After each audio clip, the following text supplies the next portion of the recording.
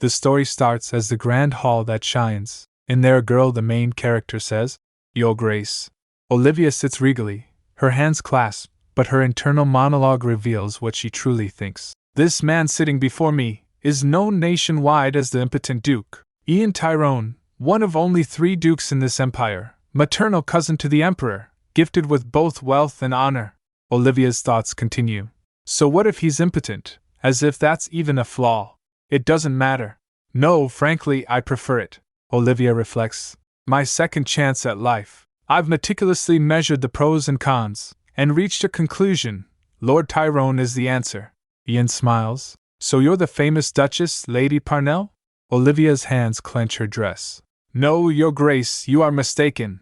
My name is Olivia Florence. You may address me as Lady Florence. Ian raises an eyebrow. However, are you not wed to the Duke? A flashback shows Olivia in a wedding dress, a look of grim determination on her face. Yes, the Duke, the jerk James Parnell. Never again will I, she replies. You mean my spouse, destined to not return from war for the next decade? She pours a cup of tea and says, according to imperial law, any marriage not consummated on its first night is rendered void. She sips her tea. And I, having never even seen his face, I am still Olivia Florence, she says with a smile. Ian returns the smile. What a daring remark. Okay, Lady Florence, what is your reason for requesting my acquaintance? Olivia says. Your Grace, have you heard the song that has spread throughout the streets? Ian smirks. Ah yes, the song, the lyrics of which suggest we are getting busy. Olivia pauses. Straight to the point. She clears her throat and says, those lyrics have put me in a difficult position, and I would like Your Grace to take some responsibility. Ian asks. Responsibility? What responsibility do you expect of me? Olivia grins. Duke Tyrone. She rises, her eyes sparkling with mischief. I request that you marry me. Ian's eyes widen in surprise. A few months ago, Olivia wakes up in a familiar room. As she opens her eyes, she thinks, it's already bright outside. Ugh, my back. She sits up, surprised. Huh! My back is actually fine. She looks around the room. This room looks like the one I used at the beginning of my marriage. The room from 20 years ago. Am I seeing things? She rubs her eyes. She rings the bell. Let's get a start on my birthday festivities. But there was no response. Olivia gets confused. She rings the bell again, harder. But there was no response again. Huh! She feels annoyed, and then smirks. The help must have lost their minds. She clenches her fists. About time I taught them a lesson. Olivia slams the door open and strides out. She calls out, Marcia. Yes, my lady. I am here. Marcia rushes to her, flustered. Why you called? Marcia asks nervously. Olivia glares at her. What is this? Why is no one coming at the ring of my bell? Marcia fidgets. That's because... Looking at her, Olivia notices her. Olivia grabs Marcia. Since when was Marcia this young? She doesn't look a day older than when she was first assigned as my personal maid. She smirks. I must have worked myself numb. She grabs Marcia's shoulder and says, I'm feeling exhausted after preparing all the festivities. Fetch me some peppermint tea, would you? Marcia is stunned. Huh? Fetch? Me? Olivia raises an eyebrow. Then who else? Olivia crosses her arms. That face, as if she's never done it before. Suddenly, a loud voice booms down the hallway. How dare you cause such a racket in the morning? Olivia gets shocked and thinks, how would I ever forget that voice? A flashback shows Olivia, under an umbrella, standing in the rain at a gravesite. She remembers, my first mother-in-law, who died of sickness 10 years ago. In confusion, she calls out, ma'am. A woman with a stern expression appears. First mother-in-law, the elegant jackass. Her first mother-in-law says, ma'am, you better address me properly as Madame Parnell. Just then another interjects. Oh my, who burdens me with such cacophony in the morning? Her second mother-in-law, the whiny jackass, says, I already had a headache to start the day. Olivia gets shocked, my second mother-in-law. That can only mean... Just then another voice shouts, these little shits! Her third mother-in-law, the ignorant jackass, yells, what are you going on about? Do you want me to shut you up? Olivia starts to laugh. Ha ha ha, she thinks. I guess at this point, it's pointless to deny that this is actually happening. The worn-down room. My 3 mother-in-laws. My God! Have I just come back to when I was 20 years old? In the future before she came back, the rain pours down on the Parnell estate as Olivia in black, face hidden by a lace veil, taps on a desk. She plops down on sofa. A loud clang echoes through the halls. Someone was coming in armor. As the Duke Parnell walks covers in blood, a maid gasps, "Your Grace." "Sir." But she shuts up as he looks at her with fiery eyes. "Is that blood?" Other maids whisper in shock. Someone opens the door, and it's James Parnell, Duke and Patriarch of House Parnell, covered in blood. Olivia stares, shocked. "It's you!" Flash forward to the present, where Olivia looks dazed. "Tut tut!" Lady Parnell scolds. "Just the table manners I would expect from someone so uneducated. Didn't your parents teach you it is impolite to daze off with company present?" Olivia retorts. "Ma'am." But she cut her off. "How many times have I told you? It's Grand Duchess Parnell." Olivia frowns and says, "Then why don't you do me the same courtesy and call me Lady Parnell?" Lady Parnell is not amused. "What did you say?" she demands. Olivia smiles sweetly. "In case you didn't notice, I'm the matriarch of this house. As His dear Grace is away at war, I act on behalf of all his authority in his absence. You whine at me, asking me to respect you, even when you are not prepared to respect me, the acting head of this household." Lady Parnell frowns, "You little," but Olivia thinks, "What a load off my chest." Her third mother-in-law, pointing a finger at Olivia, says, "Dear, what right do you have to call him that way?" Olivia replies evenly, Because he is my husband." Her mother-in-law pushed her chair away and yells, "You little brat, say that again." One of the other women at the table gasps, "My ears are ringing so much, I can't finish dining." "Could you please quiet down?" she mumbles. "I mean, it is times like this that I do assume all of you do this to just spite me." Olivia thinks to herself, "She's the same age I used to be. Does she realize how childish she sounds?" She decides, "Ha, screw this." Olivia looks directly at the whining woman. "Then you can dine alone in your chamber." Her second mother-in-law gets shocked. "What?" Olivia continues. "Do you really have to whine about everything like a spoiled little child?" The woman is near tears.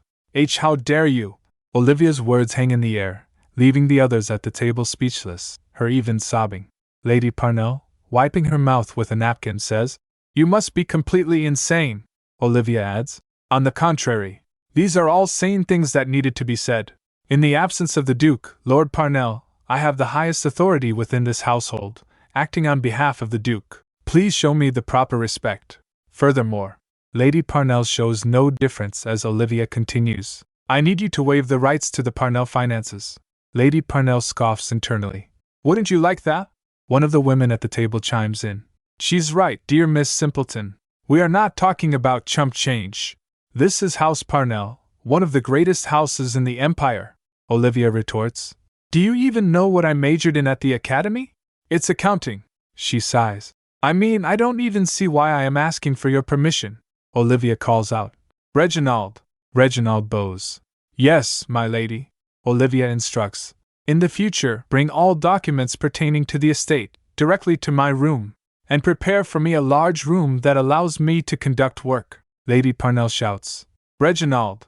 Lady Parnell slams her hand on the table and says, "Choose your next word very carefully." Olivia, clenching on her seat, thinks to herself, "And she shows her true colors?" She asks Reginald, "Consider this, Reginald, who do you think you will be serving longer, me or her?" Reginald looks anxiously between the two women. He finally announces, "Regarding this matter, I will consult the Lord Duke himself directly." Her third mother-in-law fumes. "You dare to bother my son, tasked with fighting for this empire, with meddlesome letters." Olivia smirks. "That sounds like a great idea." She gets shocked and looks at her first mother-in-law. Lady Parnell looks at Olivia and smirks. Olivia, now alone, stomps into her room and slams the door. Sliding open a desk drawer, she retrieves a quill and paper. "They want a letter? They'll get a letter!" She begins to write. At the military barracks, James is shirtless, toweling off after a long day of war. Meanwhile, Olivia's letter to her husband reads, "Dear beloved husband, suffering in the heart of war. While I apologize for suddenly burdening you with matters of our household, I must divulge that I am completely excluded from all internal matters of our estate, stuck in a corner room like the help, without the proper treatment that a lady of the household deserves. Given the opportunity to handle matters of our estate, I vow to take it as my personal responsibility to double the size of our estate upon your Grace's return. I also affirm that this is not only a matter of our estate, but a matter of peace in our household and home, and request that you side with me on this matter at hand. Hoping for your Grace's safe return. Your spouse, Olivia. James sits alone in his room at night, rereading Olivia's letter. Then he looks up in the sky. Olivia explains, the Parnell estate has 3 different jackasses. First, the whiny jackass, the second mother-in-law, always complaining. Then there's the ignorant jackass, birth mother to the Duke, also a second mother-in-law, constantly flying off the handle.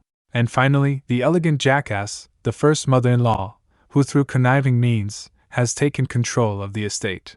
The former Duke introduced multiple wives with the sole purpose of continuing his bloodline. The moment she married into this household, this pile of excrement was waiting for her. But now, she's got a second chance at life, back as her 20-year-old self, and she's started a small revolution. She has to reconstruct the estate finances ruined by Lady Parnell, protect the peace of this household, and protect herself. Later the 2 maids murmur as they watch her. The thought of it all makes her smile. But then a servant interrupts. Reginald says, "Ma'am, a letter from His Grace." It's sealed with the Parnell crest. Her eyes widen. She opens it, expecting something. But as she reads, her face contorts in disbelief. "Please do not cause further divide in the household. Listen to what my mothers have to say. You. She rips the letter to shreds, screaming, "Son of a bitch!" She falls to the floor. Was I being too naive? She thinks to herself. I mistakenly assumed this second chance at life would just be a breeze. Of course James would do that. Then and now, he never sides with me. He hugs her. I'm screwed. Completely screwed. The 3 mothers-in-law loom over her, smirking. A few days later, in her room, her chimney was empty, her things were also empty, and she was served stale bread. Crap. She shivers in bed, thinking. Those salty jackasses. The cost of the revolution was high. She went to find the firewood. She finds one of the mother-in-laws holding a basket of firewood, smiling wickedly. The drastic treatment began after the war for authority was lost. Back in bed, she stabs at a piece of bread with a knife. I was too naive, of course he sides with him, mummies. She stabs the bread again. Am I supposed to stay with a man who doesn't have my back? She picks up the bread, and was about to throw it, but her third mother-in-law come barging. She glares at Olivia during the act. Olivia gets stunned and doesn't throw it. Her mother-in-law asks, Are all daughter-in-laws this lazy? She asks, glaring. Your mother-in-laws are awake and about, while you just lie there. She adds, smirking, You better expect that James will have scum like you removed from this household the moment he returns. She jolts up in bed. What? A flashback shows James, bloodied and bruised. She thinks, Wait, this is my second chance at life. There's no need for me to hold on to James again.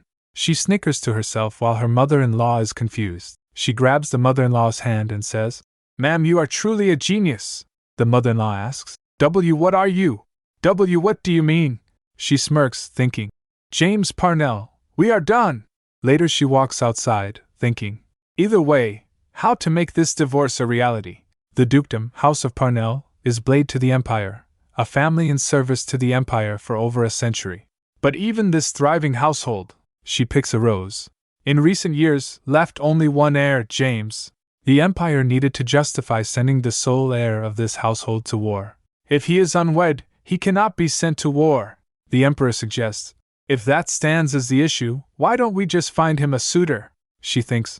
And I was that very suitor, chosen as a justification. She holds the rose.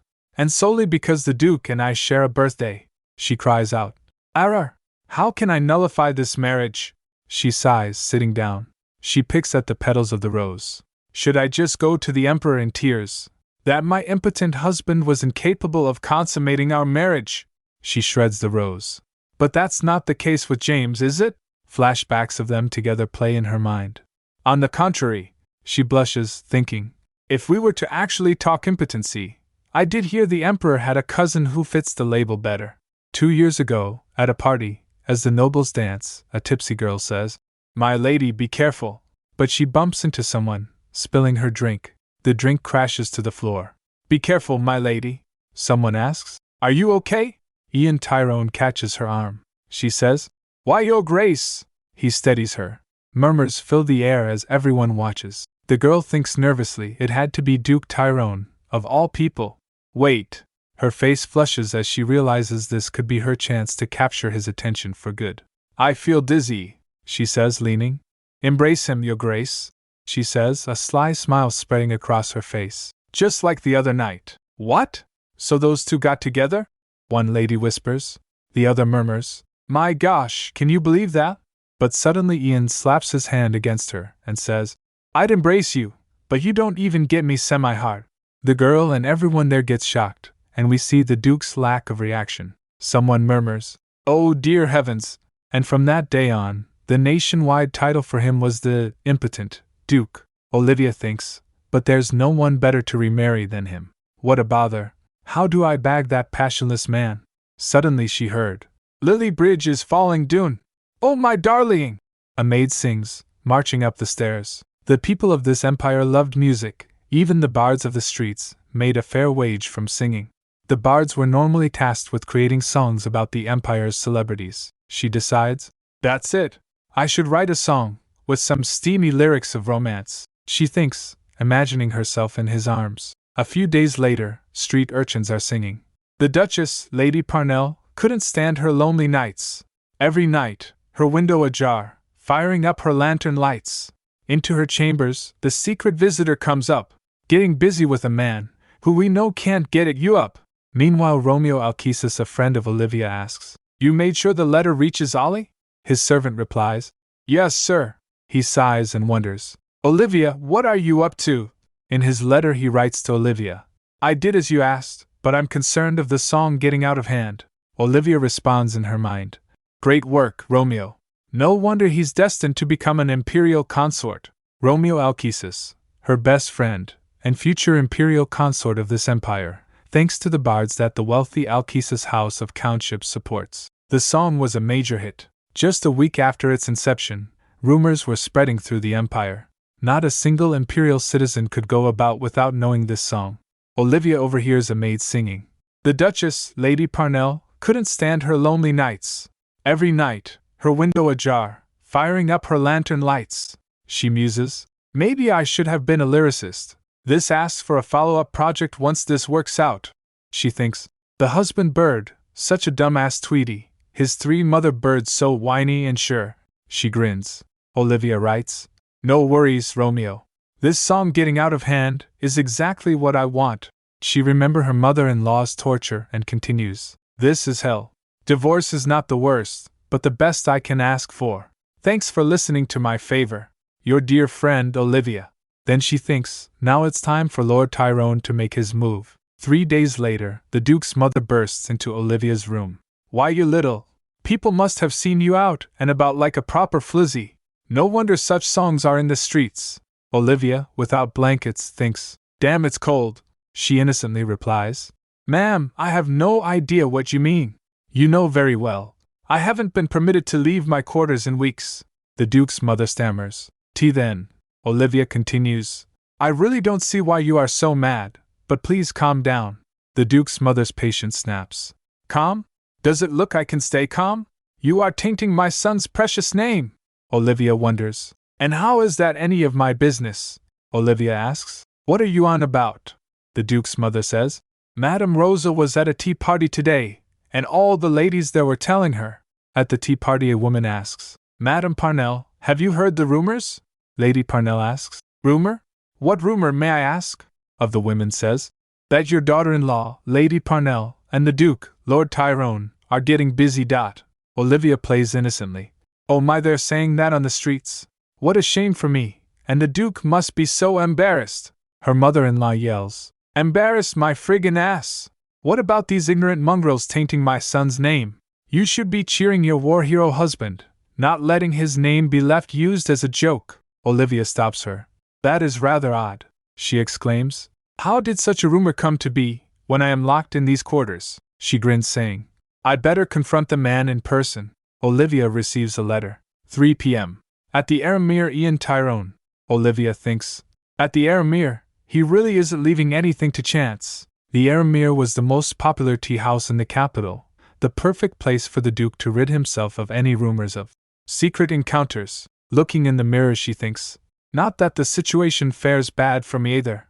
Obviously, Romeo was already making a fuss about the matter. The Emperor himself mentioned the matter at the Grand Council. Anything fares better than repeating another torturous 20 years. Olivia thinks, Ian Tyrone, you will have to accept my offer. Meanwhile, at Tyrone household, a servant says, Your Grace, the letter was delivered to the Duchess. The Duke smirks. Is that so? A carriage arrives, bearing the seal of House Parnell. Of course, all the gossips are whispering already. That lady is the Duchess, the one in the rumors. Olivia, unfazed by the whispers, thinks to herself, Chatter all you want. This is not my first rodeo. She remembers her past where she was remarked, reckless, without any sense of manners. She thinks, even those awful experiences have prepared me for this. At the fancy establishment, she walks around. A servant asks, Do you have a reservation, ma'am? Presenting herself, she states, Yes, I do. It should be under His Grace, Lord Ian Tyrone. The waiter, slightly flustered, says, Oh, I see. Come this way. As they walk, she notes that their sitting was ahead from all the other nobles. She thinks, Perfect positioning for the occasion. The waiter announces, Right here, ma'am. But she observes, He's not here yet. With a devious smirk, she thinks, A game of wits? Then aloud to the waiter, she asks, So, what tea courses do you offer here? When he's clearly confused, she presses, Tea courses, what is your selection? Stop making me repeat myself. The waiter, now thoroughly rattled, says, Excuse me, we have 6 types of courses, handpicked by our tea master. This menu should describe the details of each course. Olivia accepts the menu, replying, Very good. Settling into a chair, she thinks, Doesn't hurt to indulge once in a while. Time to drink up on the Duke's tap. She orders, Could I get the fruit tea, flower petal tea please, some pour? She orders various things moment by moment. Finally, savoring her tea, she thinks, Now that's what I call tea, so good. She then calls out, Excuse me. At that moment, footsteps approach. Lord Ian Tyrone appears. He comes to her then. Near her he turns to sit in front of her. She thinks, Are you kidding me? Aloud, she begins, I heard a lot about you, but no one told me you were so ill-mannered, Your Grace. He looks at her straight then smiles. Are you, the Duchess, Lady Parnell? Flashback to 3 days ago. A carriage arrives at the palace. An attendant bows. Greetings, Your Grace. Then he knocks at the door. Your Majesty, the Duke, Lord Tyrone has arrived. As the door creaks opens, the king bursts out. Ian, my beloved cousin! As he grabs Ian in a hug. Ian groans. Ugh, come on, sire. The king insists. The entire world could believe in those rumors. But not me. No way. No way indeed. Ian looks at him in confusion. The king then exclaims, I hear you finally have yourself a lover.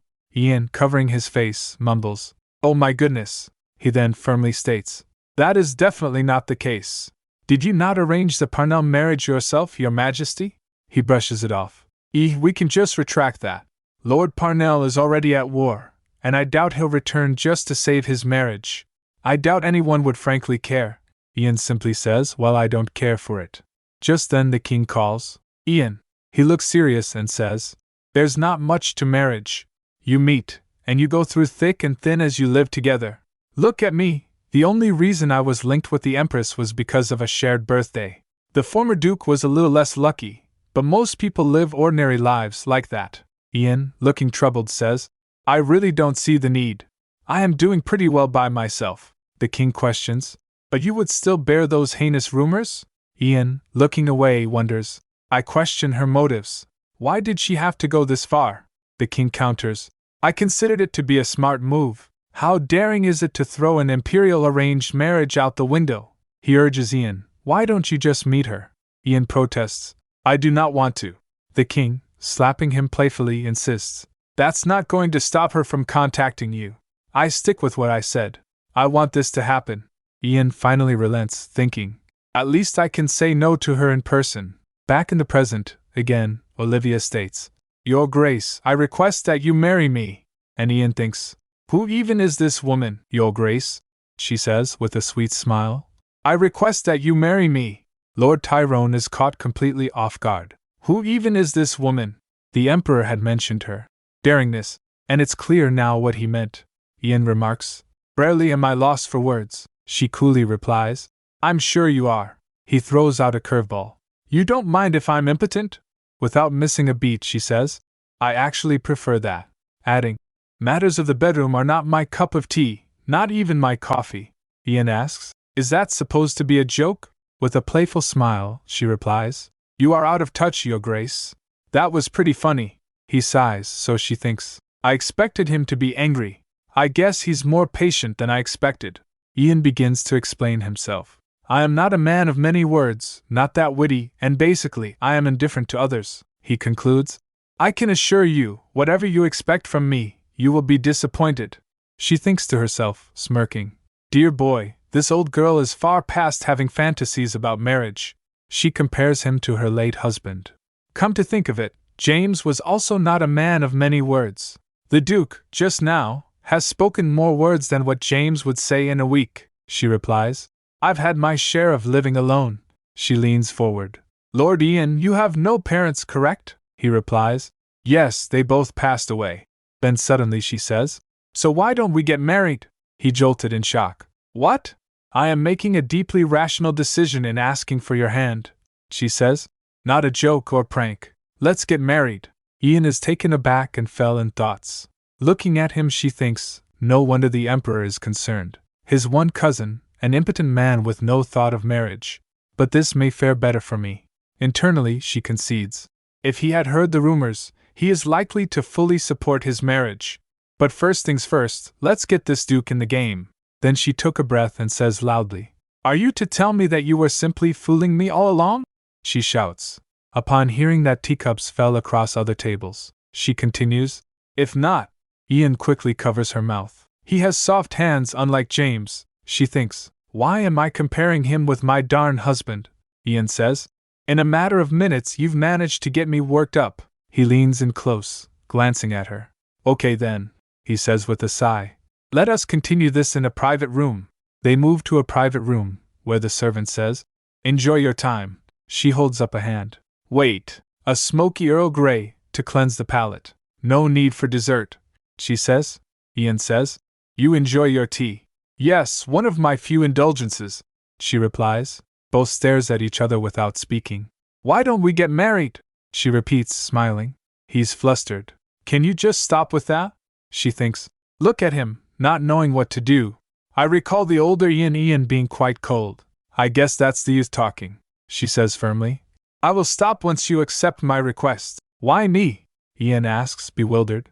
One scandalous song in the streets, and you jump to this solution? Why such an extreme decision? She replies. I think I have already explained myself. The song in question has put him in a difficult position. My mother-in-laws are after me. So given the situation, I would rather have that song just become fact. Ian responds. That simple of a reason? Simple, she replies with a terrifying expression. You clearly haven't faced the wrath of my mother-in-laws. Ian concedes. Forgive me for that comment. All is forgiven, she replies. He takes her hand, and she says, I like the fact that you have no parents in need of serving. The fact that you are not a man of words, that you would be indifferent to your wife. The fact that you can't get it up, it's all okay. So just marry me. Ian turns his face away embarrassed. She requests, could you please answer? She grabs his hands. Excuse me. A servant interrupts. Both retreated quickly. The servant presents tea and says the smoky Earl Grey, as requested. Olivia, with not much etiquette, pours the tea and thinks. Ugh, what else can I do? He asks. Do you like smoky Earl Grey? It's not my favorite, but I am fond of it, she replies, pouring the tea. He pours him one and says inwardly, get a taste of this, you little. He pauses, then says, I accept. The Duchess gets shocked. Ha! She puts down her cup, and he drinks the tea in one gulp. He says again, I accept your proposal. He smiles. I was starting to grow tired of you anyway. He offers his hand. Let's go. She was taken aback and replies, excuse me? She grasps his hand and stands. Should I head back and await your response? She asks. He looks confused. Await? Back where? He clarifies. Is there any need for you to return to the Parnell estate when you are set on marrying me? He seems to be having a bit of a crisis. Then adds, let us head back to my estate. Her eyes widen with excitement. At Tyrone estate. Inside, she thinks to herself, well, that was easier than expected. The maid peeks out from behind the door, whispering. Olivia says in her mind, I don't blame them. Even I didn't expect this to actually work out. She smiles to herself. I thought I was the daring one. It seems I found my match. Well, that's one less thing to worry about, she decides. First thing after the marriage, I remodel this harsh reception chamber. Duke Tyrone enters. I ask for your patience. There wasn't a chamber ready for such a sudden guest. She waves him off. No need to worry. I'll slump down on this sofa if I have to. She internally rages against her former home. Any couch would be better than the rotting pile of hay back home. That trash hole, and those damn jackasses. Hopefully, I will never see them again. He sees her covering her ears. He sighs and says, I don't know how they treated you at the Parnell estate, but that is not allowed of a duchess of this estate, he declares. She perks up. Then I'll just share quarters with you. No danger from you. He flinches, so she thinks. I guess I'll never be welcome in his bed. As he frowns, she thinks. He can act like an adult all he wants. I can tell what he's thinking. He asks, Why is it that my impotence doesn't bother you? She replies, I don't care much for children, and don't want to bear any. In her past life in a snowy night, before she was brought back, she twice bore children. After a life-threatening birth, she couldn't muster any care for her babies. After birth, as she was lying in bed, the nanny told the maids, it was an extremely difficult birth. She will have to stay bedridden for some time. A maid asks, Madam, would you care to hold your child? In exhaustion, she shakes her head. The Duke enters. The nanny says, Your Grace, the child is healthy. But the Duchess. He looks at her, then states, I must leave. Please take care of her. The nanny asks, Leaving already? As he left, she says, Did he even look at her? Poor madam. She concludes, I never want to go through that again. Even if I never see my children again. Back in the present, she says, I am well aware of the horrendous later years of noble women who do not bear children, but that doesn't stop me from not wanting children. I would rather better prepare myself for those years. Ultimately, I don't care for your impotence. On the contrary, I prefer it, he replies. Is that so? She asks. You accept the matter so easily. Isn't bearing an heir an important matter for you? She smiles slyly. She points at him. I'm not one to preach, but accepting everything like that could hurt you in the future. You should be more cautious with important matters. Then she grins. And why am I scolding him on this? He says. I'm not blindly accepting everything. The matter truly does not concern me. She leans in. Truly? But won't this be the end of your bloodline? He replies. I don't think I need to really explain myself here. She smirks, then sits down and thinks. I guess at the end of it all, he can't get it up. She stares at him. He asks, Could you please not stare like that? She shrugged it off. Excuse me, did I do something wrong? He says, You stare at me with a gaze full of utmost pity. She denies it. You are mistaken. Why would I dare pity your grace? He stands there bewildered. She muses. She thinks, Sorry I'm messing with you, but your reactions are priceless. Then he steps closer. She notices. Why do I feel him moving closer? He leans in closer. Olivia is caught completely off guard. What is going on? She stammers, clearly flustered by the sudden affection. Ian, with a cool and collected demeanor, gazes down at her. Olivia is momentarily captivated, thinking, Damn that face though. He hums thoughtfully, tilting his head. Where in heavens did you come from? He asks, his eyes piercing. Olivia shivers as he grasps her hand. What?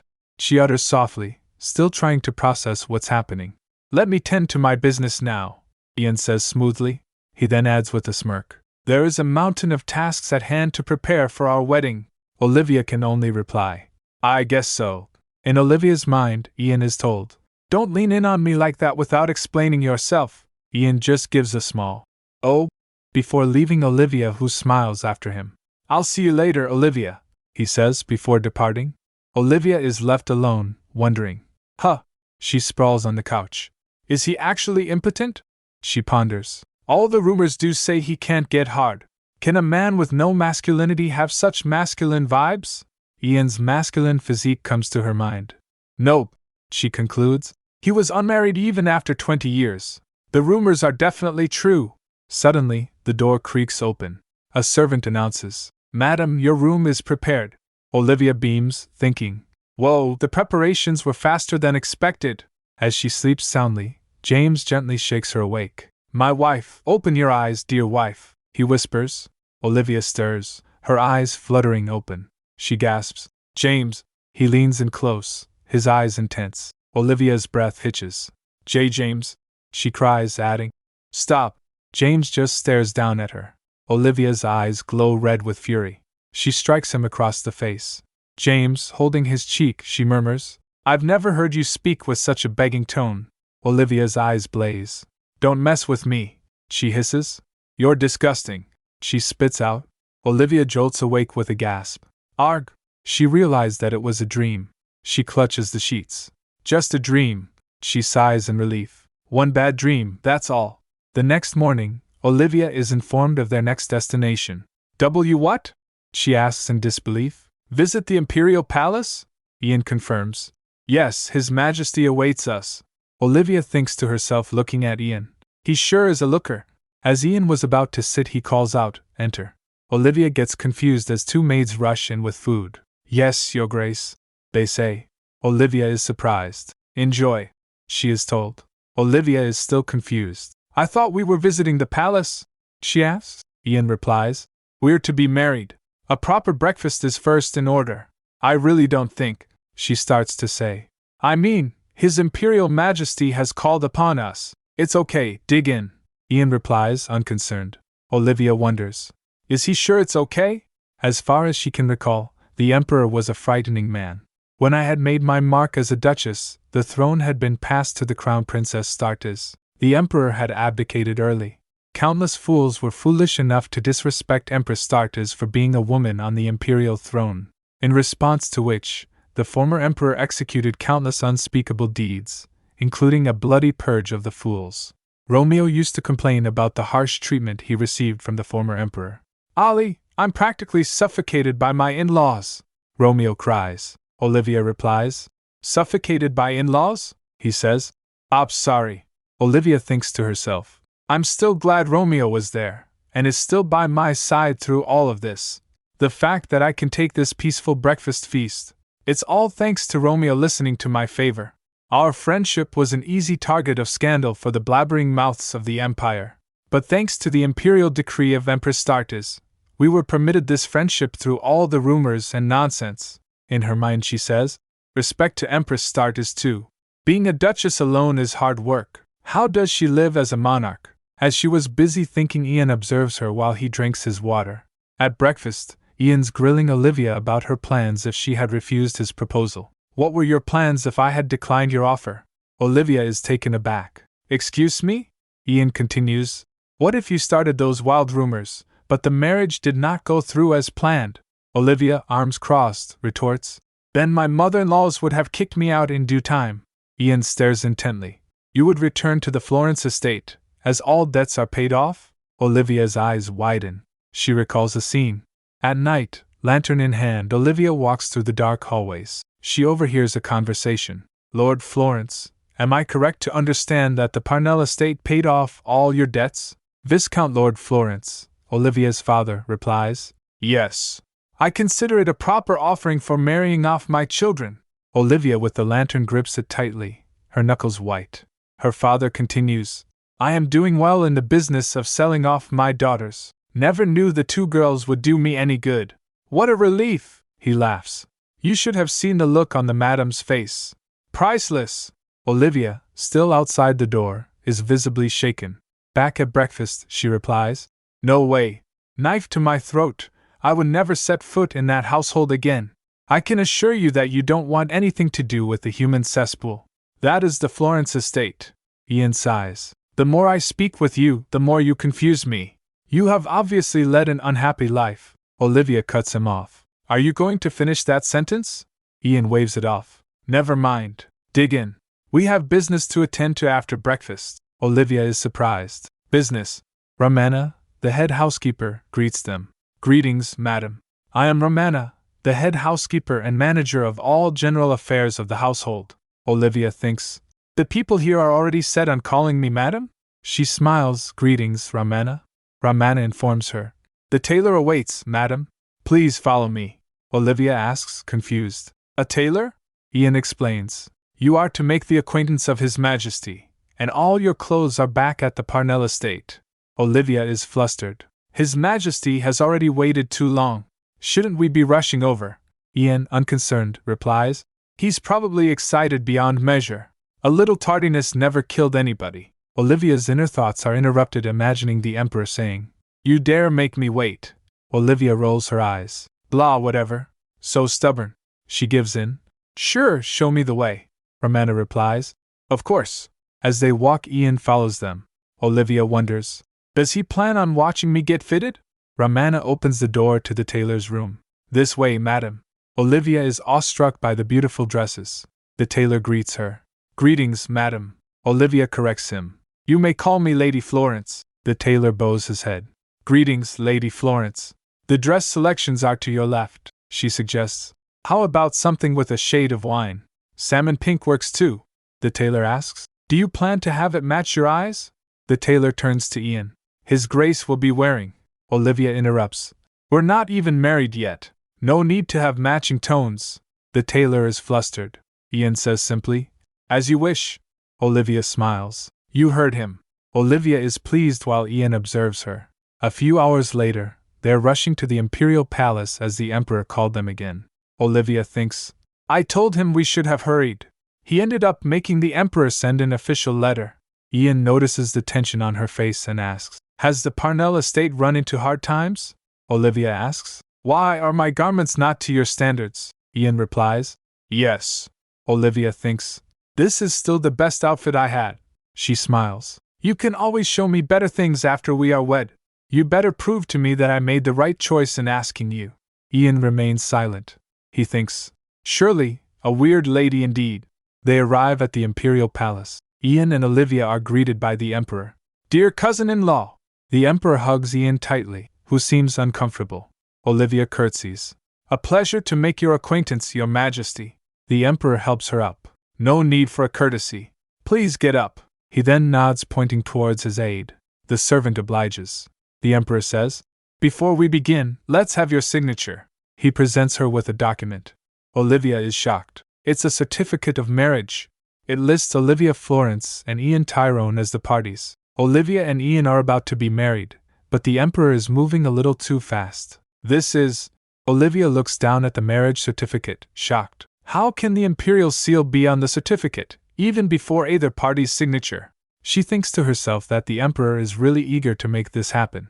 She turns to the Emperor. I have but one inquiry, Your Majesty. He impatiently responds. What is it? Speak, she explains. I am afraid of the aftermath of such a sudden annulment of my existing marriage. May I suggest we sign after matters with the Parnell estate are sorted out? The Emperor bursts into laughter. Muhahaha. He waves his hand dismissively. His aide presents Olivia with another document. The Emperor adds, What aftermath? The Parnell household preemptively sent over the annulment documents. Olivia is clearly surprised. Excuse me? They already sent the annulment document? She looks down at the paper, labeled proof of annulment. They sent it this fast, she thinks. The Emperor explains. The Parnell estate had sent a courier. Just in case they would change their mind, I was swift to accept. He holds up the document. And this copy will also be sent to the Duke, Lord Parnell, currently away at the war campaign. Olivia snickers in disbelief. Ha! She thinks. Those jackasses will never change. I'm glad there's no second thoughts. She tells the Emperor.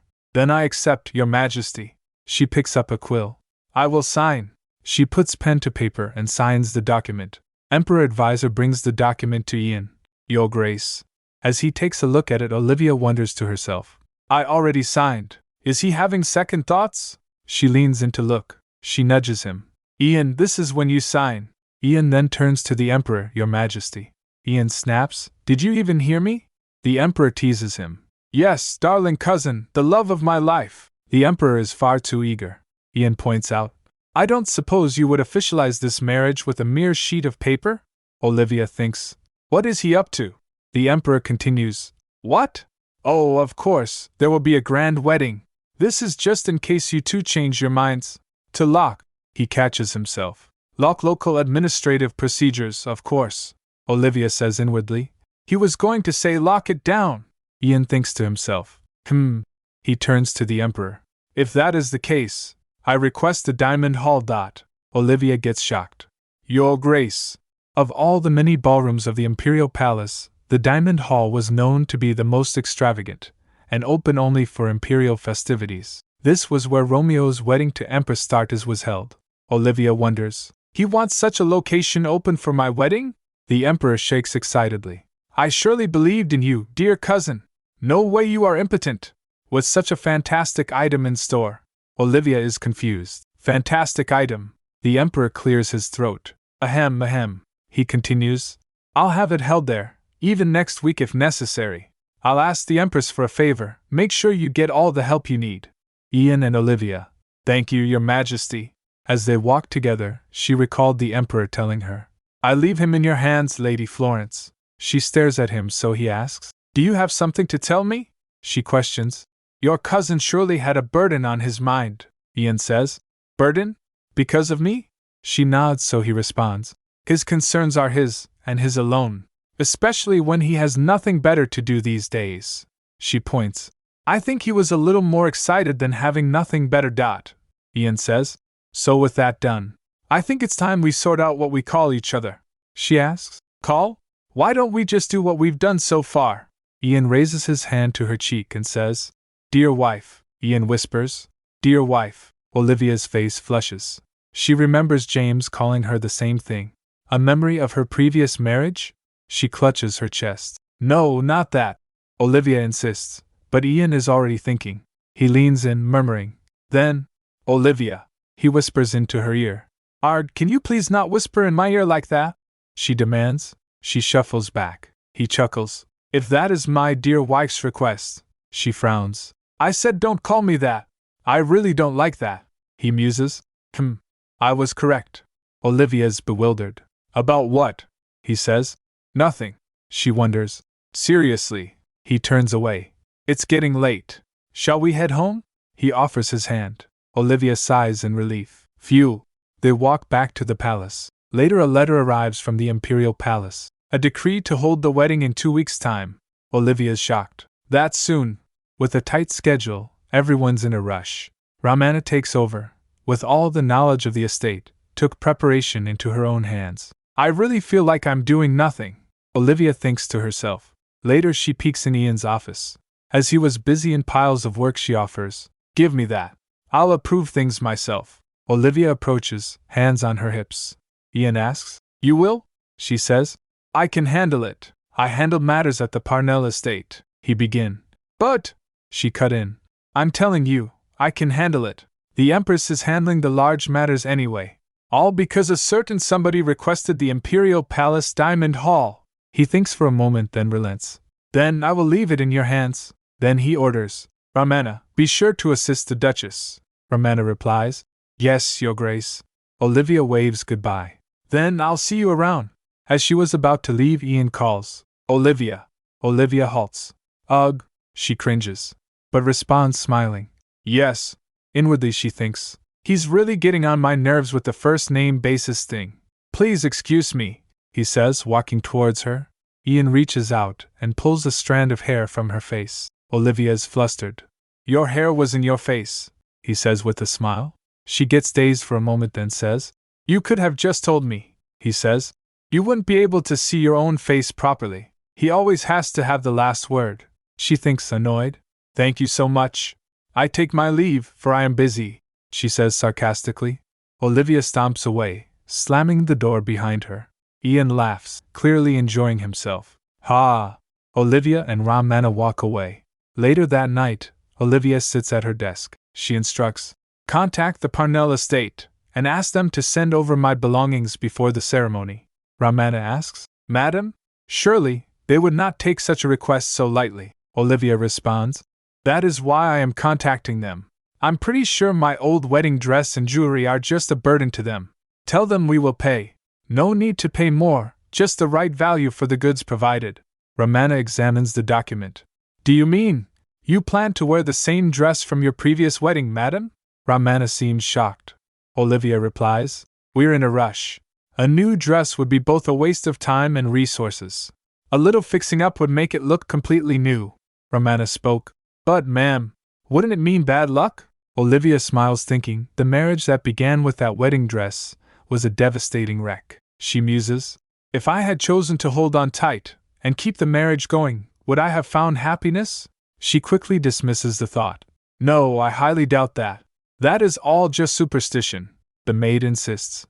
But Olivia's having none of it. A dress is but an object, and objects do not define one's life. I am happy with saving money and time, the maid simply replies. Understood. A few days later, a letter arrives from the Parnell estate, accompanied by Olivia's possessions. The letter reads, We have no wish to barter, and accept what you have offered. We have rid the house of most of your random trinkets, so not much is left. Olivia smirks. There was only one reason she forced herself to send that letter to the Parnell estate. She looks at a necklace and whispers, Mother, she remembers. There weren't much treasures to bring from my humble home, but this necklace was the one thing I managed to grab. The last thing I have left from my late mother. Olivia clutches it close. Thank God I asked to pay. If I had just asked for it, they would have thrown it away, she concludes. And this marks my final farewell to the Parnell household. Her maid looks on, concerned. Later that night, as she sleeps soundly, Ian watches her. Each day, she baffles me. He ponders how she can be so daring, wearing worn-down clothes but exuding a strong, confident attitude, polite yet fierce, knowing not to cross the line. Acting like an experienced socialite, yet research reveals a different story. He remembers Ramana telling him, Olivia, it turns out, was quiet and polite, not standing out among her peers at the academy. She had a close-knit group of friends, including Romeo Alkesis, a count's son. She majored in accounting and had no opportunity to learn the ways of high society. As you mentioned, she seems to have been completely neglected at the Parnell estate.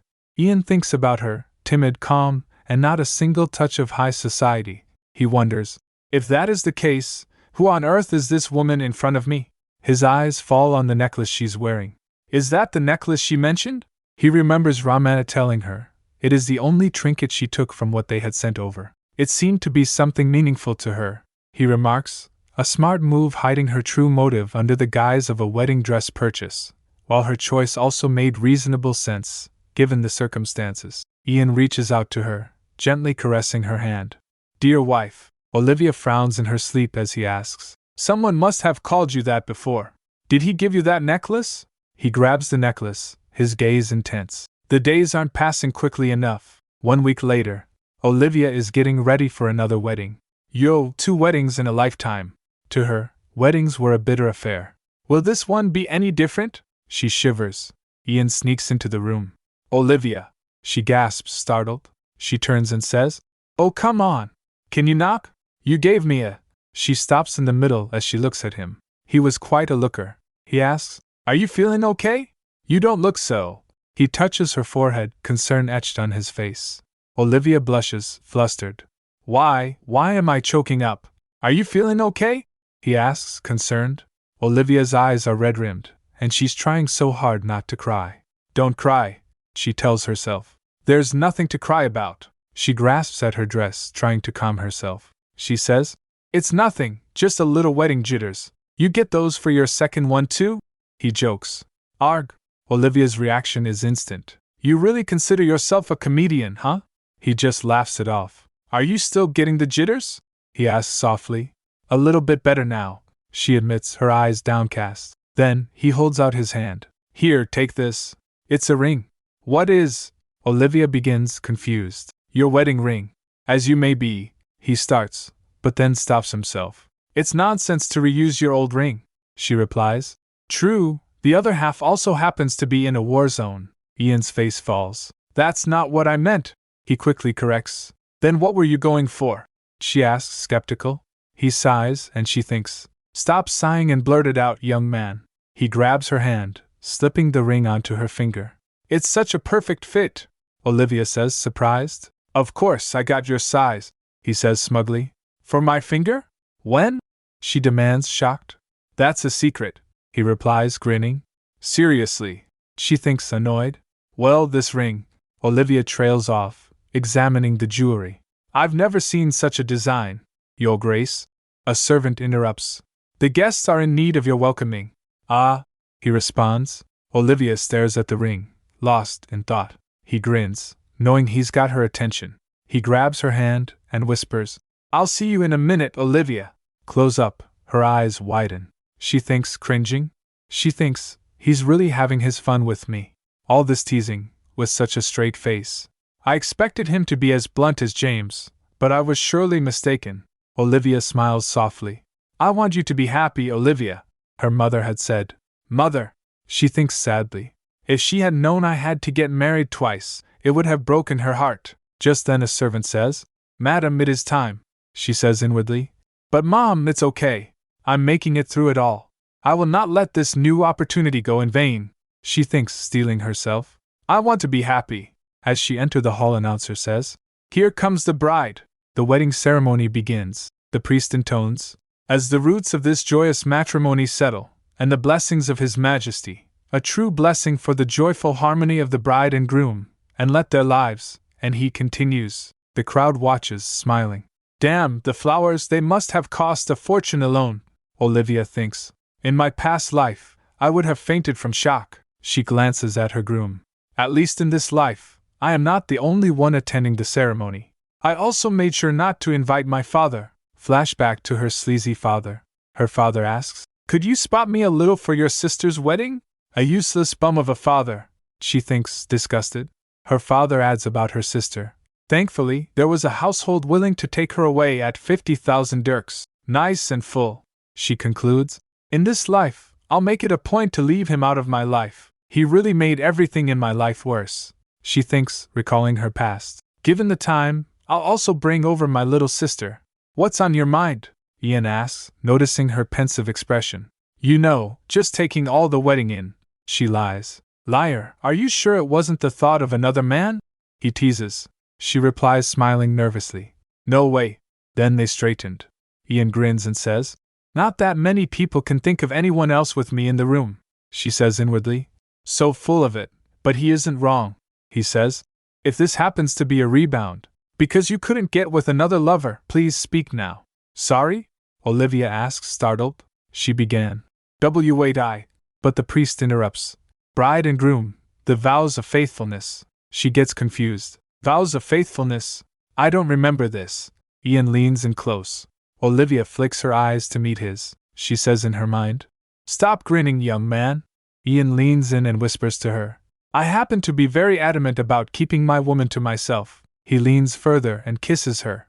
After the vows, a noble lady remarks, "The Diamond Hall truly lives up to its name," one guest observes. Another agrees, remarking, "Indeed, the Duke's presence also did the hall its justice.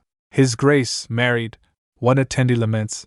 "I expected him to stay single and be an eternal target of affection for all of us." The other lady asks, "Is that a tear, Josh?"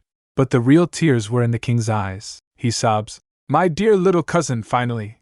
The wedding was a grand success, but Viscount Florence, father to the bride, was excluded. "Let me go this instant," he yells as he's restrained. And there were a few other minor issues, including no one from the Parnell estate being present. The headlines scream, "The Duke is hitched. Who is the bride?"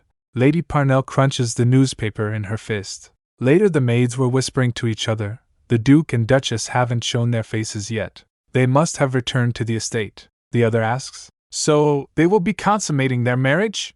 But isn't the Duke supposed to be impotent?" One maid wonders. The other says, "But that kiss, that was a lot of passion. A bit too much passion for someone who can't get it up. They wonders, so all the rumors were a lie? Why didn't he denounce any of them? Whether the infamous, impotent Duke could consummate his marriage on his wedding night was a hot topic throughout the empire. Olivia Florence, now Olivia Tyrone, was soon to be the first person to confirm what everyone was curious about. Olivia sighs in relief. "Finally done." Ian grabs her hand. "Shall we head back?" Olivia wonders. "Are we not expected to meet the guests?" She remembers, even without James there, her last wedding was a busy flurry of lone greetings. "People will surely talk if we blow them off. It's already my second marriage. I'm sure His people-friendly Majesty will handle that for us," Ian says. Olivia is surprised. "You're really not afraid to cross the line with His Majesty?" she questions. "The Emperor handles things for you?" Suddenly Ian halts and says, "That's rich coming from someone who opened with 'I like that you have no parents left to serve.'" Olivia's past mistakes flash before her. I don't know what you are talking about, she says. Phew, Olivia apologizes. I'm sorry. That was inappropriate of me, Ian replies. No need to apologize. On the contrary, I'm actually glad they are no longer with us. Olivia is shocked. Excuse me? Before she can react, Ian sweeps away. What, he's already over there? Just then she notices and says, Ian, you're heading in the wrong direction. The carriages are this way, no? He replies. I know. We are staying a night in the palace. What? Olivia says, completely flustered. In the palace? Ian explains. His Majesty has given us a room. He's also the one who directed us to leave in the first place, Olivia says. Wow, His Majesty does sure hold you dear to his heart, Ian replies. Well, I'm sure he has his own motives, she wonders. Other motives? What else does he get out of this? Is he expressing his trust in me to take care of Ian? Indirectly telling me not to dump his beloved cousin like I did James? Olivia sighs. Then Ian says, We are going to take all afternoon at this rate. Excuse me. He lifts her up and carries her. She exclaims. Whoa, she says flustered. We can take our time, you know. It's not like we are in a rush to do anything. Upon hearing that, Ian's face went blank. She notices. He has nice strong shoulders, she wonders. Did James have strong shoulders? She fell asleep in his arms. Later, Olivia is getting ready for bed. So tired, she yawns. Now that I'm loosening up, all the drowsiness is kicking in, the maid says. Madam, come this way, Olivia replies. Yes, yes. As she follows her, she thinks, I just want to lie down. At the chambers, the maid says, His Grace will be joining you shortly. She replies, okay. While leaving, the maid congratulates her. Oh, madam, congratulations on your wedding, Olivia replies. Yup, phew. Olivia climbs into bed. Now that's more like it. She rubs her face against the covers. Wait, I'm feeling the bed covers a little bit too well. She lifts the covers and sits up. She dazed seeing her dress. She wakes up in a revealing nightgown, and she's absolutely mortified. Wait, what am I wearing? She remembers the maids fussing over her earlier. Was this why they were taking so much care in dressing me? This sleeping garment is way too revealing. She dives under the covers, determined to hide. I'll just stay like this. I mean, we're just sleeping here. No need for him to look under the covers. But of course, that's when footsteps approach the room. Click goes the door, and in walks Ian, looking absolutely divine in a matching robe. Olivia thinks, My God! They dressed him up for the occasion. Under the covers, Olivia internally screams, Ignore it, ignore it, ignore it. Time to sleep. But just then, Ian calls her name. Olivia. Startled, she peeks out, only to be met with Ian's face inches from hers. Kaiawea! Olivia recoils, mind racing. I see his chest. I see his chest. I can see his friggin' chest. She tries to bury herself again. Nope, nope, nope. Ian, clearly confused, pulls back the covers a bit. Why are you wrapped up like that? You're falling asleep? Olivia, flustered, retorts. Yes, I'm tired, so I need to sleep. You had a hard day too. Good night. Ian, still looking concerned, replies. Good night? He leans closer again, and Olivia internally shrieks. Eek! Calm down, heart! He's the impotent Duke. No worries. Then Ian says, Open your eyes. We have unfinished business to handle before we sleep. Flustered Olivia asks, At finish? Besides talking to the guests? He asks, Do you remember what you told me when I called you Lady Parnell? Olivia remembers her words. According to imperial law, any marriage not consummated on its first night is rendered void, she realizes. So the unfinished business is. Ian leans closer. His voice is low and dangerous. What if you tell another man what you told me, and leave me for them, just like with me? He cups her face, and she looks at him, wide-eyed. Then he kisses her. A soft, lingering kiss. Ian pulls back slightly, a smirk playing on his lips. So I'd better make sure our marriage is not rendered void. Olivia is completely thrown. But you're supposed to be impotent. She actually shouts it out loud. Ian responds with a grin. Oh, have I ever said that with my own lips? She recalls. 2 years ago at the ball. You said you didn't get hard.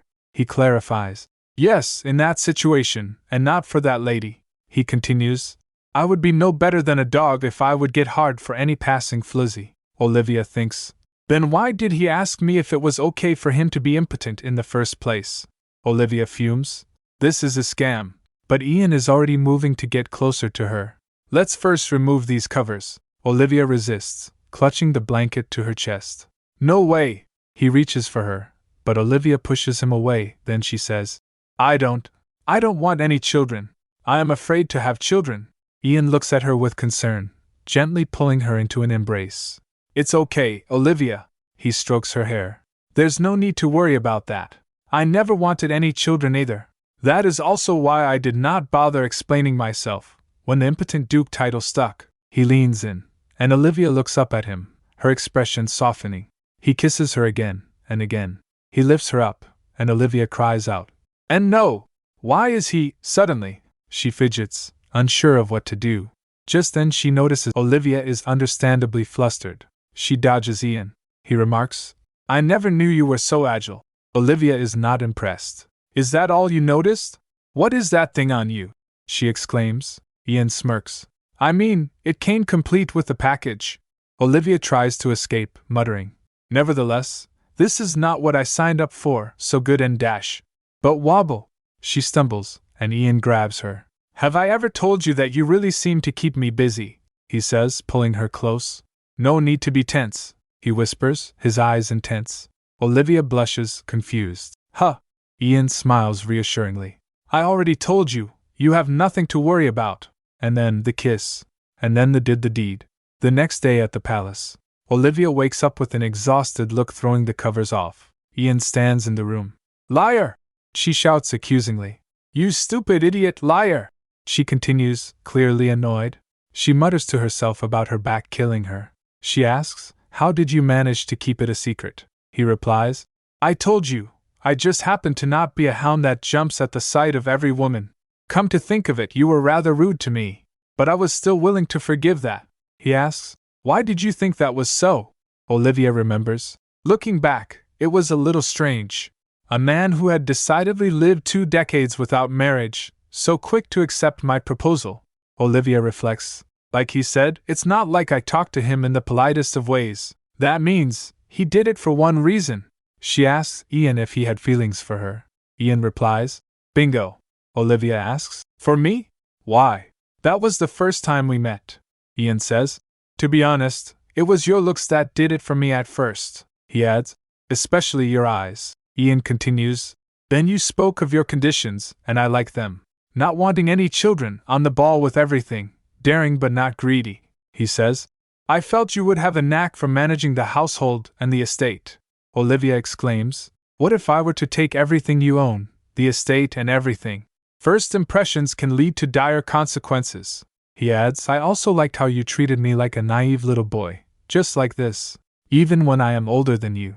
Olivia smirks, thinking, I mean, sure, in this life, he continues. And finally, I made up my mind when you ordered the smoky Earl Grey. That happens to be my favorite type of tea. Ian asks Olivia, See? Do you believe me now? Olivia responds. Ian leans in. And if you still have doubts, you can test dash. Olivia interrupts. Wait. It's the middle of the day. Right now, I am hungry. Let us get a meal first. Ian responds. Too bad.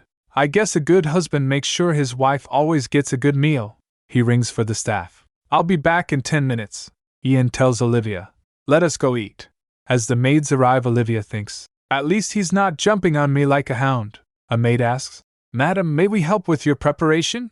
Why, yes, Olivia exclaims. The maids begin to prepare her. They blush seeing something on her. One of them says, Pardon me, madam, the dress we have prepared is this. They present a dress. But I doubt that it would be right for your complexion. The maids nod in agreement. Olivia looks in the mirror and screams, Hell no! Hickeys everywhere? The maids covers Olivia, completely hiding all the hickeys. As she follows Ian, she can only think, Phew, he wanted to do it in the morning, after making this mess. As the maids congratulate her, she's internally mortified, thinking, So damn embarrassing. I'll never let him have his way again. Suddenly, the door bursts open and who else but the Emperor comes barreling in, yelling, Cousin-in-law! Olivia's mortified, but Ian seems unfazed. The Emperor is just too excited, declaring, I am so glad that you are here. Did you sleep well? Olivia responds smoothly. All thanks to you, Your Majesty. Olivia's internally screams. And why did he not tell me His Majesty would be joining? The Duke, completely in the zone, glances at her and gives her a little kiss. What are you? Have some manners! Olivia exclaims, blushing furiously as she pushes him away. He smirks. But your eyes said kiss me, you fool. To which Olivia retorts, no, they didn't. The Emperor, oblivious as ever, claps his hands together. You two are made for each other. I'm more than pleased. So energized I could skip breakfast. Ian notices the table and says, so, you obviously had breakfast already.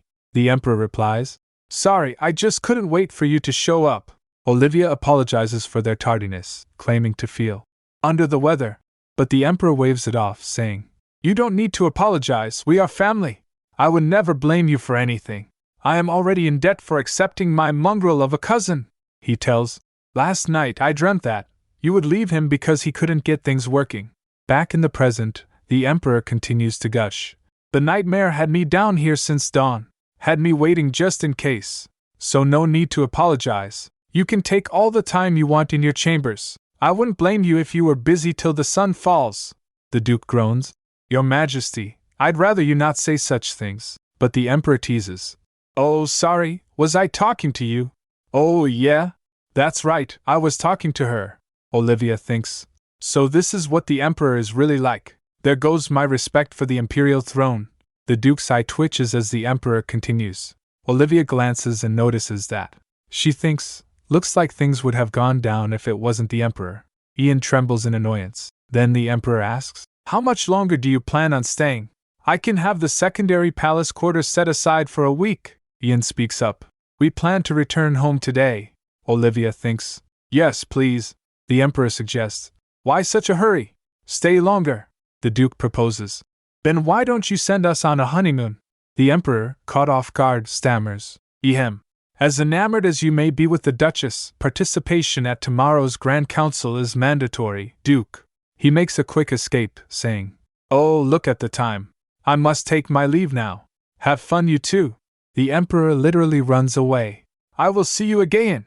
Olivia, completely done with his antics. Ian says I can't stand his theatrics. But as he starts to say something, she cuts him off. Eek, she squeaks. Be quiet. That is an insult to the throne. She scolds, covering his mouth. And then, he licks her hand. Olivia is completely flustered. What the heck? Did you just lick me? She shouts, smacking his arm. He just laughs, staring at her with annoying leer. Olivia flinches, thinking. Ian says, it looks like the food would have gone cold, he suggests. Why don't we ask for breakfast in bed? Olivia nods, but thinks, I mean, it's just going to be breakfast, right? The Duke smirks. Here we go. He scoops her up in his arms and kisses her. My Olivia. Later, Olivia wakes up with a gasp and sighs. Not this again. Olivia's had enough. You're an animal. The people need to know that. I was conned into this marriage. A while ago, she asks as Ian kisses her. Aren't we having breakfast? He replies. Yes, we will, but we still have some time until it's prepared. He plops her back down on the bed. Ian smirks. So I'll have you first, she says in her mind. I can't believe I trusted this fool. Conned into marriage, you say? Ian muses. Just to be clear, you approached me. Olivia's stunned. Does he know something? Romeo can't get in trouble because of this. The reason I even made it this far is because of my favor, the song. As she fell in thought, Ian observes that. Ian's all smiles and says, should we head home? Or should we stay a few more days as His Majesty asked? Olivia doesn't hesitate. Let's head home. Olivia thinks, I guess we keep getting pulled into the mood because this is the honeymoon suite. I need to escape to the estate. Ian says it is a shame though. Maybe staying longer isn't a bad idea? Ian's already tracing circles on her back, making her shiver. Eek. Ian smirks. You hound! Olivia is grabbing his collar. Wait a moment. She dramatically opens a drawer. Tada! Let's set up an agreement. Ian is surprised. An agreement? When did she? He says, state your terms. Olivia presents her terms. First, we always practice contraception. He agrees.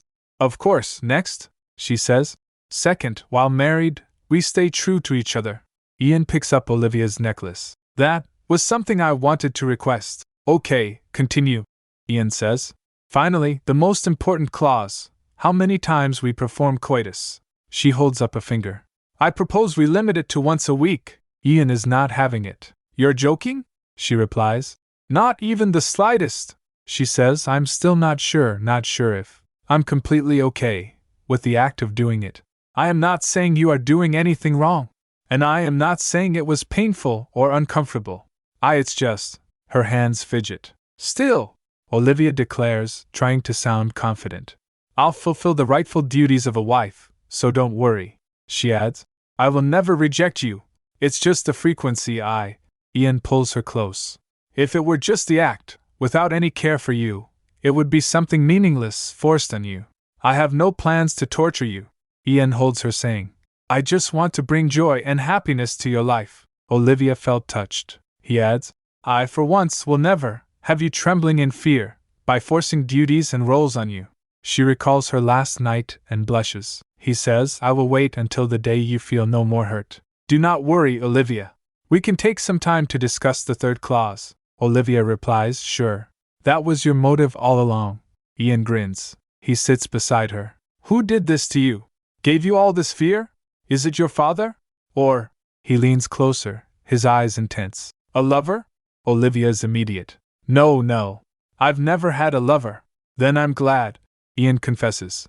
I happen to be the very jealous type. He leans in close, their faces inches apart. A few years ago, James Parnell steps briskly along the academy grounds, wiping his brow. As he was walking, someone calls out, from behind. Excuse me. He halts and turns to see a girl with silver hair, looking lost. Pardon me, but how do I get to the academy entrance ceremony? She asks. James points helpfully. You're probably over there. The silver-haired girl, Olivia Florence, says. Thank you so much. James, now alone, sniffs his uniform. I must have stank of sweat. Who on earth was that girl? He thinks. Not really a people person. I went out of my way to find out what her name was. After 2 weeks of asking everyone, I finally managed to get a name. Olivia Florence, accounting major. Back to present Duke Parnell lying shirtless in bed, a bandage wrapped around his chest. Olivia, he murmurs. He flinches as his wound is tended to. Arg. His attendant enters asking, Are you awake, Your Grace? You must not move, the Duke asks. How long was I out? The attendant replies, About a week, Your Grace. We have rounded up the spies, but we almost lost you this time. He drifts back into a memory of the battle. Your Grace, behind you. Someone shouts as a sword swings towards him. Back in the present, his attendant continues. We never imagined there would be so many spies among us. Thanks to your swift discovery, we managed to keep damage to a minimum. At least that is some good news.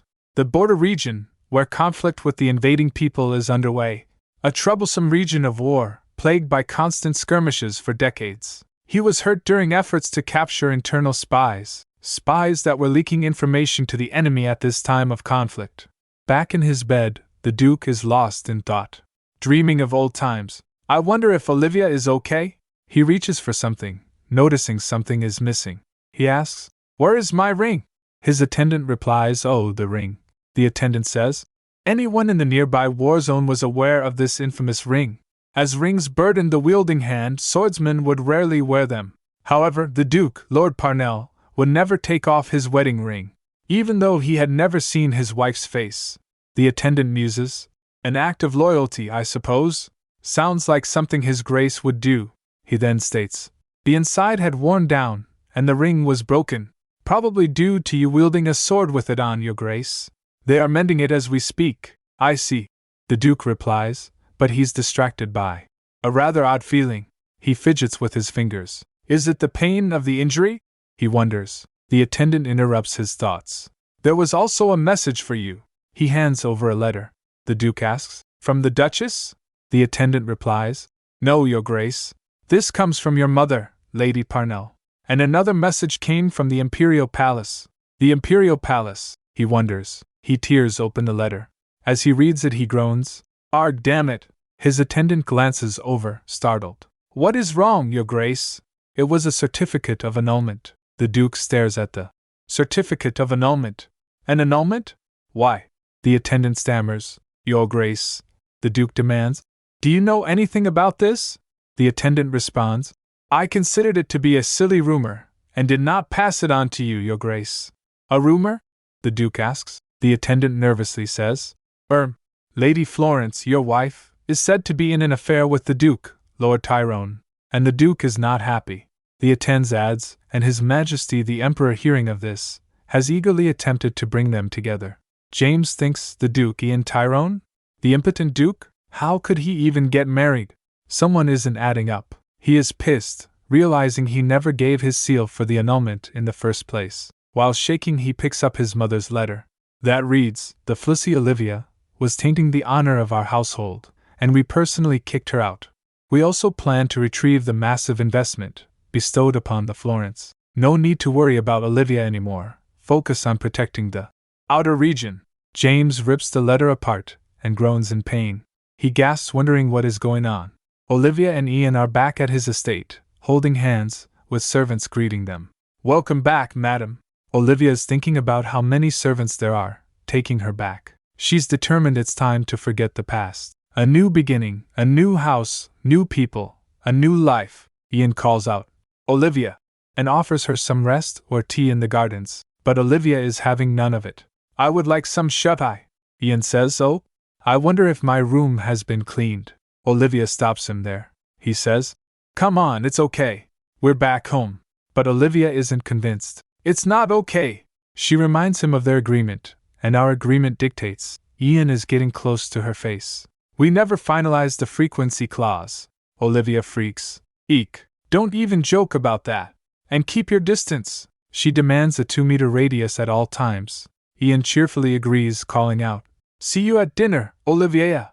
Olivia slams the door.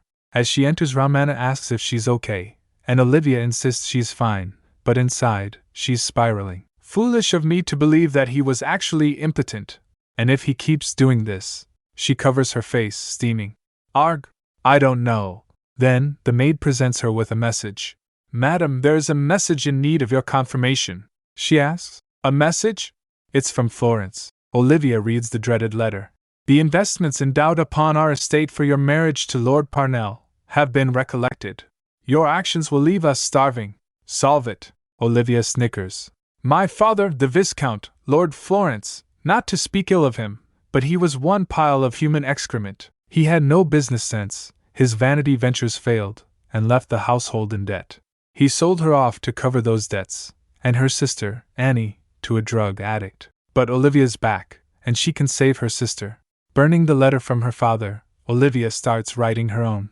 Dear father, let us set the facts straight. The debts were of your own doing, and I couldn't give a rat's ass if you starve or not. Please don't write to me about such matters again. She instructs her maid to send 2 letters to the Florence estate. She thinks, as I am back to 20, Annie must be 14. Olivia thinks of her sister.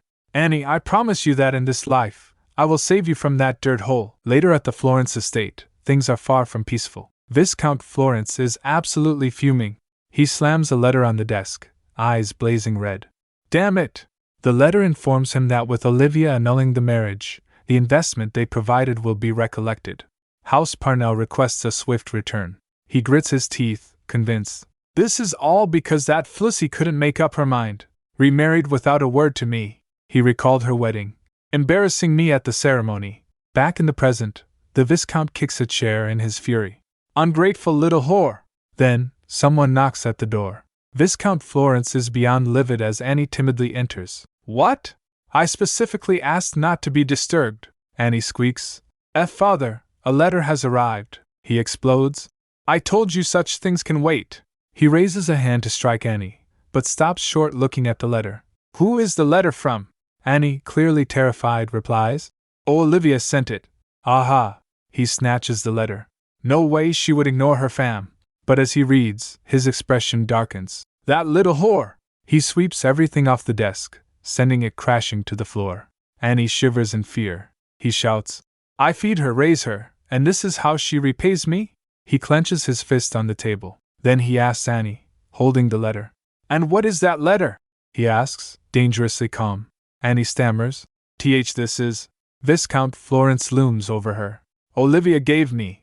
Before she can finish, he grabs the letter, his grip bruising her arm. Give it to me! The letter, from Olivia, reads, I will send a carriage from the Tyrone estate in 3 days. The Viscount smirks, a truly sinister expression on his face. So this is what she had in mind. Meanwhile, at the Tyrone estate, the Duke is reading documents at his desk. He's smiling to himself, and his aides are whispering about his odd behavior. What's up with him? One asks. No idea, says another. The Duke is practically giddy, humming to himself, when Chief Aide Kennen approaches. Pardon me for asking, but are you done reading, Your Grace? The Duke waves him off, still smiling. Sorry, something just keeps coming to mind. Kennen is not amused. What keeps coming to mind? It is obvious that you wish to tell us. Then he subtly flips the Duke off. Ian asks, Is that middle finger intentional? Kennen insists. A mistake, I assure you. The Duke tells. The Duchess wants me to stay 2 meters away at all times. Kennen is shocked. Excuse me? Ian replies. She looks so cute that I wanted to give her a peck, but she snapped back with that. Kennen is speechless. You, of all people, did what? He's clearly flustered. I thought he abhorred any contact from ladies. His thoughts are racing. Is this the Duke I know? Do I even want to know? He finds the situation utterly repulsive. The Duke seems oblivious to Kennen's internal crisis. Kennen, have you forgotten your place? Drop down and give me 100. Kennen reluctantly apologizes. Apologies, Your Grace. Later, an aide approaches the Ian with a report. Your Grace, there is one report that you should be cautious of. He looks up, intrigued. The matter concerns the Viscount, Lord Florence, and his estate. Ian questions after taking a look at the report. The Florence estate is in crisis? His aide replies. Yes, Your Grace, Ian says. After settling debts at the cost of selling off Olivia, I guess he now owes them something he can no longer pay back. Ian is surrounded by his advisors, all looking serious. He adds, As for the Parnell estate, their financial affairs must be out of order. They have already attracted enough attention by annulling Olivia's marriage. The Duke, looking regal, wonders, did they have to go so far as request a repayment at such a time? One of his advisors replies, Pure spite, Your Grace. If I were the Duke, I would have been outraged too. Ian thinks, had the couple not even seen each other's faces? Oh, so this annulment is a big deal. Did Lord Parnell really have to go this far? Kennen asks. What is our course of action, Your Grace? Ian thinks, there is definitely an untold secret at play. Kennen suggests, why don't we have the debt settled without informing Madam? Maybe she is too ashamed to ask you to take any action. Ian disagrees. That doesn't sound like Olivia, he thinks. If she was someone to be ashamed to mention such things, she would have never been able to make such a scene at the tea house. He imagines her declaring, Don't bother yourself with my family just because they are your in-laws. They are scoundrels that are just not worth the time. Ian smirks, clearly amused by her spirit. The advisors are taken aback. Ian raises an eyebrow. What's with the faces? Kennen stammers. Just wondering, Your Grace. He gushes, arms wide open. I mean, as your aide, I celebrate your joyous marriage with fully open arms, but I still wonder how someone so adamant on staying unmarried. We simply never imagined this day would come. May we ask what it is that changed your mind? The Duke thinks back. When I first heard that heinous song, I brushed it off as a joke. When I discovered that she had spread the song herself, I simply considered her to be another narrow-minded lady. But then, however, as soon as I saw her in person, the determination, as she stared at me with those crimson eyes, the Duke states, let us just say, it was all destiny. His advisor is taken aback. Huh! Then Ian says, Everyone, get back to work. I have a date planned with my wife soon. Later, as the carriage was ready, Olivia fumes. I demand an explanation. She recalls Ramana telling her, Madam, it is time for your supper. She thinks, I followed her down because it was time to eat. But outside she found Ian saying, Let's go out, Olivia. She nervously thinks, Out? Wearing this? She exclaims, I simply came down to have some supper. Ian compliments, Even without dressing up, you are radiant. Olivia rebuffs, Basic social manners are required, Your Grace. She insists, Wait a little, I'll be ready in a moment. Olivia sits down in her room. Go out? Out of the blue? She thinks to herself, It's moments like this where I can really tell he's still a young man. She grabs her necklace and puts it on. Ian peeks through the door. He reaches out to her sneakily and says, It seems you are all ready. Olivia gasps. Ian, he says, Let us hurry, you are already perfect. He takes her hand. Let us leave, and kisses it. Olivia gets confused. They get into the carriage. Inside the carriage, Olivia was busy looking at her necklace. Ian notices that, and shows signs of concern. At their stop, Ian extends his hand. Let us get off, Olivia. She takes his hand and says, this place better have some amazing food. Olivia is surprised when she sees the place. This isn't a restaurant. Ian smiles. Right.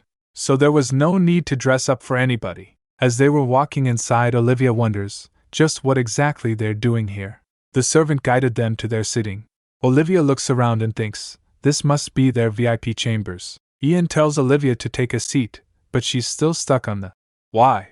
She asks, okay, but why are we even here? Suddenly Ian grips the blue necklace around her neck. He says, it's been on my mind for a while, but you always wear the same necklace. If you want to stick with one piece, I wanted you to have something I got you. Olivia smiles, saying he has too much time on his hands. But Ian turns serious. Wouldn't you be concerned if I were to wear the same tie each day? Especially if I were to insist on just one tie.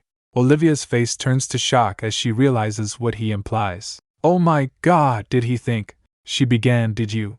But she got interrupted by a woman who welcomes, Your Grace.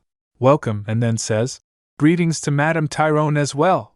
Long time no see, she exclaims. She was about to send word because she just acquired some lazurite cuffs. Ian apologizes, stating, but I am not buying today. We are here for the Duchess. The woman gasps, finding it so sweet, but inside she fumes. She asks if there's anything in mind. Olivia thinks, a necklace, I suppose? With a finger, Ian commands, bring us everything. Moments later, Olivia gets clearly uncomfortable with this over-the-top display. She thinks, what is this?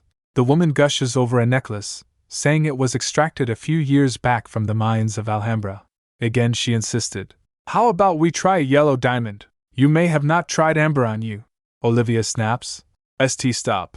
But she continued nagging her, and Ian just smiles looking at the scene unfold. She thinks to herself, I thought I was pretty used to jewelry, but this has reached a whole new level. Ian orders to send this all to the estate, and charge it to 1 second. Olivia interrupts. I can't accept this. I do not wish to owe you so much. It's just all too much. I won't be able to even try on everything here. I'll pick 3, maybe 5 items. Ian just smiles and reiterates, everything. Olivia is trembling with anger. You little, she yells, why do you keep insisting on getting me these things? Did you think I would mindlessly accept all of it in a second? You've gone a little too far this time. Don't you think you've pushed me a little too far without even asking what I want? Ian clutches his chest and collapses to the floor. HRGH. Ian! Olivia cries, rushing to his side. What's wrong? Are you okay? But Ian is still smiling. No, it's just seeing you fired up. My heart just skipped a beat. Olivia grimaces. Ian apologizes for acting on his own accord, telling Olivia that they are heading to a special place soon, and he wants her to shine brighter than anyone else there. He asks, so could we get you this necklace? He gestures to an enormous emerald necklace. Olivia pauses, then says, one moment. I wish to still keep this necklace with me. She clutches her blue necklace. Ian flinches but softens. It must have been someone dear to you. Yes, Olivia says quietly. This is what I have left of my dear mother. Ian is stunned. Your mother? Later both of them steps out. Olivia says she's starving, and Ian compliments her earrings. Always the gentleman, that one. She just stares blankly at him. She asks why he's still sweating. He sweats, then says, that necklace, Olivia, it belonged to the late Viscountess. Olivia replies, yes. Ian, embarrassed, replies, it felt like she was still here, as if we were in her presence. Maybe I'm just a nervous son-in-law. But Olivia is side-eyeing him, wondering if he's more shaken or relieved by the necklace. I really can't read this man sometimes, she thinks. Anyways, I have these on like you requested, she says, gesturing to the earrings. So no more talk of getting me anything, okay? He agrees, calling her by name. Then Olivia says, let us go in. Ian, like a puppy wagging his tail, replies, okay. Someone watches them through the window with a sharp, suspicious gaze. Inside the grand hall, the couple is greeted. Greetings, Your Grace. Ian requests their usual seating, please. As they walked, people stared at them. Their thoughts were alike. So that woman managed to raise the unraisable Duke. Olivia notices the stares, internally pleading. People, make it a little less obvious. Olivia steels herself, trying to conjure happy, peaceful thoughts. As they were going upstairs, Olivia notices the red-haired woman's gaze. And that red-haired woman is not pleased. Olivia thinks her stare is different, not just curiosity but something else. Ian notices her. He asks, Olivia? I guess such looks can come when your husband is this handsome, she thinks, but she looks annoyed. She grips Ian's arm tightly and says, Ian, all that shopping has me famished. Let's hurry. But Ian teasingly asks why she's suddenly so close, since she usually keeps her distance. Olivia tells him to shut up, let's go. While elsewhere, a hand clenches tightly. Outside, under the moonlight, Olivia arrives home. Ah, so tired. She sighs, yawning. She reflects on their nice meal. Still, when have I ever had such a nice meal, at such a nice place with my husband? She sees Ian sitting pensively. Ian is definitely a good person, she thinks. While he does show a brash side at times, he knows how to take a step back with his emotions, considerate of how others may be feeling. A good man, who knows when or when not to act. Then Olivia approaches Ian. Ian, I have something to tell you, she says. He responds. Yes? She says. It's about my baby sister, Annie. I have the responsibility to protect her. Ian's surprised. Responsibility? He asks. Olivia clarifies. Well, not some grand responsibility. I just want to make sure she can go to a decent boarding school, and I plan to cover the cost with my earnings as the Duchess. If I leave her at the Florence estate, she is bound to fall into an unhappy marriage. She recalled her past where older Annie asks her, Olivia, why did we have to be born this way? What did we do so wrong? Back with Ian, Olivia continues. I planned a visit from her in 3 days to hear her out, and you don't need to concern yourself over this. I just wanted to make sure you are aware of what may be happening. He looks at her intently, saying her name, Olivia, and then says, I have no plans of just keeping a title of marriage between us. Olivia gets stunned. A title of marriage. Ian declares that he has no plans beyond a title of marriage between himself and Olivia. Olivia wonders about this. A title of marriage? He continues, reminding her that she chose him, a complete stranger, as her husband, and she realizes that she could have chosen anyone, as long as she could break away from the Parnell estate. Ian states the same goes for him. Without any idea of who she is, he accepted her proposal, point blank. So regardless of the path, they are now husband and wife. He smiles, holding her hand and declaring they're tied in destiny for eternity. He asks her not to say such things as if informing a stranger. Your sister, he says, is my sister and my family. Olivia is taken aback. She thinks in her mind, my husband, my family. She can only manage a quiet, thank you? Ian asks if the issue at hand is her father. Olivia responds, yes. I never want to see him again. Ian asks, do you want him out of the picture? She replies, isn't that obvious? I want him sent somewhere so I never need to see him again. Ian's all too eager to offer. Ben asked that of me. As I said, we are husband and wife, after all. But Olivia pauses, looking away.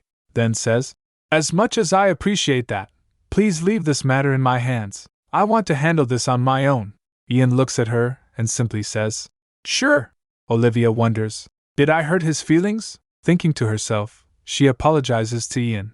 I'm sorry, Ian, but this is the way. This is a lifelong task, and I need to solve it on my own. 3 days later, a maid remarks that Olivia's dress is not her usual style. With a smile, Olivia responds, of course, today is a special day. She knows that as planned, Annie is set to visit today, and she's positive he will be joining her too. It's not like her father would miss out on an opportunity like this. He would have intercepted the letter for Annie and taken it in, just the way he wanted to. Olivia asks her maid to tie her hair up. The vibrant dress, she thinks, was all to show my father, who can't stand strong colors. She grins, anticipating the effect. Moments later a servant informed, Madam, the Florence carriage has arrived.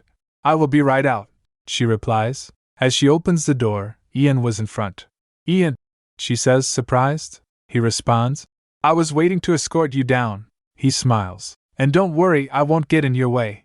Olivia says, I wasn't worried. He takes her hand. Let's go. Downstairs, the father sneers. I knew it, Just because she's Madame Tyrone now. He checks his watch, making her own father wait. As they approach, she greets, "Welcome, Annie." Her father greets Ian, stammering, "Why, Your Grace?" Her father thinks, "I didn't expect the Duke to join us." Olivia went to her sister. She asks Annie how she's been. "Is she doing well?" Annie shakily replies, "Why, yes." Olivia's father flinches as Olivia glances at him grimly. Olivia, with a dark smile, remarks, "I believe the invitation was directed to Lady Florence. The letter was also addressed to the lady." She pauses, smiling sweetly as she asks, "I wonder how you knew of the visit." The father's face contorts in anger. What? You ungrateful." Ian steps in front of Olivia and Annie. Her father shrugs and backs down. Olivia asks if she could leave Annie with Ian for a moment. Ian responds, "Of course." Olivia asks her father if they could talk separately. As they walk aside, Olivia tells her father not to feel so bad. At least they didn't kick him out for intruding uninvited. Her father followed her huffing and puffing in anger. As they left, Ian asks Annie if she is worried for her sister, Olivia. Annie stammers, Oh, why yes." Annie worries that her father has a temper and might do something to her. Ian reassures her, "No need to worry. Olivia is stronger than you think." Ian tells Annie that he has something to discuss with her too. Annie looks surprised. Across the garden, the Viscount lurks behind Olivia. What is she up to? He wonders. He thinks back to when she was a pushover. Now she's talking back. Is she trying to save face just because she's a duchess? Ah, of course. She was being cautious in the presence of the Duke, but the Viscount admits he didn't like the Duke hanging around either. He smirks, thinking, "Looks like I'll get the help I need. I knew having kids would pay off someday." Just then Olivia stops and says, "Lord Florence, care to enter?" He replies, Sure." Viscount's gaze sweeps over the greenhouse. "How does such a place exist within a mansion?" Olivia caressed a branch and says, "I hear the former Duchess managed this greenhouse in person." Her father replies, "Quite marvelous. Thanks to you, I'll reap some benefits." She questions, "Benefits?" She adds, "You are properly mistaken. Do you think I brought you here to show off the mansion?" The Viscount stammers, What?" She drags a chair closer, saying, "I have a reputation to maintain. I brought you out here to avoid showing any ugly parts of myself to my new husband," she says as she sits down. "I got your letter. The Parnell estate is demanding a repayment." The Viscount begins to panic. "Yes. Do you even know how much of a hassle it has dash?" But she cuts him off. "Go home." The Viscount tries to speak. Again she cut him off. "I repeat, I never extended an invitation for you, Viscount. I have not a single penny to spare for you. Please leave the premises." Desperate, the Viscount kneels. "No, no way. I am down on my knees, coming to you despite my pride." She looks down on him with disdain. She's so done with this. "I have no further words to say to you. I hope I never have to concern myself over your petty little visits again." She turns to leave, but the Viscount grabs her wrist. Her eyes widen in anger. He pleads, Even without the debt, you must know that our estate is in trouble." He adds, "Yes, what I owe the Parnell estate, I'll handle. But think about your sister Annie," he says with a sinister smile. "Even for her sake, wouldn't it be wise of you to provide your father with a little more help?" Olivia smacks his hand and shouts, "And since when have you been so concerned about Annie?" She seethes, "Father this, father that, as if you ever acted the part. I won't stand it anymore. And the bruises on Annie's shoulder, those are your doing, no? Abusing and neglecting that little thing." Her rage boils over. "And you still dare use her as an excuse to request money? Leave this mansion this instant. I will be taking care of Annie from now on." The Viscount is livid. "Do you think I would just let you do that?" he shouts, slamming his fist on the table. Seeming all calm, "Now you show your true colors. Do you think I don't know what you are up to? You are trying to take advantage of Annie, trying to get me out of the picture with all these excuses." What did you say?" She's shocked. "I fed you, put a roof over your head," he screams. "You ungrateful wench!" He swings to hit her, but from the shadows, guards appear, stopping him cold. He's terrified, frozen. "Arg!" he cries. Olivia gets surprised. The Knights of House Tyrone are here. She remembers Ian saying, "And don't worry, I won't get in your way." A small smile graces her face. "He really didn't have to." The Viscount is on his knees, shaking. Olivia says, "Viscount, I wanted to keep you in my good graces, but this just cannot pass. Leave this estate at once, she commands. This is my final warning. The Viscount crumbles. Then, with a jolt, he's back on his feet and running. She watches him go, unmoved. You haven't seen the last of me, he vows, puffing and panting. I won't just leave without a fight. She turns to her knights. Good work. Let us return to the mansion. The Viscount fumes. I'll take it all. The money and Annie too. Meanwhile, Ian and Annie were talking, where Ian is explaining the situation. All you need to do is stay with us, right here. It is what we both wanted. You are also set to attend the academy, so let us start preparing any supplies you need. Annie simply replies, Okay. As she nervously fidgets with her hands, she wonders to herself, Is this all okay? She recalls the past where after Olivia's wedding Annie asks her father, Father, is Olivia doing well? But the Viscount was counting. He coldly responds, That is none of your business. Don't look for her. She is no longer part of this house. Dejected, he says, Darn it, I lost my count. She worries. If I were to stay with Olivia, won't that put her in an awkward position? The same burden goes for my brother-in. No, His Grace. Looking at Annie, he asks, If you are that worried about Olivia, why don't we go look for her? Annie is surprised. Excuse me? Ian, with a charming smile, offers, I can give you a tour of the mansion on the way. Annie hesitantly agrees. Oh, of course. She's amazed as they walk the grounds. My gosh, it's like a palace, she says. The garden is so beautiful. Ian simply replies, Thank you. Annie reflects on the stark contrast between her current life and her past. A magnificent mansion, and a beautiful garden, things that we sisters never dared to dream of. Annie recalls, I had my concerns when I heard news of Olivia's remarriage to the Duke. I was well aware of the bad rumors surrounding His Grace. However, she now sees Ian, smiling warmly. Now that I am here, I see there was no need for concern. Just then Olivia arrives, so Ian says, Ah, there you are, Olivia. Olivia stands next to Ian, a knowing smile on her face. Annie notices.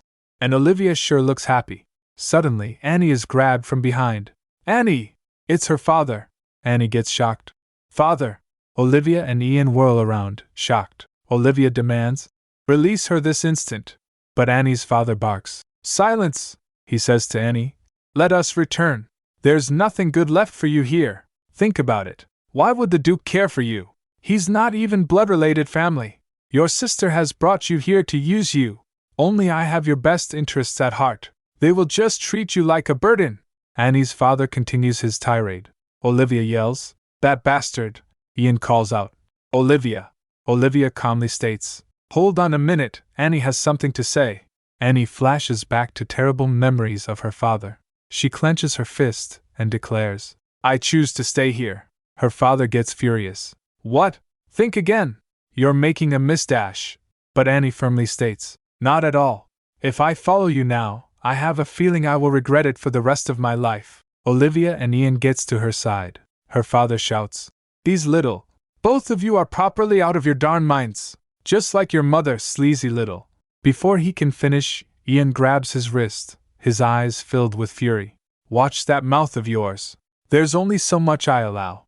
Annie's father, enraged, slaps Ian's hand away. You'll see. I'll make you regret this day. Olivia retorts.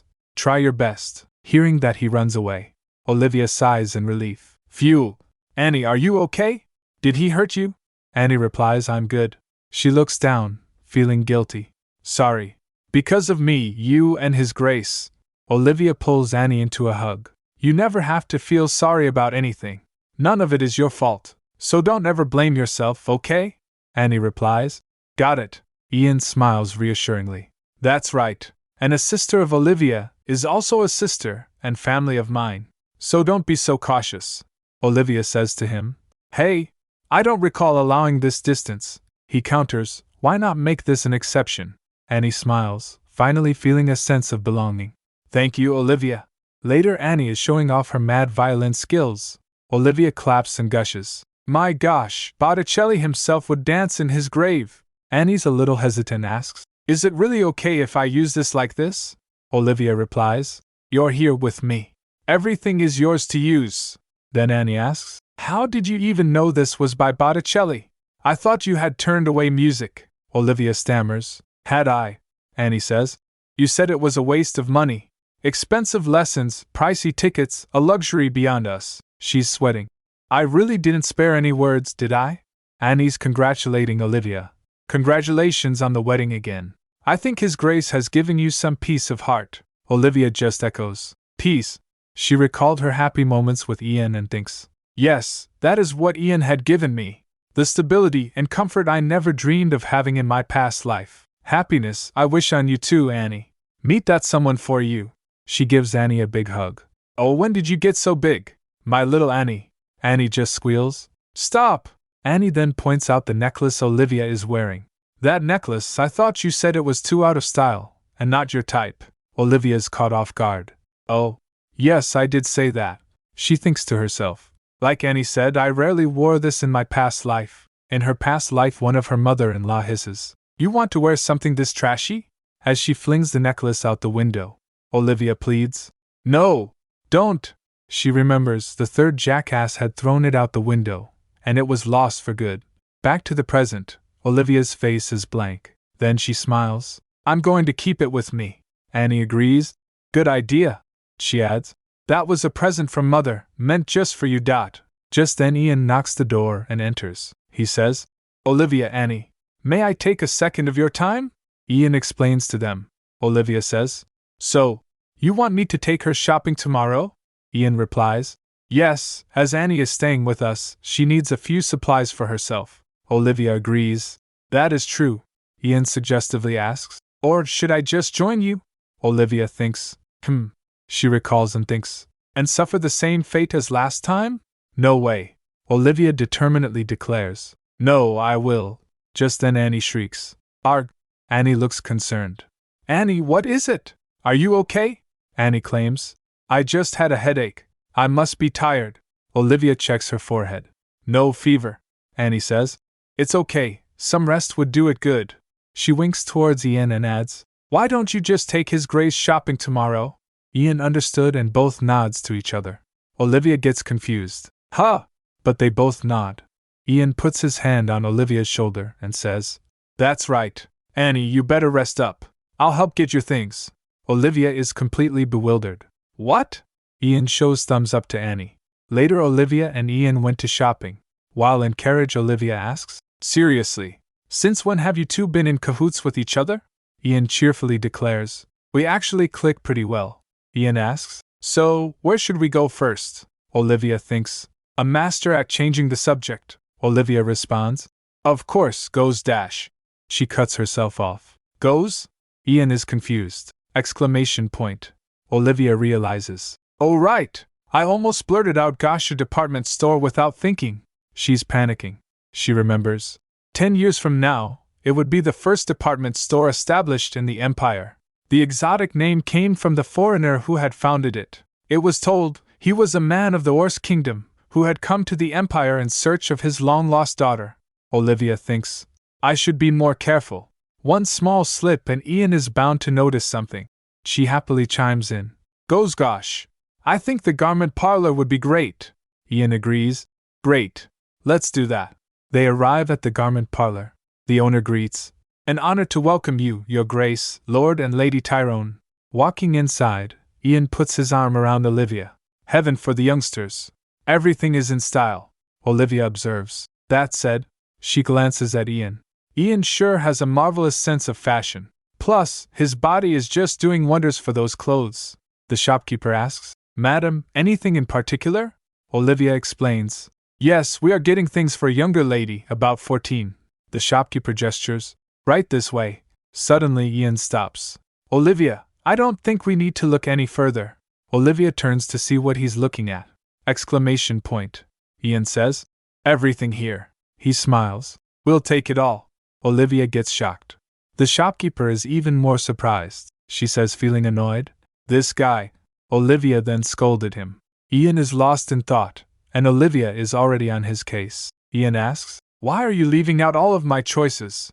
She counters, Because you keep grabbing everything. You are clearly overindulging. He is quick to defend himself. And is indulging in goods an issue? She gives him a knowing look. Excuse me? He adds, Overindulging is when I spend money I can barely muster to get things.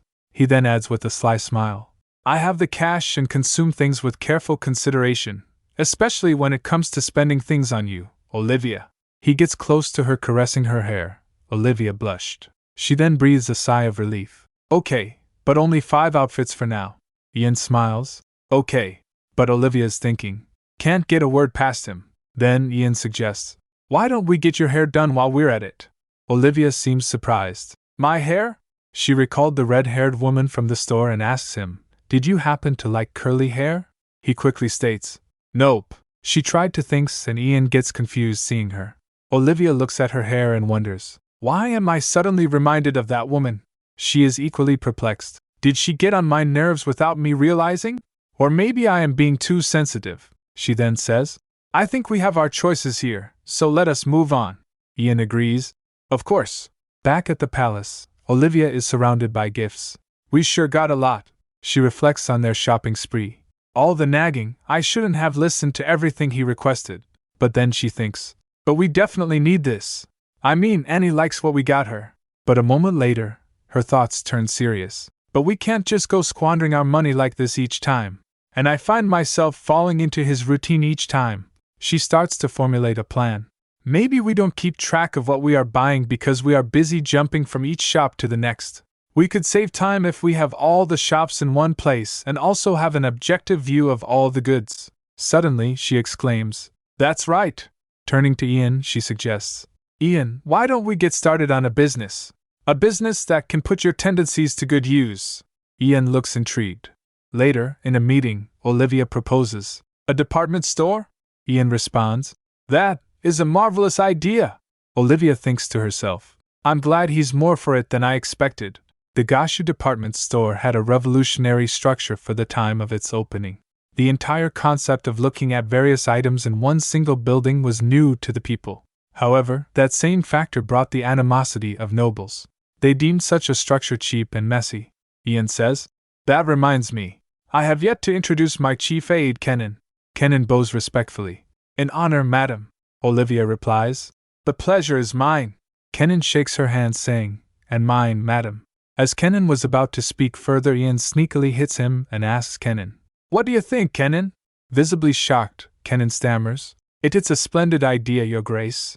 But in his mind he questions why. Seriously?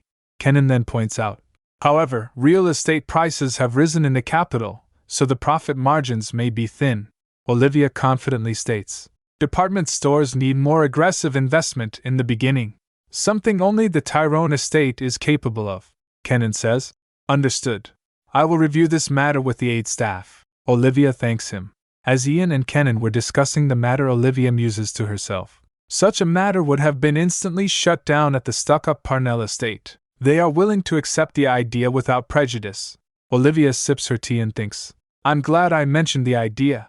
Kenan asks, Madam, how on earth did you come up with such a concept? Olivia shrugs. Oh, it's nothing grand. Most people would have thought about something like this. I just figured it would be nice to be able to see all kinds of items at one venue. A small idea, that's all, plus Ian's love of shopping. Kenan, completely starstruck, exclaims, Huh? Can I just leave my position with His Grace and serve as your aide? Olivia is taken aback. Excuse me? Ian's expression darkens. He says to Kenan, with a hint of menace, Kenan, expect a pay cut. You little. Kenan, unfazed, insists. I jest, Your Grace. I am fully loyal to serve you. Ian retorts. Loyalty based on economic gain, correct? Kenan replies. Come on, Your Grace. Olivia giggles, seeing them playing with words. Ian grins, seeing her smile.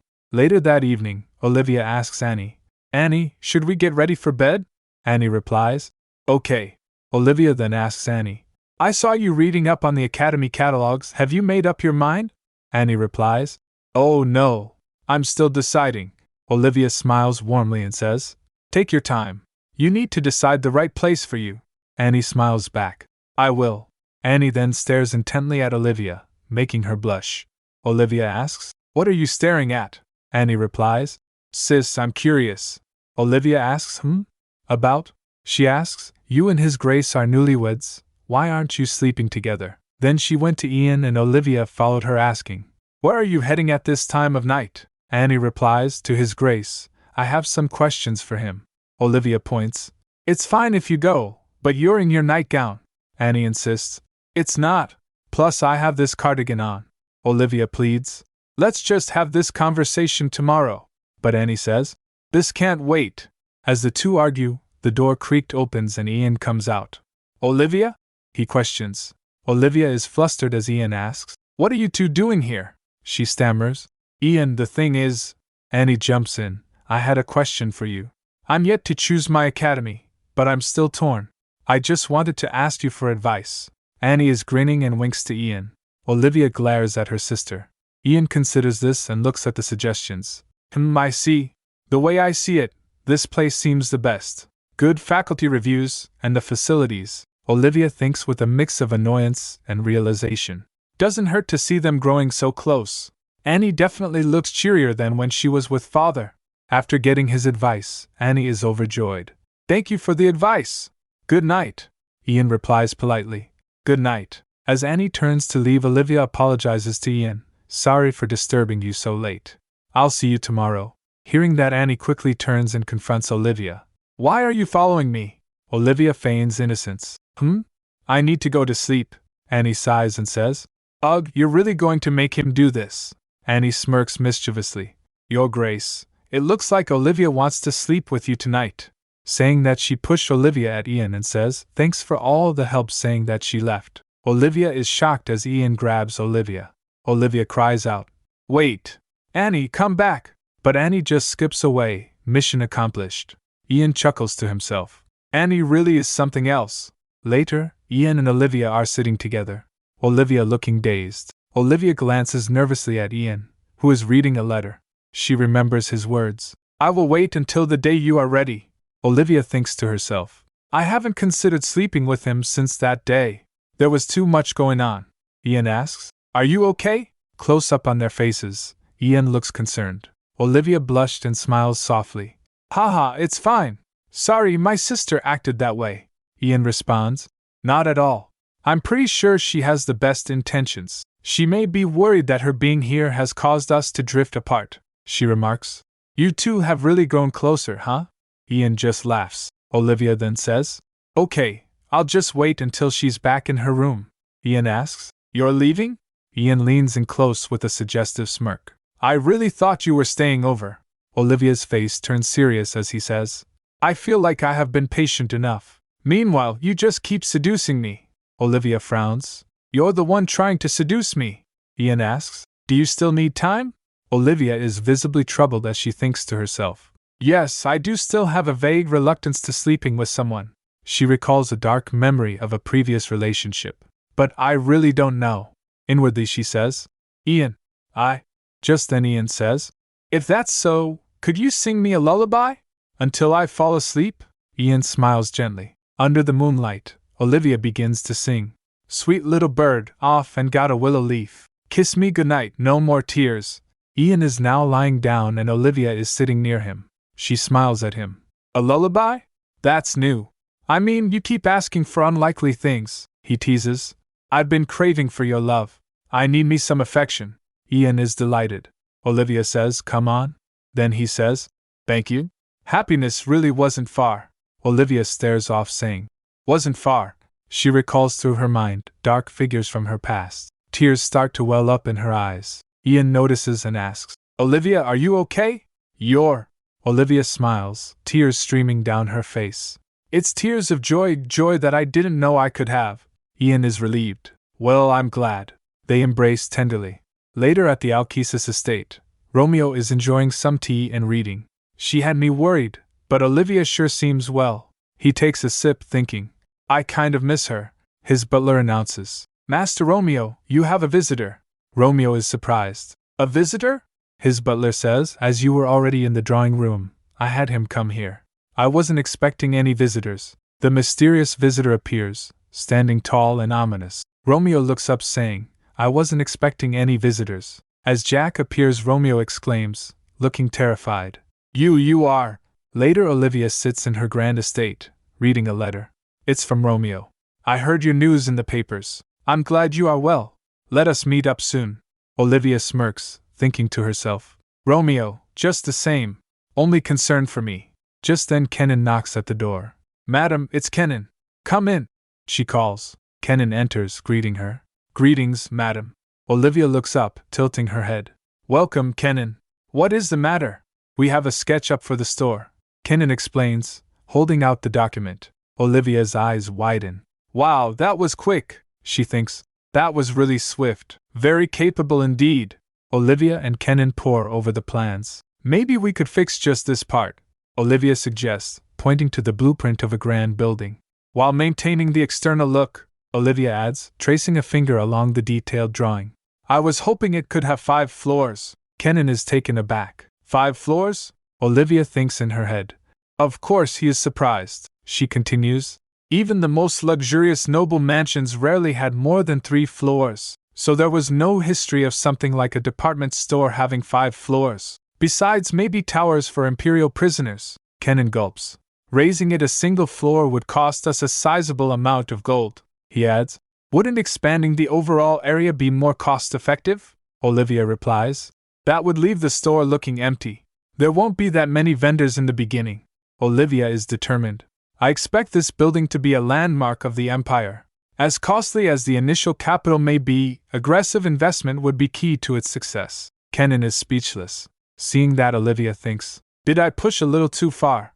But Kenan had other plans. Madam, I should really change my position to serve you, he blurts out. Olivia is surprised. What? Don't jest, Kenan insists. I am being serious, he says. His grace lacks certainty at times, so it can become a burden. Plus, his personality. Kenan is haunted by Ian, who whispers, do you want to lose this job?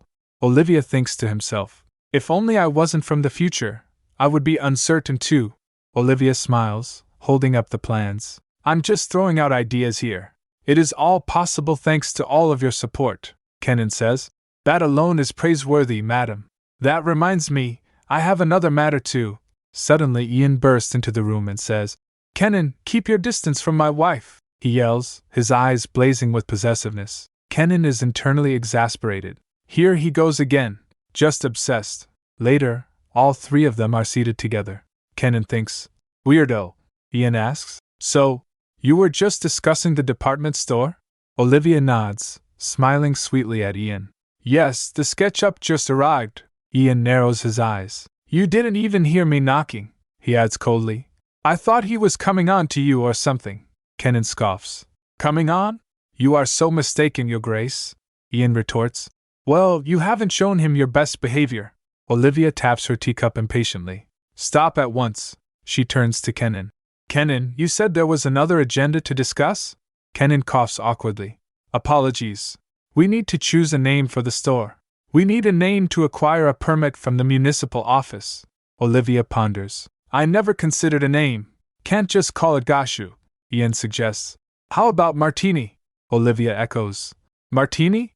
Olivia asks. Why martini of all things? Ian explains. Consider what a martini always contains. He pauses dramatically. Olivia's eyes widen as she thinks. A martini, topped with an olive. Olive, she muses. Olive equals Olivia? Olivia giggles, covering her mouth. My gosh, Ian! Ian simply laughs. Kenan is visibly uncomfortable. He stands up in turn. Let me give you the room. As Kenan turns to leave, Ian calls out. Wait, Kenan, one more thing. Kenan turns back. Your Grace? Ian's expression hardens. His Majesty's birth festivities are close. We need to begin preparing. Kenan and Olivia both stare at him. Ian thinks, I guess I'll run into them at the festivities. He recalled one of his conversations with the king. The Emperor stops him and asks, You're leaving? You don't plan on seeing her? Ian replies, No need for me to. The Emperor presses, You know, you could really warm up to her a little. Ian replies, We're bound to run into each other at your birthday festivities. The Emperor laughs, Sure then. Just don't get into a fight. While leaving, the king laughs. See you around, dear cousin. As Ian watches him leave, his eyes darken. He thinks to himself, His Majesty, the Emperor. As much as he shows his warm and mushy side, he was truly one calculative individual. After the Empress bore him multiple children, all daughters, he took in more imperial consorts for political purposes. But the Empress, as quiet as she was, did not show an ounce of jealousy or rage. The consorts, all bearing sons, held their heads high. But then there was she, who stomped out all their ambitions. Later the emperor went inside a room where her daughter was standing. He says, "It's been a while, Startes. The crown princess and the emperor are having a little chat. I assume you know why I called you here?" The emperor asks. Turns out it's about the matter of the crown princess's future spouse. The emperor advises, "As a woman, you won't be able to play the crown prince game with multiple partners like I did, but you should still keep many consorts. Anyone with the potential to threaten your position should be kept in close quarters, restricted by these walls." Then he asks if the crown princess has decided on a final candidate from the short list. The crown princess replies, "I have decided upon Lord Romeo of the Alkesis estate." The emperor thinks Alkesis, a choice he would expect from my daughter. Then he smirks, revealing that the other two on the short list, excluding Romeo, were both blonde. He realizes Startes is choosing a spouse purely based on hair color, saying it's arbitrary, just like her father who chose his spouse just because they shared his birthday. Then the emperor says, "I ran into Ian on the way here." Startes thinks, Ian Tyrone, I haven't heard that name in a while. Even the emperor, heartless to his own blood, had his exceptions. Then the emperor says, Ian wanted to visit the palace with his wife to greet me. The emperor suggests having a family dinner with his fiancée-to-be. Startes thinks, I have no interest in his affairs, I would rather sit down with a good book. But I guess I do need to see my spouse-to-be in person before the engagement. Finally she sighs and says, "Understood, Your Majesty." Meanwhile, at her estate, Olivia is checking out her new decor. Good, very good. Now this looks like a proper home. I guess money does help. I can really get whatever I want to decorate this place. Then she thinks, maybe this is why Ian is so keen on saying we'll take it all at each turn. Now that Annie is here, maybe I should set a room for. She recalls of her and Ian getting close. So then she thinks, I'll make sure the two of them are separated enough to prevent further scheming. We can't have them together again. Just then she imagines Ian, who's whispering, Olivia. Olivia, snapped back to reality, is suddenly punching. Olivia thinks, it's a weird feeling. Ian is constantly, inevitably on my mind. A single word from him has me nervous. I can't even look him in the eye. This feeling, it must be. Ian startles her, grabbing her shoulder. Olivia! There you are. Ian startles her so much she jumps. She overreacted. Man, I just jumped a foot. He apologizes, asking if he startled her. Olivia pouts, saying, Of course you did. Didn't you learn how to knock? Ian looks serious, saying, I'm sorry. I just felt like you have been avoiding me lately. Olivia denies it, exclaiming, Avi avoid you? No way. Look how close we are now. She throws her arms around him, and then asks what he's doing here anyway. He explains that he was hoping they could pick out matching outfits for His Majesty's birthday festivities, explaining that married couples do match dress codes for large balls like the festivities. Normally the wife decides, or the tailor decides for you. Olivia thinks to herself, he really is something else. She teases him. You really like playing dress up. Maybe I should get you a doll. He responds, I don't do this for anyone. I just like dressing you up. Olivia retorts, Stop with the cringy comments. Just then someone knocks the door. A butler announces, Madam, Your Grace, a message from the Imperial Palace awaits. The invitation is for the Empress's Palace this Thursday, and those attending include Her Majesty the Crown Princess, Romeo of House Alkesis, and Lord and Lady Tyrone. Olivia exclaims, Romeo! Then Ian says, We better prepare for this. Olivia replies, Of course.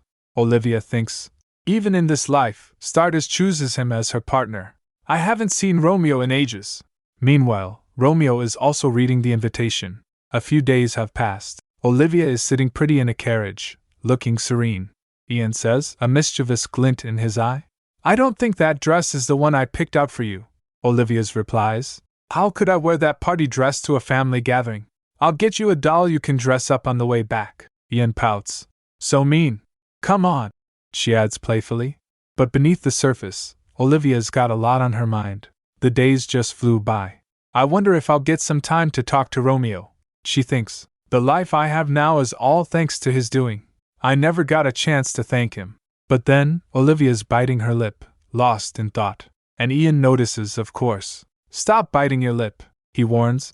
You'll bleed. I'm just a little nervous, Olivia admits, but Ian ain't buying it. Liar, he retorts. I know you won't be nervous with such things, if not excited. Olivia raises an eyebrow. What would I be excited about? Ian smirks. You might be looking forward to meeting someone who is attending today's gathering. Olivia wonders. Does Ian know that Romeo was the one who spread the scandalous ballad?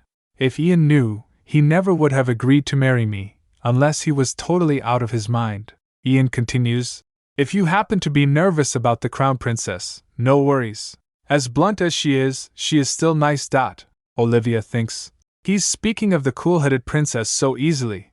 Really? As close as he is with the emperor, is it okay? Cue the royal carriage arriving at a grand estate. Meanwhile, inside, Stardust takes a sip of tea. A servant announces, Your Majesty, the Duke and Duchess, Lord and Lady Tyrone, they have arrived. Let them in, she replies. Olivia bows. An honor to make an acquaintance with Your Majesty, Stardust says. Long time no see, Lord Tyrone. And you must be the Duchess, Lady Tyrone, Olivia replies. Yes, Your Majesty. Stardust apologizes. Apologies for my absence at the wedding. It coincided with some official matters I had to tend to. Olivia waves it off. No need for apologies. The opportunity to hold it at the Diamond Hall alone was an honor to be passed on for generations. Stardust then adds, I was rather surprised by that news. I knew His Majesty treasured the Duke, but this was another level. Olivia thinks, why do I get the feeling that she's being sarcastic? She hasn't even asked us to be seated yet either. Just then Ian says, we're used to it by now. Brutal, Romeo. Olivia panics inside. My man, can we not add salt to the wound? Stardust exclaims. Aha, so you are taking his favor for granted? Ian retorts. I don't plan on being modest when it is a given fact that His Majesty treasures he like his own child. Stardust fires back. I hoped your marriage would grant you some maturity. Your vanity precedes you. Ian dramatically cries. I am afraid you're the only one who has matured beyond expectation. It feels like just yesterday, you were crying after tripping on your dress. Stardust warns. I have plenty of shameful deeds to share from your past too. Remember when you hid a page from my homework when I had a better grade in our Esperanto language class? Sparks are flying between these two. Talk about childhood rivals. Olivia watches the two of them and intervenes. Excuse me, so, I take it you two were rather close ever since you were children? Olivia smiles innocently while they looks blank. Ian and Stardust loudly reply. No way. Not at all. Olivia thinks. You couldn't have fooled anyone. Olivia thinks. Given that, even as blood relatives, they really do look alike. They couldn't be half-siblings? Not much of an age gap between them. That would be something that only happens in novels, right? Stardust says. If not for the incident at the Marquis of Whitefall's estate, we would have been complete strangers. Am I wrong? Ian stares intensely. Then Stardust teases. What are you going to do? Trip me over like when we were children? Olivia thinks. So he did that too. Olivia is frustrated. What are Romeo and I supposed to do when our spouses are enemies? Olivia thinks back to her past life. In the past life, Romeo and I were able to stay close because the Parnell house was an important ally for the Emperor. Now, it seems we could barely even speak, nevertheless stay close as friends. Just then the Emperor suddenly exclaims. Cousin-in-law! Hands in air for a hug, he exclaims. Greetings! Olivia bows. A pleasure to make your... As Olivia finishes, the Emperor grabs her hand and says, Oh, come on, my dear. I told you there is no need for formal greetings, especially not when you may even have a precious baby on the way. Olivia says, Oh, yes. But she realizes. Olivia's eyes widen in surprise, then narrow in suspicion. Olivia is lost in thought as the group stands together. As the Emperor gets to know, he quiet down. Shame, I thought you were pregnant. Olivia replies. Not at all, Your Highness. Why did you? The Emperor tells. In hopes of seeing you again, I had sent messages and personally consulted Ian, and the rascal declined all offers, saying you were not well. Olivia looks at Ian and thinks, Ian has been busy. The Emperor, clearly disappointed, reveals, I had even prepared a celebratory gift. I guess we have no need for that then. Olivia wonders inside. Why did you automatically lead to that conclusion? Ian says. We appreciate the sentiment, Your Majesty, but we plan on enjoying our marriage further, and have no plans for children yet. Stardust then smugly says. He's not going to hunt any game while shooting blanks. Maybe the rumors of his inability to procreate are in fact true. Olivia trembles thinking, no holding back. Ian counters, I guess whatever gift you prepared can be given to Her Highness. She is, after all, soon to be wed. Clearly annoyed, Startis asks, you dare to involve yourself in my personal matters? Olivia thinks, I guess she has no immediate plans to have children. Naturally, having a child would impact her stable rule. The Emperor tries to defuse the situation. Now, can we all get along? The Emperor introduces Startis's future imperial consort. Your future imperial consort, I present Lord Romeo Alkesis. Olivia's eyes widen. Romeo! But moments later, as they all sat down, the atmosphere was awkward. I expected the awkwardness, but this is just suffocating, Olivia thinks. Then Olivia asks Startis, is it the first time you are meeting Lord Alkesis, Your Highness?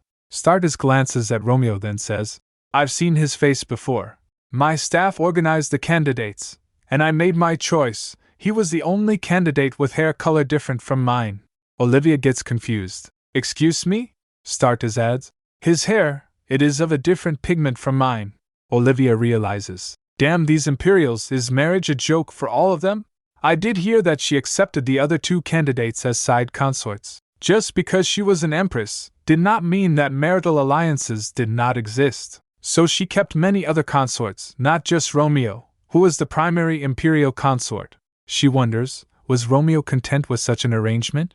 Then Startis adds, it probably isn't as scandalous as the Tyrone estate, and it's newlyweds who have shook the empire. Olivia wonders, why is she so hostile? Then Ian chimes in, putting his hand on Olivia's. Of course, we reached matrimony after a passionate relationship. You probably won't understand Your Majesty's confusion, as marriage based on love are not common among nobles, Your Highness. He smirks, saying, you probably won't understand this concept of love, Your Highness. Olivia says inwardly, can we just stop it with the cheap blows? Then the Emperor mentions, I hear you are planning something interesting, a department store? Olivia confirms, yes, Your Majesty. He asks, what are you calling it? Olivia replies, oh, it is, she thinks. I'm too embarrassed to tell him myself. She whispers to Ian, don't make it more awkward by telling him, okay? Just tell him we are undecided. But Ian blurts out, it's Martini, Your Highness. Olivia snaps, hey, what did I just tell you? The Emperor asks, oh, like martini? He elaborates, you mean a martini cocktail, garnished with an olive? Ian exclaims, yes, correct, the store was Olivia's idea. I wanted the name to be reminiscent of her presence. The Emperor seems amused. Ha! It is quite an outstanding name. Olivia, embarrassed, replies, yes, Your Highness. Just then the Emperor's aide lean in. Your Majesty, your next appointment. The Emperor says, oh right, I must take my leave. Let me leave you here. As he was leaving, Olivia frowns inside. He leaves after setting up this awkward gathering?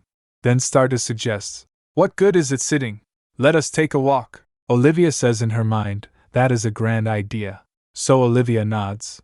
Later outside, Ian calls out, Olivia, are you mad at me? She responds, yes, I am. So don't speak to me. He begins, Olivia, I just. But Startis cuts him off. Clinging men lose their charm. Lord Tyrone. He points. You're the one who caused this. Olivia sighs. Here we go again. I just can't bother anymore. Suddenly, Romeo sneaks up and grabs her hand. Olivia gets shocked. Huh! He shushes her to keep quiet. Romeo? She asks, turning to see him standing right there. He apologizes, saying, sorry, did I startle you? Romeo explains that he's been trying to catch her alone because there's something he needs to tell her. She thinks, remembering Ian and Startis's bickering. Totally true. Romeo nods at Olivia as she says, right? Even us friends didn't get a chance to chat? He then drops a bomb, mentioning he heard news about her and her husband in the papers. He continues, adding that since she always seemed to be doing well, he just assumed it was true. Then he asks the question that's been on his mind. Are you happy, Ollie? Olivia is stunned by his question. She thinks, my current life is incomparably happier than life as Lady Parnell. Then a small smile graces her lips. She says, yes, I'm happy. He pulls her aside, telling her, Ollie, listen to me carefully. Your ex-husband is here in the capital. Olivia is understandably confused and worried. She asks, what? What do you mean? Seeing her distress, Romeo quickly puts a finger to her lips. Sure. Romeo tells her that either way, he thought she should know. Olivia, still reeling from the news, grabs Romeo's sleeve, desperate for answers. Wait, what about you? Can I help you with anything? He says. You know me.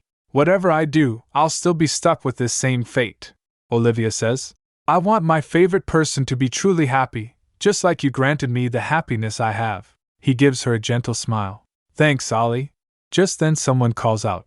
Is there something wrong, Lord Alkesis? Suddenly, Ian looms into the scene, his face unreadable.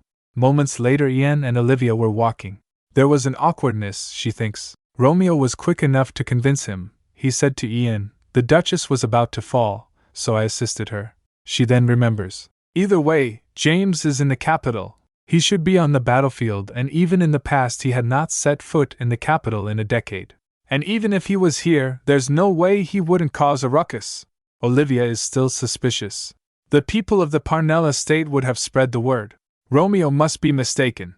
And internally she recalls that her current self has no ties to James and that he wouldn't be looking for a bride he's never met. Turning to her, Ian asks, What are you thinking about, Ollie? Ian looks at her expectantly, but Olivia coldly responds, Say what you need to say, stop being petty. Ian, hurt, replies, I don't have anything to say. I'm just a little hurt. My own wife does not allow me to call her dear wife or even a nickname she allows a friend. Ian is sulking again, so she thinks. So I'm the bad guy again. Olivia smiles softly. I like it when you call me Olivia. She reflects on how, for so long, she had lived with her name lost, only being referred to as Lady Wife, or even Flussy Useless Daughter. She continues. So I like that you, someone closest to me, calls me by my name. Ian is visibly moved by her words. Feeling a surge of affection, he gives her a warm embrace. Olivia gets surprised. Whoa! Ian, clearly touched, tells her, Thank you for saying that. I am glad I am someone special to you. Then he says, If I asked for a kiss right now, I suppose you would refuse? She replies, Of course. He adds, I'm joking, Olivia. I won't do anything you do not want. That's when Olivia has a realization. She thinks, Now I'm certain that I could give my life, my all, to this man. Regardless of his riches and honor, all his titles, and looks, certain that all I needed was just this man. Olivia smiles and whispers, Ian. Leaning in close to him, she says, I think I am ready to take the next step. Looking at Ian with pure love in her eyes, she says, I'm prepared to give you all of me. Ian is surprised. That means, Olivia says, Please don't tell me you are playing dumb. I take back my refusal of your kiss. Then they kissed. Moments later they were sitting at a bench. Olivia was snuggling to him, saying, Jealous, affection-seeking, so many flaws, Your Grace. He winks with a smug look on his face. Yes, but also abundant with luck. Olivia is not impressed. Yeah, sure. Just in case you misunderstood, Romeo is just a good friend. Ian quickly replies, I am aware. As she glares at him for knowing, he giggles. Seriously, I do. Let us invite the imperial couple to the mansion next time. We are, after all, to become one family. Upon hearing that, Olivia thinks, family? Then she says, So you and the crown princess are really close. You're inviting her over, Ian says. Not at all. Just a disobeying little sister, Olivia says. I am actually rather worried. Will the princess manage to make Romeo happy? Olivia's thoughts turn heavy, remembering. Romeo pulled me out of the hellhole that is the Parnell estate. Could I do nothing to help him in return? Ian tries to reassure her. No need to worry so much. Like His Majesty said, she picked him with his hair color, right? But this only makes Olivia more concerned. That's why I am worried. Such an arbitrary factor. Ian says, Really? When I heard that, I really thought it to be unlike the typical Startis. He tries to soothe her. It's hard to explain, but I am sure it isn't the harsh circumstances you are dreading. Please don't worry. Olivia, however, is not convinced. You two are really close. Ian is clearly annoyed. Please stop. It sickens me to hear that. But Olivia admits. But he has managed to put my mind at ease. Thanks to Ian, my mind is a little free from anything about James or Romeo. Olivia, smiling softly as she leans against Ian, says, I want to hurry back home. Ian, looking smitten, replies, Me too. And then they kissed again. Meanwhile, Romeo and Startis were watching them. Startis says, Well, that just ruined my day. Deranged behavior. Stardust walks away, huffing and puffing. Romeo stands there behind, then he recalls Olivia saying, "Yes, I'm happy." Romeo, with a blink, thinks, "I'm glad at least you are happy." The fates of people of the Alkesis household are set at birth. The firstborn son, healthy and capable, set to continue the family business. The cool-headed second son, trained to assist their older brother. But Romeo? On the sidelines was the third son and runt, Romeo Alkesis. Even his mother sneers. "If only you had been a girl. It would have been better." What was the point of such comments when Romeo was already born as a boy? The grown-ups of the Alkesis estate soon set a plan for Romeo. His father declares, "You will be married off to any household that can benefit the Alkesis estate." Romeo replies, "Yes, father." Romeo despondently thinks, "Everybody valued me based on how useful a pawn I could be.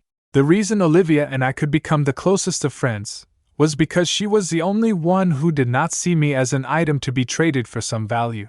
Young Romeo sits alone in the academy until Olivia approaches. "Hey," she asks with surprise, "are you Romeo Alkesis?" Romeo, taken aback, thinks, "I guess she's going to start by talking about my family's wealth." Olivia asks curiously, "So you must have been to the Orse Kingdom?" Romeo says. "Huh! No, I haven't been," Olivia says. "Really? I thought you would have. I mean, your family does business there," Romeo replies. "I'm not involved in any large deals like that," Olivia then says. "Maybe after graduation you could visit there someday?" She encourages him. "Once you try harder. I don't think it's time to give up just yet." Romeo is touched. "And once that time comes," she asks, "could you take me with you?" Olivia reaches out her hand. Romeo looks at her hand and shakes it. "Sure. It's a deal." As they shake, Olivia says, "Really? Thanks.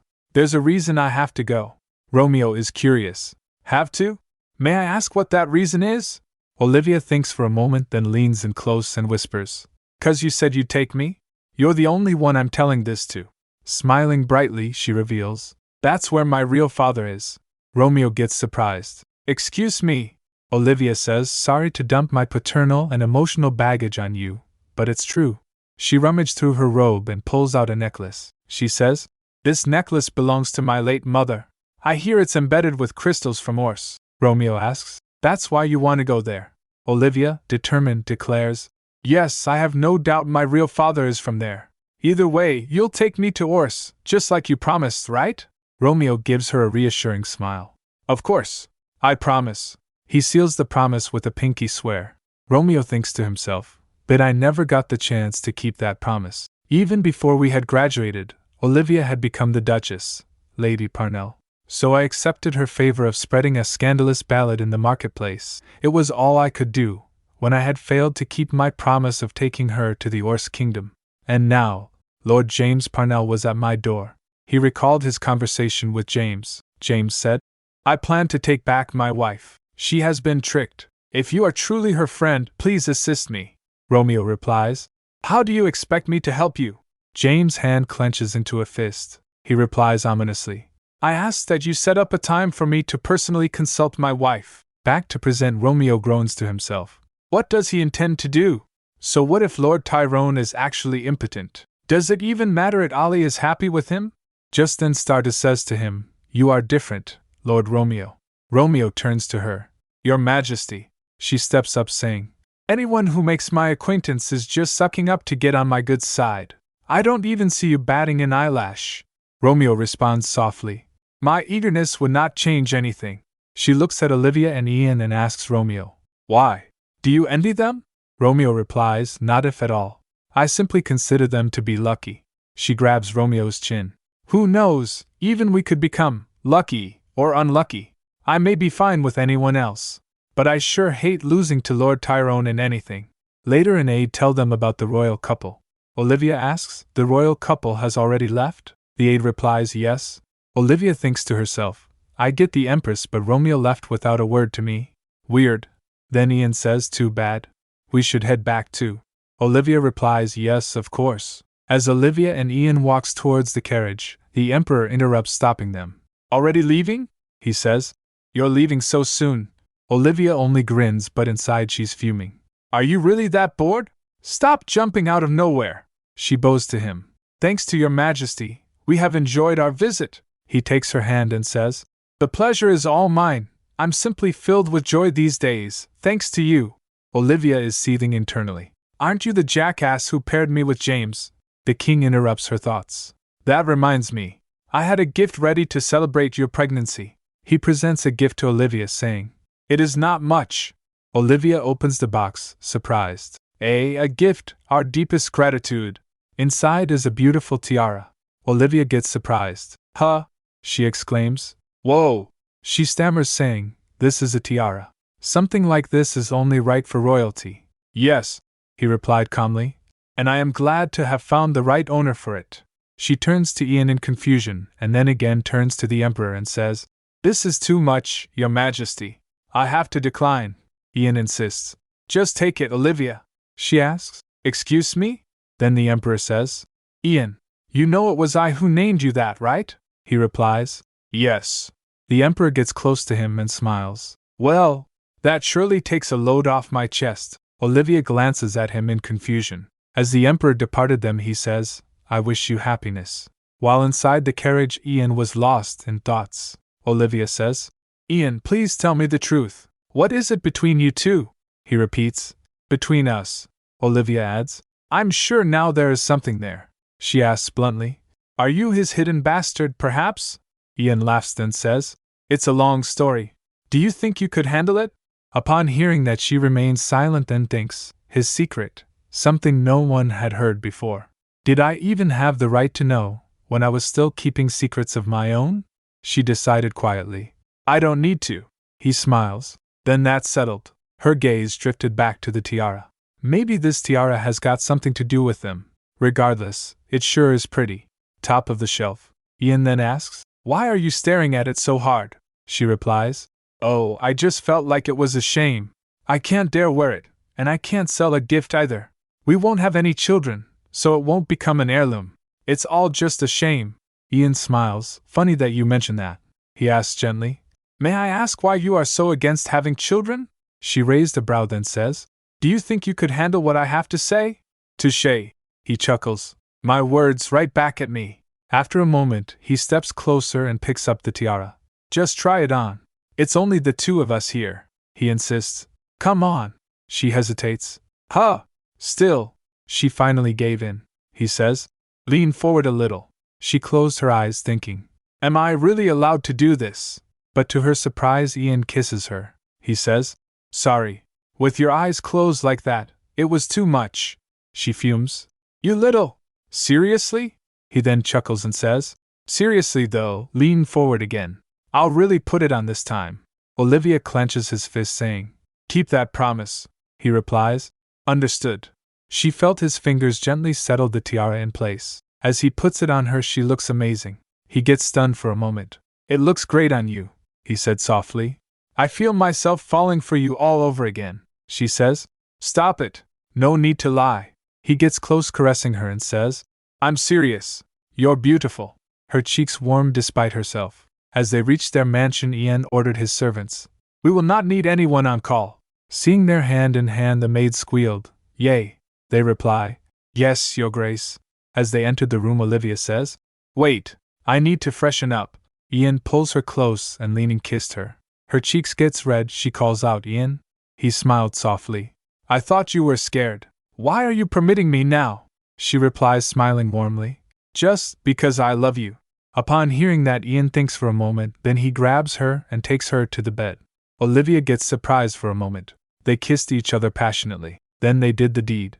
Later they lay on bed, thoughts drifting. "I still wonder, how on earth did we get from being strangers to this?" Her fingers brushed his hair. He rubs his head against it and says, "Olivia, running into you, it all just feels like a dream. I dare to imagine what would have happened if I had ignored your letter and never met you." "I wonder the same thing," she admitted quietly. "What if I had given up on everything and decided to remain at the Parnell estate? What if I had entered a convent, or packed my life and fled in the night? Then I would have never gotten the chance to meet Ian." He says, "I feel the same way." While in sleep, the words echoed heavy with memory. "Dear wife," James calls for her. "Dear wife, dear wife, dear wife," Olivia replies. "James, don't call for me," she asks him. "What was I to you? Why couldn't you have warmed up to me even once? There's no point in any of it now. As he reaches out for her again, she pulls her hand and says, Our ties as husband and wife have long been severed. As she said that, the figure of James faded away. Then she says, You with your life, you don't even know me. She told herself, Stop holding on to all of this. Next day, she groaned as dizziness washed over her. She was exhausted and spent. She thinks, Goodness gracious, just like our first night. Not that I mind doing it with him, but my body isn't going to be able to handle this for long. And Ian hounding after me every single time we do this. She sniffs herself. I need a shower, Ian offered. How about I bathe you, Olivia? That's not what I meant, she replied, exasperated. I meant for you to head to your quarters. How could I? He said, amused. Leaving my exhausted wife all alone? His tone softened. Let me bathe you, have you all freshened and dried, then laid comfortably in bed. Her heart raced as she heard that. A few moments later again she was groaning lying on bed. I let him bathe me, freshen me, dry me, and lay me properly in bed because I didn't want to wake the servants in the middle of the night. But how mistaken I was. They did the deed in bath. She thinks, embarrassed. The sounds must have bounced off the tiles, ringing through the entire estate. And besides, why wasn't he even the slightest bit exhausted? As her back hurts she droops, so he asks, My gosh. Olivia! Are you okay? Does it hurt? Yes, she groaned, glaring at him. All thanks to you. I mean, it did feel pretty good, but you're officially banned from my chambers for a week. Excuse me? He sputtered. I thought we were seeing each other tomorrow, she says inwardly. Good Lord, grow some common sense, she fumes. Hey, I'm not built like you, Ian asks thoughtfully. So, are you saying I went a little too strong? Yes, she snapped. You went until I fainted, he replies. Understood. It's a shame I can't spend the night with you, but it will have to do. Why don't you come find me when you want it? She asks. When I want it. He kissed her and says, Yes, whenever. He paused, then softened. One moment. Let me get the help and have them bring you a hot water bottle. Dazed, she watched him rise, the door shutting behind him. That little fox, tricked again. Later, while having tea, Olivia thinks, That's better. Ramana calls her, Madam. A message from the Alkesis estate? Olivia asks. From Romeo. As she grabs the letter she thinks, He had been on my mind after we parted that way yesterday. She unfolded the note. As she reads the letter, tears started dripping from her face. She reads, Make sure you stay happy, Ollie. She felt touched. Meanwhile, Romeo recalls his interaction with the Crown Princess. Starters asks, Who knows? You and I could be lucky too. Or maybe not. Do you care to test it out? She grabs him and kissed him. After the kiss, tears came to Romeo's eyes. He thinks, seriously, everything was so messed up. Pulled by the cuff into our first kiss, and then I tear up like a pansy. Her Highness must have been alarmed. Starters asks him, Are you crying? He wonders, why had she been so angry? I'd thought she was cool-headed. Come to think of it, a lot of things were off that day, starting with her little disagreement with the Duke. Just then a servant informs him, Master Romeo, you have come home. A guest has been asking for you. He groans, even back home, I'm still not free to rest. While walking up the stairs he recalls James Parnell saying, she had been tricked. I didn't think he would be particularly lying about anything, but Ollie said that the Duke was a good man. And I don't think their smiles I saw could ever be anything short of true happiness. He stopped in front of the room, then knocks at it. May I come in? He went in and saw James sitting in the dark. James asks, Your eyes. Romeo replies, Don't mind that for now. It's embarrassing. He cleared his throat. James questions, So, when can I be acquainted with my wife? That, Romeo said quietly, steadying himself. I would like to deny your proposal. I will not let you meet Ollie, James asks confused. What? Romeo replies, Marrying Ian Tyrone was something Ollie truly wanted. As her friend, I only wished for her happiness. I had no intention of helping you ruin it. James slams his hand on table and shouts, I told you she's being tricked! He then rises up from his seat and gets close to Romeo. Romeo flinches. James adds, Do you honestly think it even makes sense? Marriage to an impotent man? Do you think a household without children can truly be happy? Romeo took a sigh and says, Having a child is not necessary for a marriage to be happy. I'm done talking to you. Please leave. James remained silent for a moment, then went past by Romeo saying, I trusted you to be my wife's true friend. Turns out I was wrong. He slams the door shut and left. Romeo says they're standing alone. I trust her decisions as her closest friend. Just then he remembers. Wait, just a moment. How would James Parnell even know we're close? The day of the birthday festivities, inside the Tyrone estate. The maid exclaims, My gosh, you're radiant! Your height really does this dress design justice, madam. Olivia replies, There's no need to compliment me so much. One of the maids says, Madam, we mean it. Just then Ian came and says, You tend to be far too humble at times. He adds, Just stay right by my side today. She asks, Why? He leans in and whispers in her ear, I'm worried you might be a little too beautiful. Seeing that, the maid squealed, but Olivia yelled cringe. While in the carriage, Olivia asks, Did you really have to do that in front of the maids? There's a time and place for. As she looks at Ian, he looks a little hurt. It's not that I don't understand your affection, she replied softly. I'm just asking for some control. Ian smiles and then gave a peck to her cheek. Thank you for understanding. Olivia thinks, maybe I'm just not used to this much attention. I keep pushing him away, even when I'm enjoying it. At the Parnell estate, nobody cared about me. There was never space for me in the carriage. I dressed myself, with no one to aid me, unable to attend any social events. Just then Ian brought her out of her thought. Why are you spacing out? What's on your mind? She replies. Nothing, just. He grasped her shoulder firmly. If your mind is wandering even when you're alone with me, who knows what might happen among all those people? He pulls her close for a kiss. She refuses. What? We're already here. We should exit. Before she could finish, he pulled her back. She complains. I knew it. Not a day goes by without. Meanwhile, the carriage was at his destination. The maid wonders. Why aren't the Duke and Duchess exiting the carriage? Another agrees. Right?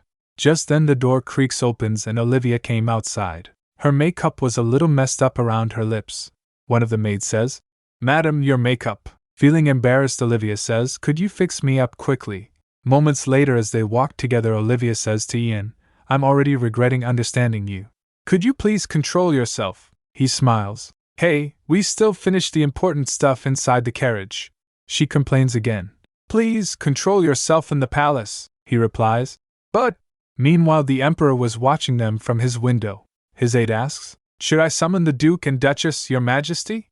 The Emperor replies, No need. They'll come inside in time. 20 years ago, the current Emperor was called by the previous Emperor his father. In audience with him, he says, Your Majesty, the previous Emperor says, The Queen, your stepmother, is with child. This will be your younger sibling. I ask that you take care of them. My days are now numbered. This news fell on him like despair. The Emperor adds, I worry for the Queen, and your soon-to-be-born sibling. The current Emperor fumes in his office. That demented old man never ceases with his lunacy. Setting aside the governing of the empire, he spent his youth engulfed in drugs, luxury, and hedonistic indulgence. And now, so close to his deathbed, he takes in a new queen and gives her a child. The lightning rumbles as he thinks, What if she gives birth to a son? I need to get him out of the picture. Just then he calls out, Is anyone there? His attendant replies, Yes, your Majesty. He orders, Summon the Duke. Back to the present. The Emperor orders his aide, Let us start preparing. His aide bows, Yes, your Majesty. Just then Ian asks Olivia, You asked whether there was something between the Emperor and me. She replies, Yes, I did. He says, Your suspicions are correct. There is a story between us. I intended to keep it secret, carry it to my grave, but it seems he plans to announce it publicly today, so I hope you won't be too alarmed by the news. Olivia looks at her for a moment, looking all serious, but the next moment she says, You two aren't lovers or anything, right? Ian replies, No. A long silence followed. Olivia wonders, Then what? As they were about to enter banquet hall, Olivia remembers this place. I only remember entering it alone. Always alone. But now, thinking that, she grabs Ian's arm. The announcer calls out, The Duke and Duchess, Lord and Lady Tyrone. The announcement rang through the hall. Olivia smiles, thinking, I am no longer the pitiful Lady Parnell. While in the hall enjoying food, drinks, and the music, the attention was inevitable. The whispers, the staring. Olivia thinks, I've lived long enough to remain unfazed by such idle talk. Ian murmured, You're doing better than I expected. She laughs. Honestly speaking, my legs are turning to jello, he replies softly. Then let them give out, she asks. Huh? Why? He adds. So I can sweep you up and carry you to the resting chambers. Olivia just stares at his nonchalance. He says, if you keep staring at me like that, she whispers to him, you'd want to kiss me? She caught what was on his mind, so she frowns. Oh, grow up already. He truly doesn't change. The onlookers murmurs to each other. I've never seen Lord Tyrone like that. Maybe the rumors are true. They were dating all along. Someone noblewoman giggles. Then the stories about their steamy first night in the palace. A faint frown crossed Olivia's face. I can hear you. Just then she saw the same red-haired woman. Olivia remembers the woman I saw at the Amaranti restaurant. She turns to him. Ian, tell me the truth now, and I promise I won't be angry. He replies. Yes? She says. That woman who… Before she could finish, a booming voice cut through the hall. Make way for His Majesty, the Emperor! Ian turns towards the announcement. Olivia groans, perfect timing. As the Emperor walks, the audience bows. He went up to the dais and began. At ease, everyone. Ian and Olivia also bows. Then the Emperor calls out with open warmth. Dear sister-in-law! Olivia gets shocked to see him waving towards him. The murmurs erupts in the audience. Sister-in-law? I knew he cared deeply for Lord Tyrone, but it's her second marriage. It just isn't right. Olivia sighs. I knew it. The Emperor announced with a thin smile. Thank you all for attending the birthday celebration of an old man. I am pleased to share wonderful news on my birthday.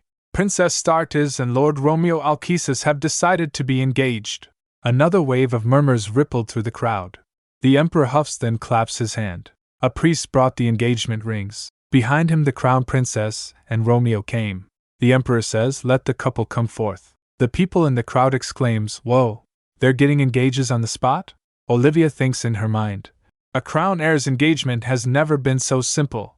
It must be the Emperor's intention to hasten the wedding and pass on the imperial crown. The pair stepped ahead.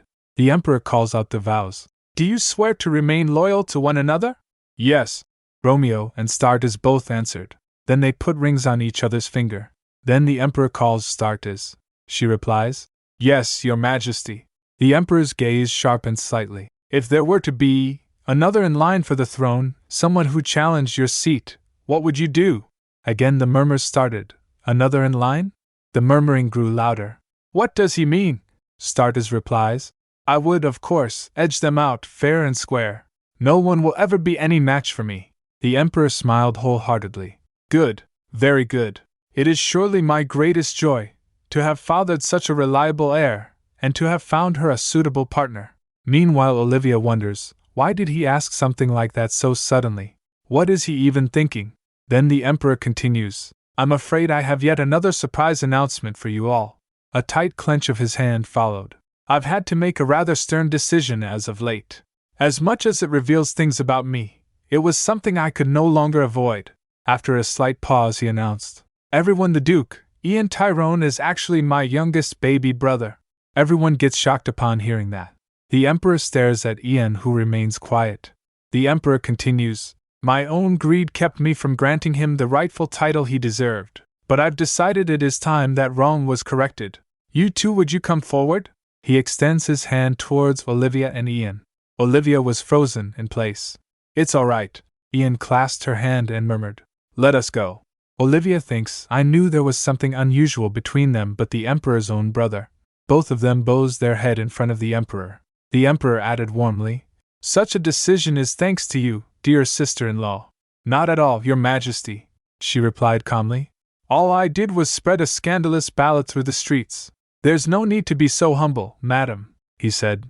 I'm already guilty of taking from him everything he could have enjoyed as a member of the royal family.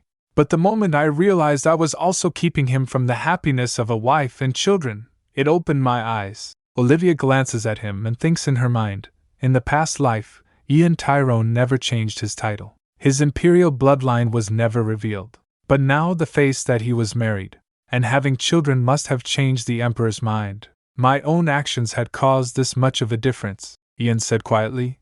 It would have been best for you if you had ended my life as well, Your Majesty. I'm simply grateful to have lived long enough to enjoy this happiness. The Emperor says, Do not speak like that, Ian. Olivia concludes, so the tiara he gifted me, that too, must have been part of his intent. He wanted to officially declare Ian as part of the imperial bloodline. Then she remembers Ian's word. It's a long story, do you think you can bear it? I'm actually glad they passed away, she thinks. Now I understand why he said those things. Ian, how difficult it must have been, carrying this alone. She grasped his hand and smiles at him warmly. The Emperor raised his voice. From this day forth, I proclaim that Ian Tyrone shall be restored to his rightful title. The Tyrone estate will be elevated to a grand dukedom. He shall be granted claim over the Roland's Republic, and receive all privileges he has deserved since birth. A Grand Duke, a Republic. Ian had become the rightful ruler of his own state. And Lady Olivia Tyrone, the Emperor continued, turning to her, you are now the Grand Duchess. I ask that the Duchess show her people her utmost hospitality with her new title. Olivia exclaims in disbelief. Grand Duchess. She thinks, how could my life change so drastically? She bows her head. My deepest gratitude, your... Just then someone called out.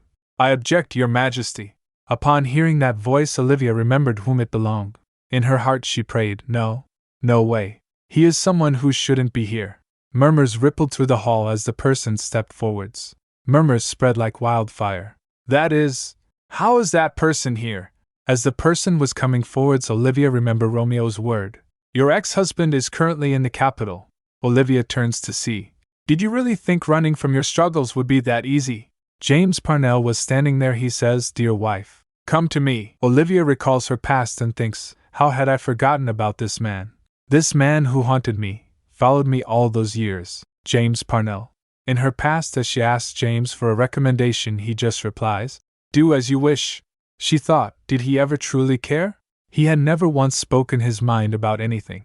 Not when I changed the manor's interior.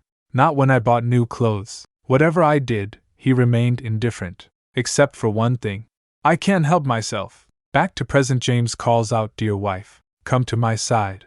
Olivia trembles upon hearing that. Ian glances at her trembling. James again calls, dear wife, what is the meaning of this?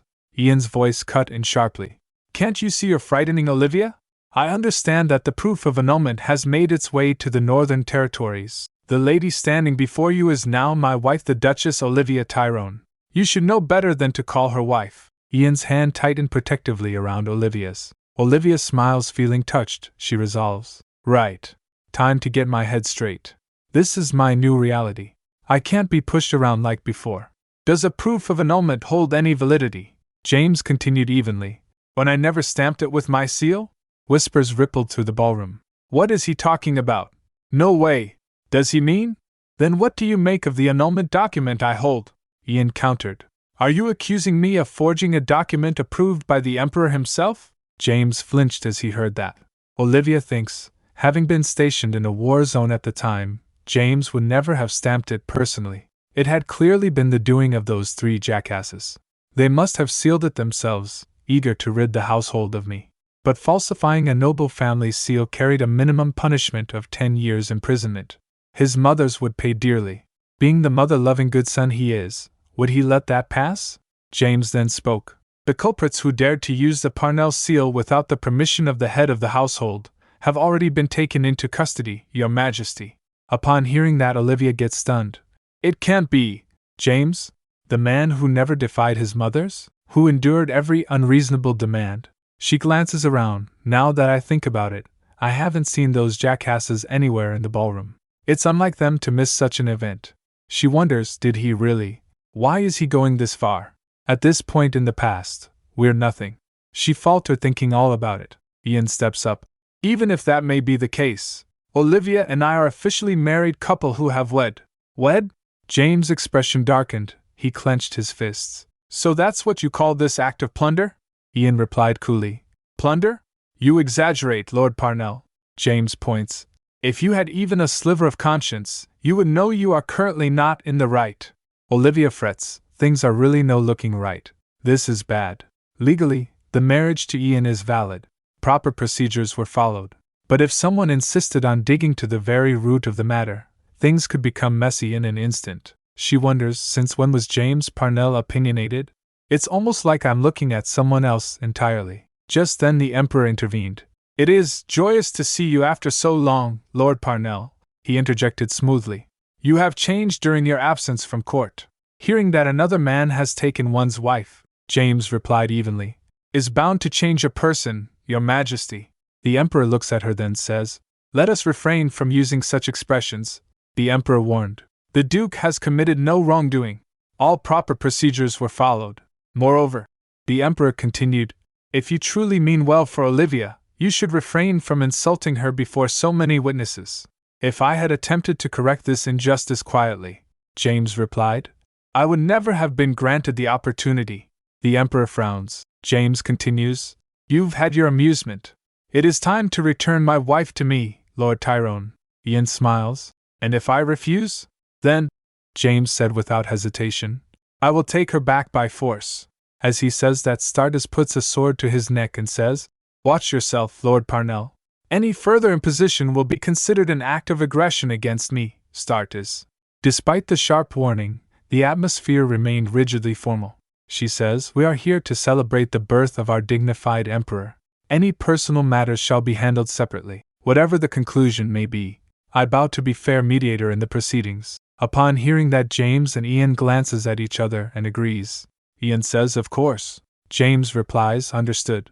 A murmur rippled through the hall as they left. Truly, what a day. No one could have imagined things turning out like this. While walking back, Olivia's mind was conflicted. I hope he doesn't hate me for this. Perhaps he regrets deciding to marry me. Her thoughts spiraled. What happens to me now? Those three jackasses held the greatest meaning in James's life. If he had truly placed them in custody, if he was truly determined to abandon them, then it meant something far more terrifying. It meant he was just as determined to never let her go. Suddenly she felt heavy, burdened by her thought. She gasps, and then collapsed. Ian saw her and quickly rushes. Olivia! Ian catches her and thinks, darn it, that man really had to push it. Just then Stardust came there and says, You really can't get anything done properly, can you? Ian looks down and then says, I owe you one. Stardust says, I guess expecting a thank you would be asking for too much. A proper thanks will be in order once that man had been completely expelled. As Ian doesn't reply, she clicks her tongue and then says, Do you not consider it a little strange? As Ian turns to her, she says, The two of them were married on paper, never having met even once. Yet, the Duke surely treated her as though they shared a deep, tangled history as a couple. Just then Ian recalls the nights where in her sleep Olivia would murmurs in her sleep, Dear wife, and he also recalls James saying, Come to my side, dear wife. He concludes it was him. He was the reason for all of Olivia's sleepless nights. Stardust then asks him, Do you need any help? Ian lifts Olivia up, carrying her, he says. No need. Stardust says inwardly. There's no need to be so cold. In her sleep Olivia recalls her past. One of her child says to her mother-in-law, Grandma. She replies, Yes, my little one. The kid says, I don't like Mommy. I like you the best. Olivia was standing near watching that. Dear wife. Suddenly James appeared and calls for her. He said again, stepping closer. Come here, dear wife. She trembles, turning. James. He went close to her and says, You surely test my patience. Just then she gasps and opens her eyes. Her heart pounded. She thinks James is here. I thought I had finally escaped. Am I supposed to go back to that torturous life? A light tap broke her spiraling thoughts. She turns to see Ian, who was looking worried at her. Ian. He quickly embraced her and says, You're okay. I've got you. You just had a bad dream. His voice was steady and close, grounding her. Whatever happened earlier and just now, they were simply dreams. Us, right here, right now, this is the only reality that exists. Got it? She nods. He studied her face for a moment, then gave a faint, teasing smile. What happened to the bold person I fell in love with? The one who ran out of the Parnell estate the very moment she got the chance. His tone softened. Seeing you this shaken just from the mere appearance of Lord Parnell, she cut in, Have I disappointed you? Of course not, he answered. In fact, I like it. I feel like I'm getting closer to you. Like I'm learning both your weak sides and your strong ones, he adds. You already know plenty about me, after all. Like how needy I am for your affection, or how I'm always shopping for my wife, whom I'm completely head over heels in love with. She chuckled lightly. Then he asks again, But are you feeling better now? You were pale as a ghost. She swallowed and nodded faintly. The moment James called me, It felt like the dark past was swallowing me whole. But what scared me even more was how he treated me, as if he had known me for a long time. Because at this point in our lives, James and I had never met before, she added softly. I'm sorry. Huh? He blinked. For what? Our first official event as a married couple was a total disaster, she said. And it was such an important moment for you.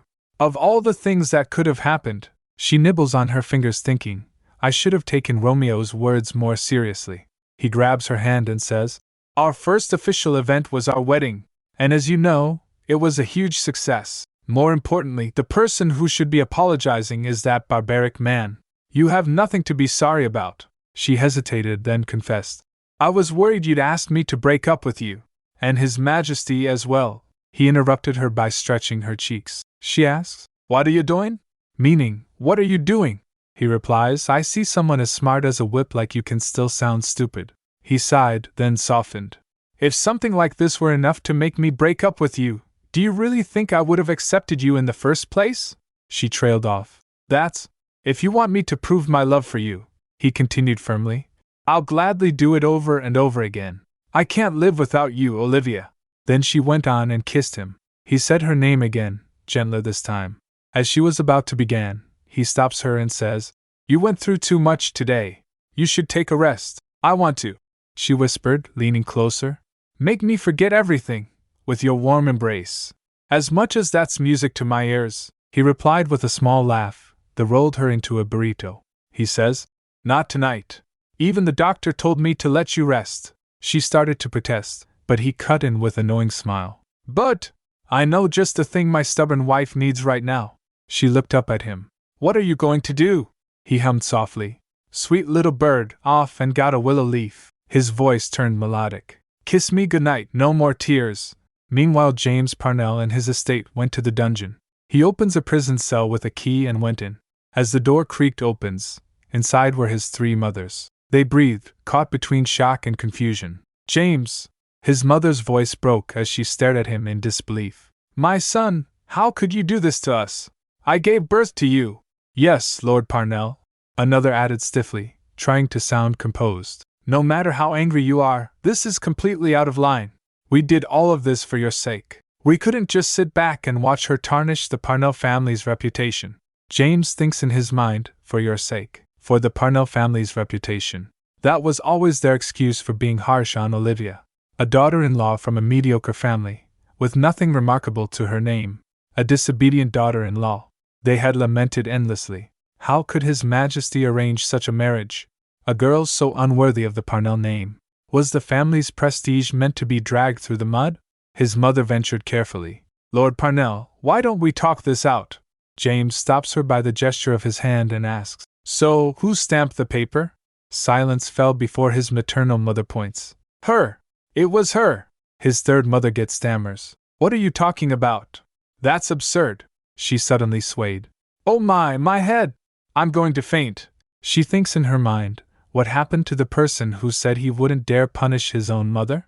These unsophisticated brutes truly can't be trusted. Okay, fine. His first mother relented at last. We admit we stamped the proof of annulment without your approval. But they asked for a divorce first, and even before the annulment was finalized, she moved into the Tyrone estate. James's jaw tightened. He clenches his fists thinking, no, she's not the type of person to do such a thing. This had to be his doing. He must have done something to Olivia. I'm not going to let him get away with it. Seeing him in anger, his mother's felt chills. Besides, his first mother pressed quickly. She's just a girl you've never even met before. So, Lord Parnell, go back to the north. Complete your mission and make our empire proud. As for your second wife, we'll find someone well-behaved and worthy of the Parnell family. So don't trouble yourself over that. She thinks in her mind, who would have expected such defiance from someone as obedient as him? Perhaps it would be best to send him back north to cool off there. Do our empire proud?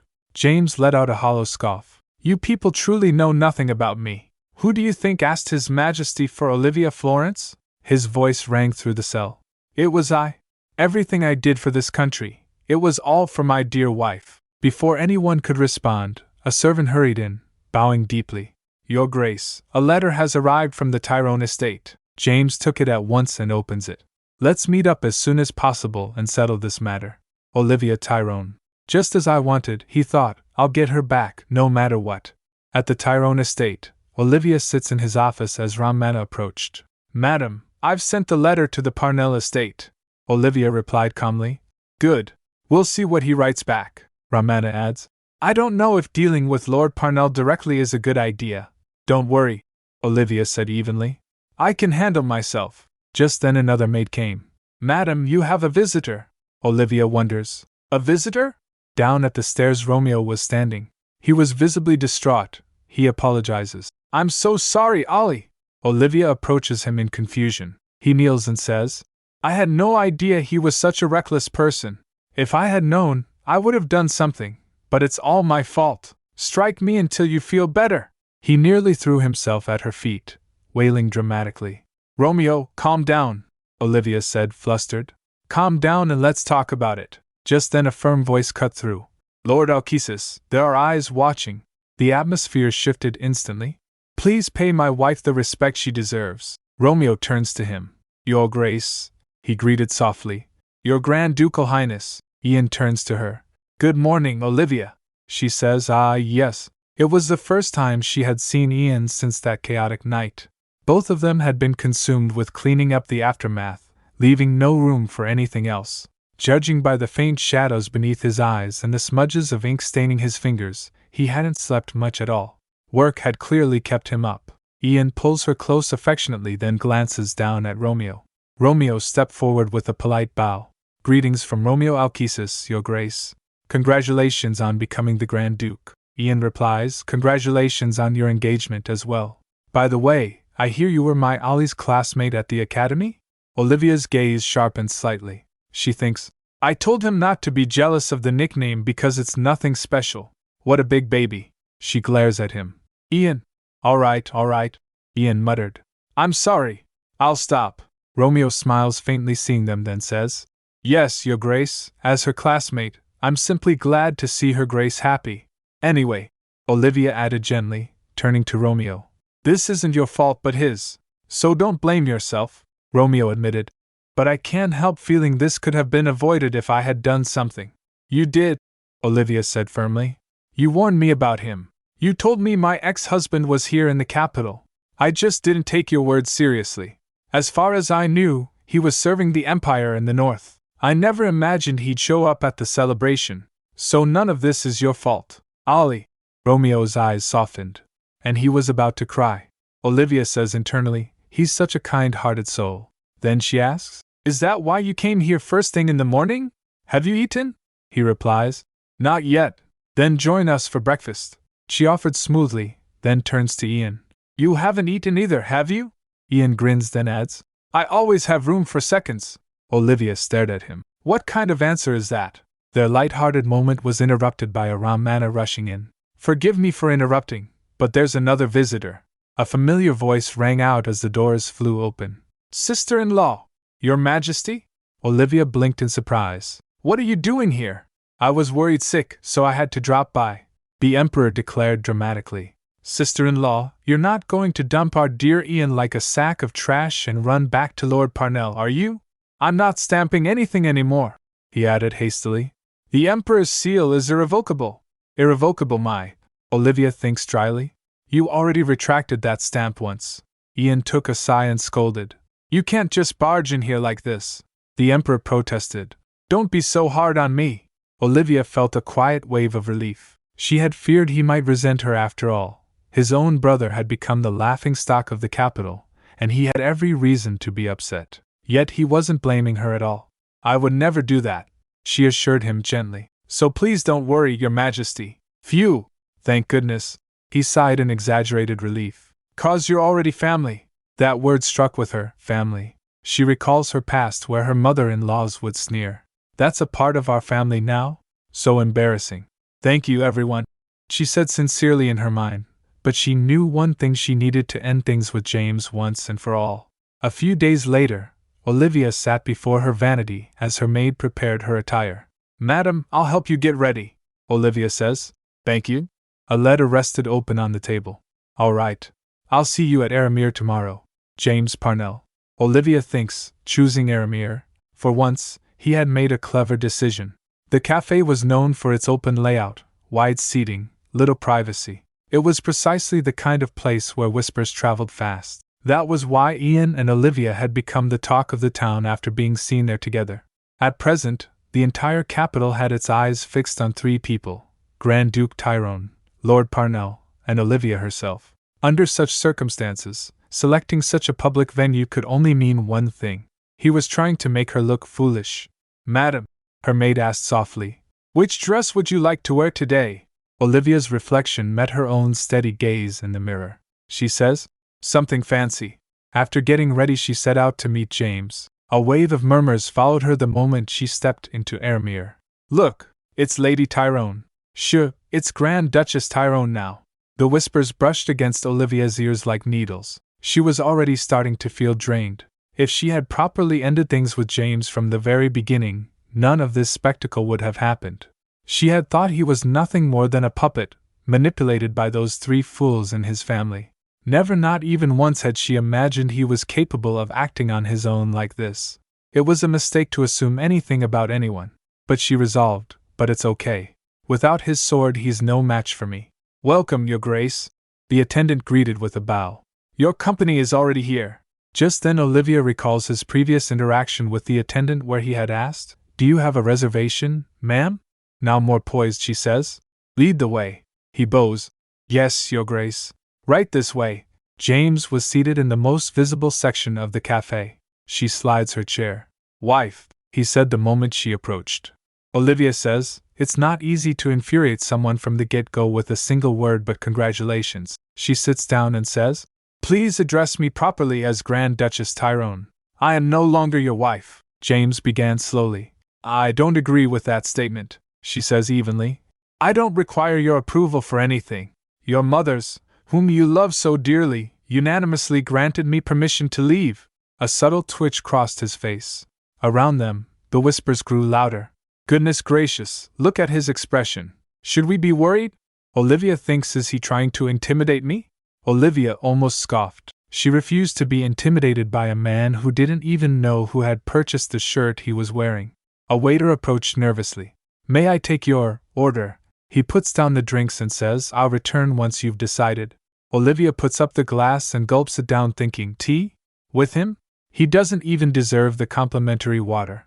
"Anyway," Olivia said, folding her hands neatly, "as commander, shouldn't you be in the north?" "We captured Gale, the leader of the Celts," James replied evenly. "The north will remain safe for a while, even without me." Her composure nearly cracked. "Pardon? Already?" That was impossible. If she remembered correctly, it had taken him 5 more years to accomplish that in her previous life. He adds, "I pushed myself to return early." A cold realization crept up her spine. "No." Her mind raced. "Please don't tell me, you," James said. "I hurried back because I wanted to see you as soon as possible, Olivia." Her fingers trembled despite herself. "Why all of a sudden? You can't do this to me after everything you've done." "How so?" His voice remained steady. "We barely know each other," he replies. "Regardless, I still consider you my wife. So come back. Grand Duke Tyrone's obviously just playing you."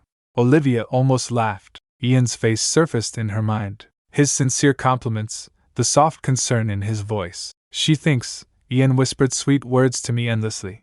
I had never heard such words before, so I was constantly in doubt, and I'd even feel uncomfortable. But that's ancient history now. I know how sincere he is. "Watch what you say," she said sharply, her hand clenching. "Grand Duke Tyrone has been nothing but sincere with me." James's jaw tightened. "But he's—" she interrupts, impotent.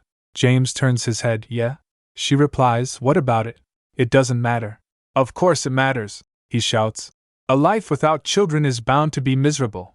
A marriage is incomplete without procreation." She let out a quiet scoff and rose from her seat. "We're done here. Incomplete without procreation?" She thinks, "If that were true, I should have been the happiest woman alive in my previous life. I didn't come here to hear you out," she continued coldly. "I called you here to listen to me." She picks the glass of water and splashes it on him. "And this is what you get for being rude. I won't repeat myself, so listen carefully. Our marriage is over. Let's ensure we never run into each other again, even by accident, saying that she left leaving him there. Meanwhile, Ian was also there with Kenan in disguise. He glances at James, who was still sitting in his place. He heard James mumbling, "I'm not giving up on you." From a distance, Ian whispered, "He doesn't know when to quit." Kenan asks, "Why didn't you intervene, Your Grace?" "I promised Olivia," Ian replies calmly. "I told her I wouldn't follow her this time." He recalled her words, "This is something I have to do on my own, so I'd appreciate it if you didn't interfere." He had replied. "Yes, my love," Kenan asks. "Then what exactly are we doing right now?" Ian says. "Shut it." Kenan reached for the table anyway. "Might as well enjoy some free tea." As the liquid swirled in a cup, his eyes flicked toward the retreating figure. James Parnell. "Looks like he's not going to give up easily." Then he says, "Kenan, get up. We're leaving." Kenan replies, "But I just poured myself a cup." Ian rose, irritation simmering beneath his composed exterior. "I need to get home before Olivia does so she doesn't get suspicious." Kenan silently says, trembling with anger, "I swear, one day I'm going to spit in his tea." When they reached their estate, Ramana greeted them and told, "Welcome back, Your Grace." Her Grace said she was tired and went up to her room. Ian replies, "I see." He looks up looking sad. In her room, Olivia lies on bed. James's voice echoed in her head, sharp and accusing. "How can you move on like that? Is marriage just a joke to you?" "No," she had replies. "Marriage is no joke, and neither is divorce." She questioned, "In fact, what did you do to save our marriage? When I wrote to you for help, how did you respond? Please do not cause further division in the household. Listen to what my mothers have to say." "So I did exactly that," Olivia told him calmly. "I listened to your mothers and left the Parnell estate. Our relationship ended a long time ago." She exhaled. "I'm sick and tired of him." Just then someone knocks at her door. She gets surprised to see Annie. Annie calls for her. Olivia?" Oliva quickly says. "Come on in. To what do I owe this pleasure?" Annie steps closer, saying, "I heard something happened during the birthday celebration, but," she fidgeted, adding, "both you and His Grace seemed really busy, so I didn't know how to bring it up." Olivia asked gently, "Did you hear about it at school?" As she doesn't say anything, Olivia hugs her and says, "You poor thing. I'm sorry I made you worry." "No, Olivia. You have nothing to apologize for," Annie said quickly. "I just wanted to check on you to see if you were doing okay." Then Olivia asks, "By the way, how's school? Are you enjoying herbology?" "Yes. I'm having a blast," Annie replied enthusiastically. "I'm really glad I followed your advice." "How do you know me so well?" Olivia chuckled. "Well, I am your sister." In her previous life, Olivia had never realized Annie had such a talent for herbology. She thinks, "I only found out about it after Annie moved into the Tyrone estate in this life. I might just be doing all of this for my own satisfaction." "And don't worry about the birthday celebration," Olivia added. "We're not leaving the Tyrone estate," Annie asks. "Really?" Olivia replies. "Yes, really. I mean, unless we're forced to move to the capital. After all, my husband is the Grand Duke now." She laughed lightly, and Annie joined in. "I just want you to be happy, Olivia," Annie said softly. "You deserve it, after everything you've been through. And the same goes for you, Annie," Olivia says internally. "I won't let her follow in my footsteps," she vowed silently, especially after what had happened today. Later, Olivia went to Kenan. "Kenan," he replies. "Yes, Your Grace," she says. "I need you to find someone." He asks, "A person?" "Yes. He works at the Information Guild in the capital," Olivia said, her gaze sharpening with resolve. "A boy named Eric," she instructs him. "Find me a boy named Eric from the Information Guild in the capital. He's around 15, with black hair and eyes, and distinct scars all over his face." Kenan asks thoughtfully, "The Information Guild, are you planning to plant a spy in the Parnell estate?" He offers, "If that's the case, I can make arrangements." Olivia chuckles. "I would never do such a thing." "You're funny." But then her expression hardens as Kenan asks, "Then may I ask why?" She tells him, "The person who scarred his face, it was a maid of the Florence estate. So I just want to make amends for what happened back then." Her attendant replies, "I see." But Olivia thinks to herself, "I made up that reason just now, but technically, all of it is true." Back in the Florence estate, little Eric lies on the floor as a maid looms over him holding Annie. The scars on Eric's face, The culprit was indeed a maid of the Florence estate, simply because he had the nerve to speak to Annie.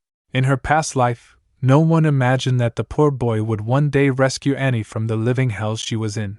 The person who saved Annie from the junkie she was sold to by our father, it was none other than Eric. Due to differences in their social status and the circumstances back then, they were needlessly kept apart from each other. Olivia concludes, I'm not going to let that happen again. Back to the present, Olivia says to Kenan, you don't need to worry about the Parnell estate. James rarely talks, so even if we had someone on the inside, it wouldn't do much. Olivia smiles at him. All right then, I'm counting on you. As Olivia leaves, her attendant wonders to himself, how does Her Grace know that Lord Parnell rarely talks when she has never even met him before? He gets stressed. I can't just let this fly. Meanwhile, Ian at his desk, thinking of Olivia. He recalled James saying, I'm not giving up on you. He clenches on his pen and thinks, he's not giving up? Not on my watch. I'll make him, even if he doesn't want to. Just then someone knocks at the door. Ian says, come on in. Olivia steps in. As she steps closer, without looking towards her, Ian says, I was about to call you. The numbers don't add up here. Give me the documents again. As Ian extends his hand for the documents, Olivia slips her hand into his. Ian's eyes widen. What are you? He looks up, shocked. Olivia? Olivia smiles brightly, touching Ian's face. Busy, are we? He smiles. I was just reviewing some documents, so it's okay. She asks, then do you want to take a walk with me? He grins. I'd love to. Under the night sky, he asks, Olivia, can I ask you something? She replies, of course. He adds, when you were going to meet Lord Parnell today, what did you have in your bag? It seemed heavy. Olivia gets taken aback. Oh, you saw that in a split second as I was walking out? He laughs, haha, yes. She hesitates. So. He presses, why? What was it? She still hesitates, so. Ian smiles reassuringly. It's okay, take your time. But his meanings were, you still have to tell me. Olivia is lost in thought, sighs. He can be so tenacious sometimes, she finally answers. I took the tiara His Majesty gave me. Ian looks confused. Pardon? Embarrassed, she replies, just in case I needed to strike him. He chuckles. Haha, you're adorable and you crack me up. He's still laughing when Olivia grabs his arm, hard. Keep laughing if you want to be left here alone. If not, follow me. She drags him away. He says, wait, your skin's getting cold. We'd better head back. Olivia stops and tells him, not until we've gone to the orangery. Ian raises an eyebrow. The orangery? She smiles warmly. I want to show you something. You can only see it once it gets dark, he repeats. You can only see it once it gets dark? Then he looks toward the beautiful glass conservatory and thinks for a moment. He drapes his coat over her shoulders. Then at least put this on. Olivia smiles, touched by his thoughtfulness. Shall we? Ian asks, and gently takes her hand. The door creaks open, revealing a breathtaking interior, lit by starlight. In the middle was the stone fountain. Crystalline water rises from its center, bowing gracefully. He gets mesmerized. Looks like he's never been here at this hour, she thinks, observing Ian's surprised expression. He's never seen a place like this before. But then he saw a bed. Why is there a bed here? He asks, totally thrown off. Olivia thinks back to when she ordered it. She says, I asked for it earlier. Ian is clearly flustered. Ha! Olivia, you're suddenly coming on very strong, and I love it. She asks, playing innocent. What are you talking about? She nudges him playfully towards the bed.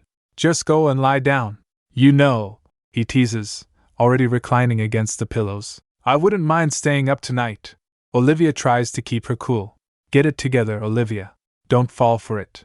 She also gets on bed and says, make space for me. Just then she looks up and says, look, Ian, the stars are glistening like diamonds in the sky. Ian just stares at her. Indeed, he replies, smitten. She wonders, did he even take a look? Olivia clears her throat. You asked me to sing you a lullaby, but I am a terrible singer. Could I entertain you with some constellation stories instead? Ian is all ears. Constellations? Do you know a lot about them? Olivia smiles coyly. I guess slightly more than most people. Ian is mesmerized. Oh, Olivia thinks, he's like a smitten puppy. They snuggle closer, Olivia pointing to the stars. Do you see that? If you connect those stars together, you get the Cygnus constellation. Cygnus means the swan in Latin. Doesn't it actually look like a swan soaring through the sky? Also, and then, Ian drifts off to sleep. Olivia smiles. I knew you'd fall asleep right away. She sighs softly, looking at his sleeping face. You're not much of a sentimental soul. Olivia reflects on Ian Tyrone. Someone who always treats me with respect. Someone who always trusts and supports me no matter what I say.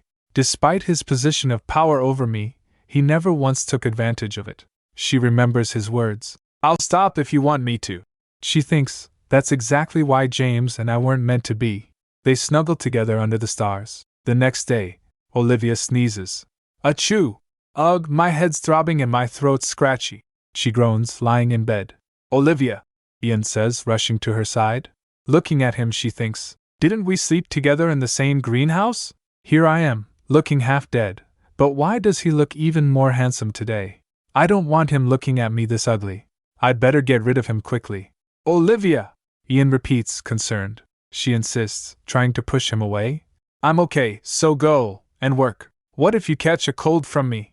Ian, however, refuses to leave. How can I concentrate when my wife's lying in bed sick? I'm going to take the day off. Olivia fumes. Of course, he never listens. He's so stubborn. But then, actually, why don't you just pass it on to me? Ian asks. Olivia is taken aback. Pardon? Ian smirks. Getting closer, he says. I know just the thing. This'll get the job done. He leans in close. He's about to kiss her. Excuse me? She asks. He just keeps leaning in. She's tense, eyes squeezed shut. But the moment is ruined. Just then Kenan knocks at the door. Your Grace, it's Kenan. She's startled, shoving Ian away as she shouts. See, come in. Kenan peeks in, the door creaking open slightly. He steps in and greets. Good morning, ma'am. Oh, you're here too. Ian is clearly annoyed. Kenan, you're definitely getting a pay cut. Kenan is confused. Pardon? Kenan looks towards Olivia in confusion. She shakes her head and says internally, Here we go again. But then she plasters on a smile. So what brings you here? Kenan replies. Oh, I brought the person you were looking for. Her eyes widen. You found him? He says. Yes, ma'am. He's waiting for you in the parlor. The boy looks serious, standing by the window. She walks into the parlor, regal as ever. The boy stands stiffly. She approaches him gently. He begins. You're Lord Florence's. She interrupts. So you remember me. She thinks. He was always looking out for Annie, so I'm not surprised he remembers me. He loved Annie from afar for over 10 years and, ultimately, he rescued her from the pit of despair. Back in the present, she's thinking. The more I think about it, he's perfect husband material. Just then Ian comes in and looks at the boy confused. Olivia begins. Sorry. You must be very confused right now. She explains. I owe this boy a debt, so I asked Kenan to find him for me. Would it be possible for him to start an apprenticeship to become a knight of Tyrone? Ian and Kenan look shocked. Pardon? She thinks. Asking him to take in a random child. He won't be too keen on that. But Ian is all smiles. I'll make the arrangements right away. She is surprised by his reaction. She smiles. This man, he sure spoils me. The boy also gets surprised. I get to be a knight of Tyrone? She smiles at him. She says, You're saving up to buy a noble title, aren't you? He's taken aback. Your Grace H, how did you know? And she thinks, Because that's what you did in the past. The boy in front of me, a lowly errand boy of an intelligence guild, he acquires a noble title in a matter of years. Only because he wanted to be a man worthy of Annie. She says, Become a knight and protect my sister. He looks up at her, surprised. Oh, of course. Thank you, Your Grace, he exclaims. Ian smiles at her, but Kenan is suspicious. Later, she's in bed, looking miserable. She sneezes. This is one stubborn cold. Ian is at her bedside. He asks, Goodness, you okay? What did you mean by debt earlier? She explains. Let's just say, my sister owes him her life from before, but, simply based on his looks and worn-out clothes, a maid threw the glass lamp she was holding at him. The Ian asks, He likes Annie, doesn't he? She replies, Yup, I did my part and gave him an excuse to be with Annie, so, the rest is up to him. She thinks in her mind, I'm just trying to help, but what if they don't end up together because I intervened? Well, I'm no god. I can't make everything go my way. All I'm trying to do is make life easier for the people I love so they can be happier. Ian asks. He's got nothing. No parents, no social status, no money. But you're okay with him marrying your sister? She replies. Living with a wealthy noble from a nice family, yeah, she might be happy, but living with someone you truly love, I think that'll make her happier. Ian was touched, so she looks at him and says, Speaking of which, the hand brushes against another. Thank you. Ian looks over at Olivia, sitting in bed. She adds, Seeing him and Annie got me thinking, if you hadn't accepted my outrageous proposal, I'd still be living a miserable life. Olivia smiles gently. Regardless of how it all began, your love and devotion has truly moved my heart. You're the best thing that has ever happened to me. He remains silent, then asks, Olivia, how do you feel about me being a Grand Duke? Olivia's caught off guard. Am I supposed to feel something? She is flustered. Seriously? I pour my heart out and this is the response I get?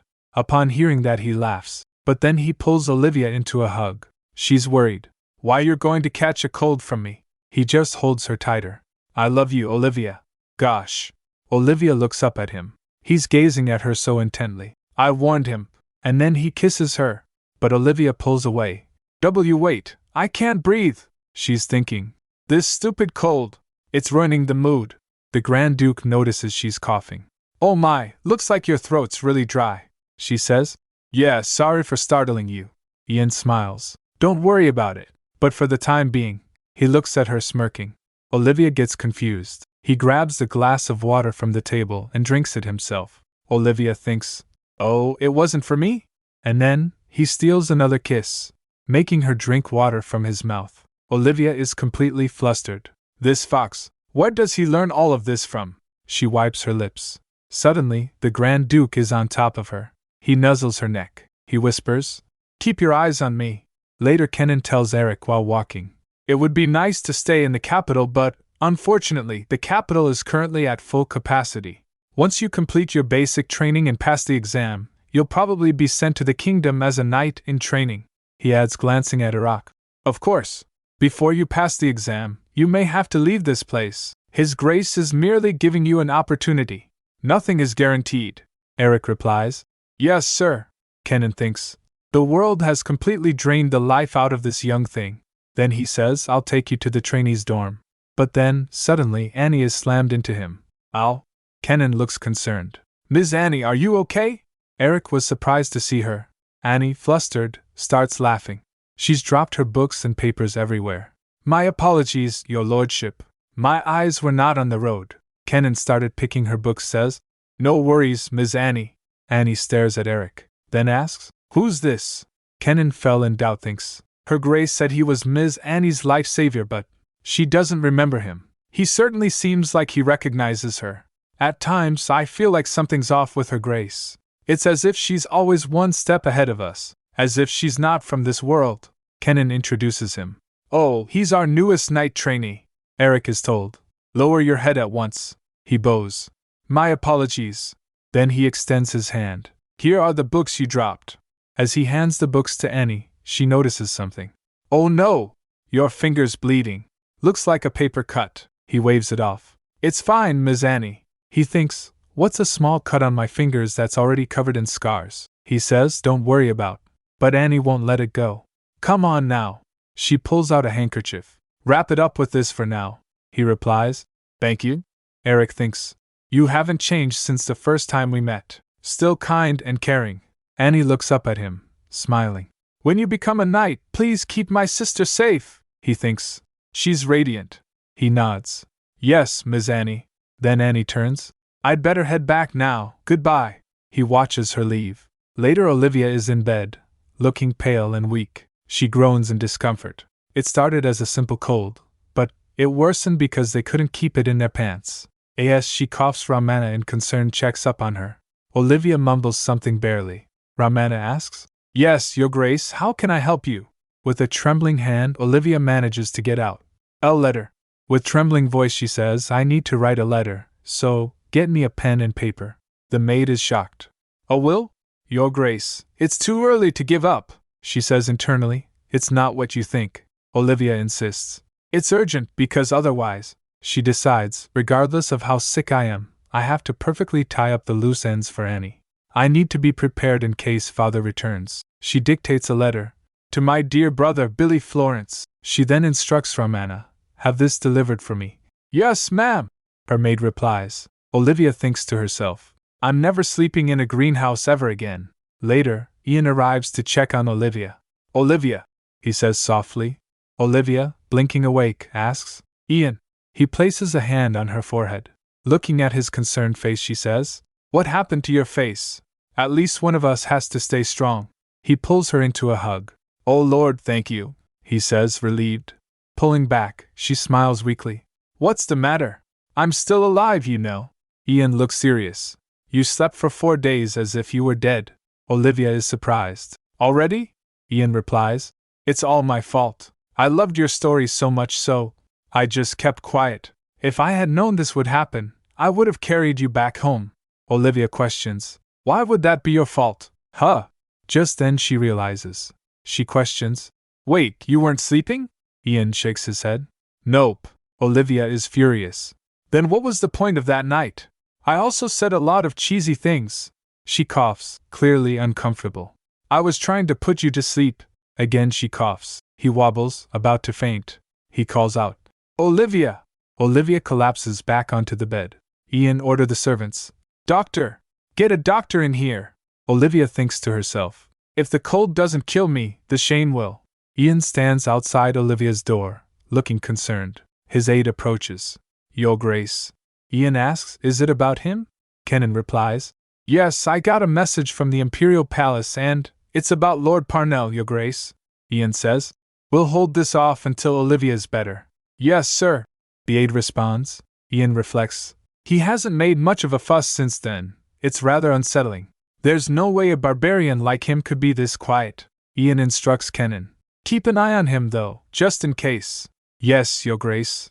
The aide replies. Ian glances back at Olivia's door. Olivia is asleep, but seems restless. A flashback begins. An older woman tells a young Olivia, Keep this necklace safe. That Orsian crystal is all that we have from your father. Before your mother passed away, she said she wanted egg porridge. Apparently, your father used to make it for her. The older woman continues, Now that I'm in her situation, I miss her even more. My poor sister. Olivia exclaims, M.O.M. The older woman says, At least may your life be filled with happiness. Back in the present, Olivia's maid checks on her. Just then Olivia in her sleep mumbles, Mom, Romana asks. Yes, Your Grace. Do you need something? Olivia sleepily murmurs, Egg porridge. I want egg porridge. The maid looks surprised. The next morning, birds are chirping outside Olivia's window. She blinks awake and saw Ian. Ian sits with the tray. Good morning. I brought you breakfast. He presents the plate. It's egg porridge. Apparently you said you wanted it, Ian tells her. Olivia looks surprised. Oh. Then he says, This egg porridge and that necklace, they have something to do with Ors, don't they? Ian's word hold weight. I asked the maid about you and she told me you kept asking for egg porridge in your sleep. He pauses, letting the connection sink in. Turns out, egg porridge is a traditional Orsian dish. And that necklace from your mother, the crystal is also from Ors. Olivia cut in. Well, someone certainly did their research. Olivia's expression hardens, a small smile playing on her lips. You're right. Lord Florence is not my biological father. Olivia sits beside Ian. I'm sorry I didn't tell you about it first. She looks down, a hint of vulnerability in her eyes. The truth is, I myself don't know much about my birth. Solely based on what my aunt told me, I assumed my father was an Orsian. I don't know the specifics, but my mother had me out of wedlock and, with nowhere else to go, she went to my aunt for help. And father let me into the Florence family. That's why I couldn't ever say no to him and…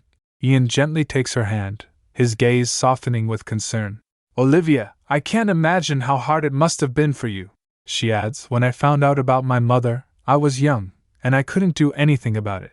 I had nowhere or no one to vent my frustrations. Ian says, Just the thought of you having to go through all of that saddens me deeply.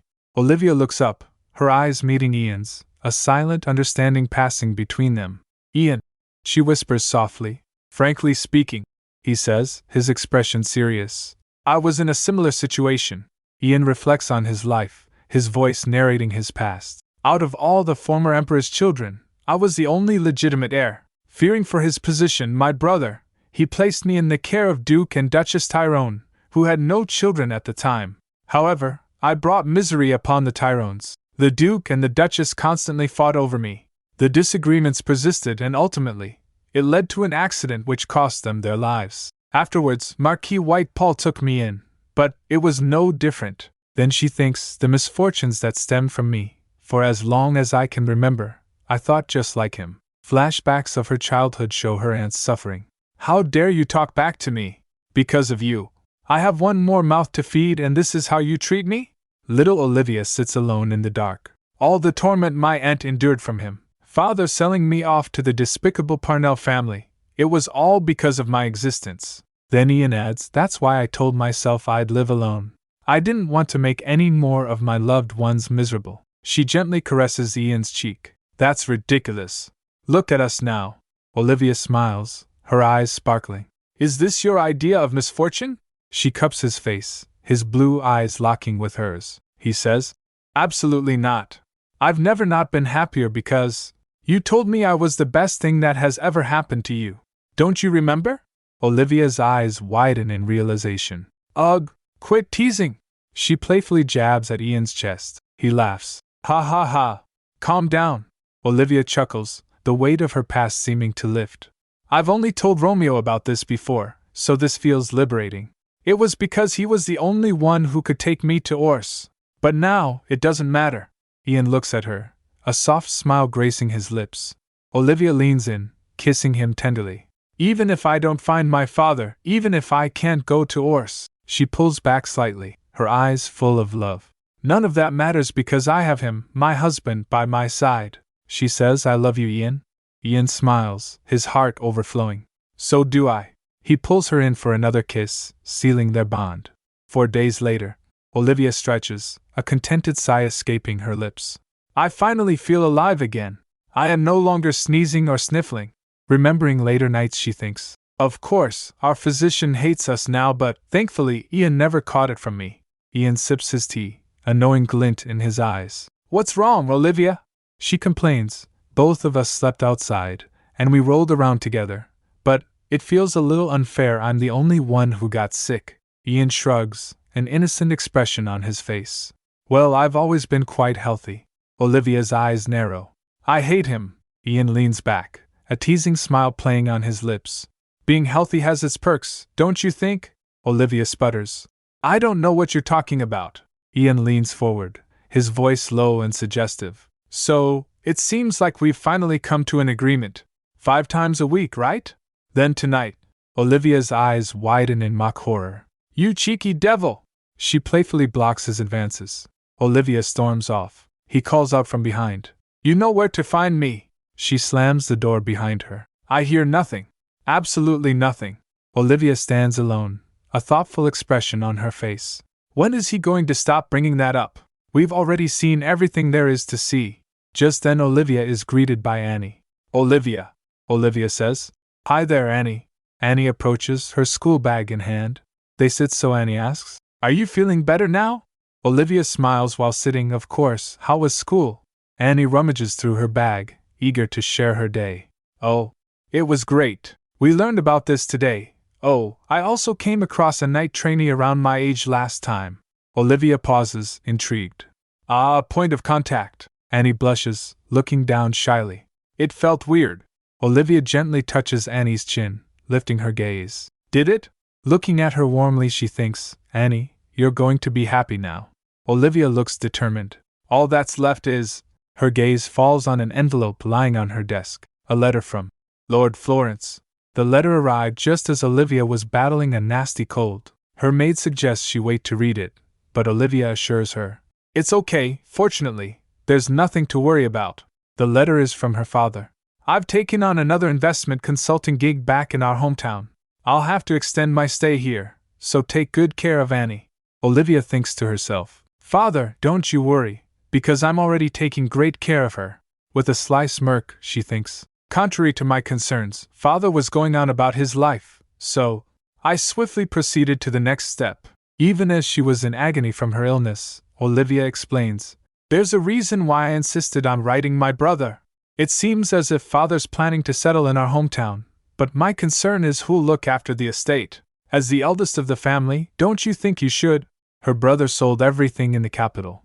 Then Romana told her, the deed to the Florence estate in the capital city has been transferred to Billy Florence. Just as I expected, Olivia thinks. Every single Florence man is materialistic and self-centered, so I was quite certain this would get the job done. Olivia sips her tea, internally monologuing. I've caused a rift between them, so they won't be bothering us for some time. It sucks that Annie and I won't be getting a dime, but if it means a life without those money-grubbing Florence men, I'm willing to pay that price.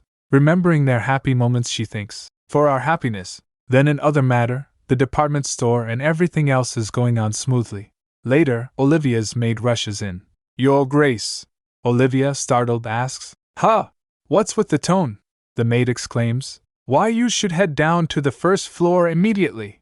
Olivia, now panicked, sprints after her.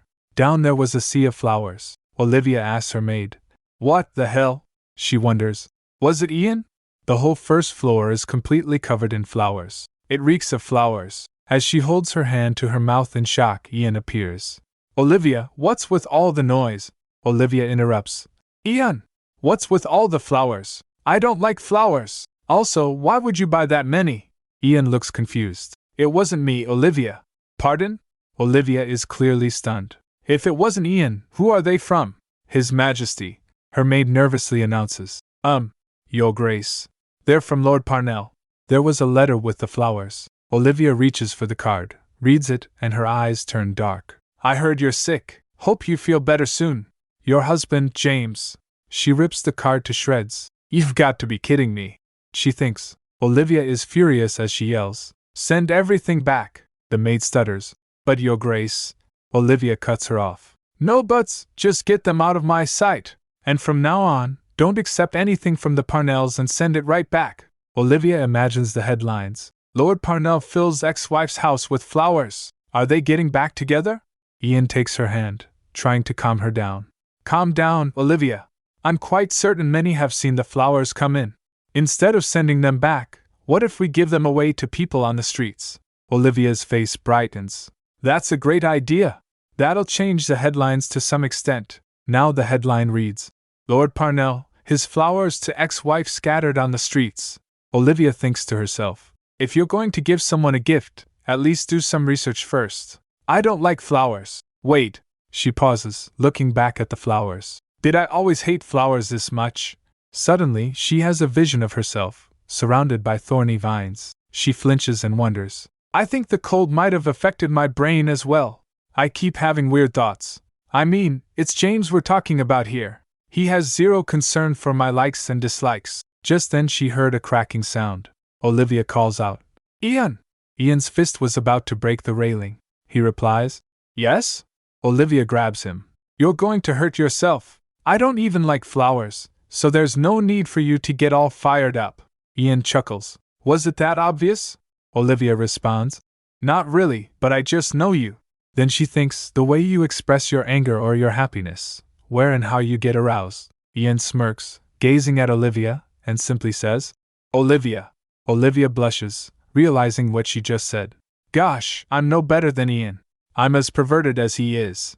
She stumbles back, exclaiming, I'm going to go write a letter to the Parnell estate. Ian grabs her arm. Hold on, Olivia. The Crown Princess sent us a letter yesterday. Ian continues. In 4 days, she wants to see all of us in her palace. Olivia, looking up at Ian, asks, Oh? Olivia questions in her head. Is that why James suddenly sent me the flowers? But seriously, I don't understand his obsession with me. We've never seen each other until recently. Either the same thing happened to James or… No, but what are the odds of it happening to both of us? Suddenly, they're interrupted.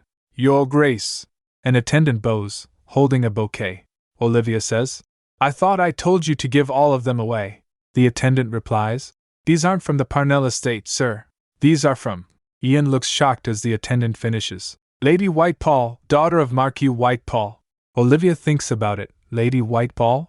She remembers Ian telling her, afterwards Marquis Whitepall took me in, but it was no different. She realizes they're the ones who took Ian in after the Tyrone's accident. So she turns to Ian. Ian, answer me this. He tensed. Yes? She asks Lady Whitepall. Is she the gorgeous lady we ran into at the birthday festivities? The one with wavy red hair and ocean blue eyes? Ian confirms it with a simple yes. Olivia thinks, no wonder Ian seemed so uncomfortable around her. His usual confident demeanor was nowhere to be seen. And she was glaring at me with blazing eyes. That can only mean one thing. Anger blazed on her face. The poor servant with the flowers is terrified. Olivia realizes that and thinks, oops. Hold your horses, Olivia. This is your second marriage and you're getting upset over his ex-girlfriend? She took a sigh, then a thought crossed her mind. But wait a minute. Why did Ian suggest getting my hair done? What did he mean by that? Fiery red curls and silvery straight locks, ocean blue eyes and scarlet eyes. It's such a clear contrast. She confronts Ian. Did you say I was your type because my features are the exact opposite of her looks? Ian admits it with a simple yes. She was left speechless. Seriously? Meanwhile, in the Imperial Palace, the Emperor was reading a note. 4 days later, lunch. Then he burned the note. Later, he was having a conversation with James Parnell. The Emperor asks, all right. So, when are you heading down to the north, Lord Parnell? James took a sip and replies, not until I get my wife back. The Emperor replies, that's a done deal. James then says, Your Majesty, you didn't honor your end of the deal. Consequently, I am no longer obligated to honor my part. The Emperor smirks. A deal. I admit my fault in that aspect. However, you can't simply lay all the blame on me. Remember what you told me? He recalled the scene where he had said, Olivia Florence? A complete stranger whom you've never talked to previously. You want her as your wife? James' reason? We share the same birthday. Back in the present, the Emperor says, You led me to falsely believe you chose her for no apparent reason. If I had known how much you loved her, I would have thought twice. James replies, You know I'm not much of a talker. The Emperor says, Cut the crap. All of this happened due to the utter lack of interaction between you and Olivia Florence, no? Parnell twitches. The Emperor continues, Regarding this matter, you have every right to hate me. However, Grand Duke and Duchess Tyrone are very happy together. So why don't you let it go this time? James's response is chilling. No. Even if it means she'll slowly wither away to death by my side, I'll never let go of her. The Emperor is shocked. You son of a b. He stops in the middle. James gets confused. The Emperor tries to play it off. Oh my, excuse me. I thought I saw a cockroach. He took a sip and thinks, If you truly love her, you should want her to be happy, you self-centered and selfish jerk. Goodness, my dear sister-in-law. You've gotten yourself tangled up with one huge hole. Meanwhile, back at the Grand Ducal residence, Olivia is served tea. She was lost in thought. It seems like Ian has some kind of history with Lady Whitepall. Even worse, I think she still has feelings for Ian. Objectively speaking, I have no reason to be upset. But this is getting on my nerves a little too much. She fumes with anger. Just then Ramana asks, Your Grace, would you like some tea? Olivia shrugs it off. Chamomile tea please, she replies. But inside she's thinking, I really don't understand why I'm acting this way. Logically it makes sense, but emotionally, it's a different story. Olivia asks, How's Ian? The maid responds, He's in his office right now. And the bouquet? Just then she panics inside. Olivia, are you out of your mind? Why would you ask that? Ramana reveals, His Grace told Sir Reginald to throw it away at once. Olivia is lost in thought. And then, the final says, Bring it back to me. Ramana presents her the flowers. The flowers, Your Grace. Olivia examines the bouquet closely. Blue forget-me-nots. Flowers that symbolize remembrance and true love. Olivia is not having it. Bite me! Sending a subtle message through flowers, a well-known means of communication amongst the nobility. Olivia's internally screaming. Olivia, just let it go. You know Ian doesn't care about these things. She's so frustrated. Didn't you see him tell Sir Reginald to discard it without hesitation? Yeah, I know I have nothing to worry about. Olivia sighs. But it still upsets and infuriates me. I'm trying so hard to ignore it, but I just can't. Ugh, I don't know what to do with myself. She throws the flowers back on the table. Just then a letter fell from between the flowers. Inside is a message. The only person who truly loves you is me, Ian. Your Lily. Olivia scoffs, face twisting in anger. This home-wrecking bitch. She crumples the letter in her fist. Her maid, Romana, rushes to her side. Your Grace, you're going to hurt your hand. Olivia rises, a determined glint in her eyes. We're going out, Romana. The maid looks surprised. To where? Olivia replies. To the best cake shop in town. The carriage rattles down the road. Inside, Olivia stares out the window, lost in thought. She recalled the scene from a few moments ago. Ian watches from a window as Olivia's carriage pulls away. She thinks, he stood there as if I was leaving him for good. I mean, I'm not surprised given the way I acted. The carriage screeches to a halt. Olivia steps out, guided by Romana. This is... Olivia's eyes sparkle with excitement. Ooh, it's Liberty Market. One tea shop's popularity naturally spawned a market of dessert shops. Eventually, it evolved into an exclusive market catering food and desserts for nobles and royal families. Romana explains, a little history lesson for you. Olivia replies. I see. Olivia smiles, enjoying the atmosphere. This is remarkable. I didn't get to visit in my previous lifetime. The Parnells were not a huge fan of dessert, so the only time I came across them were in tea parties or banquets. Olivia halts, staring at a towering cake. Romana asks, shall we? Olivia nods. A bell jingles as they enter a shop.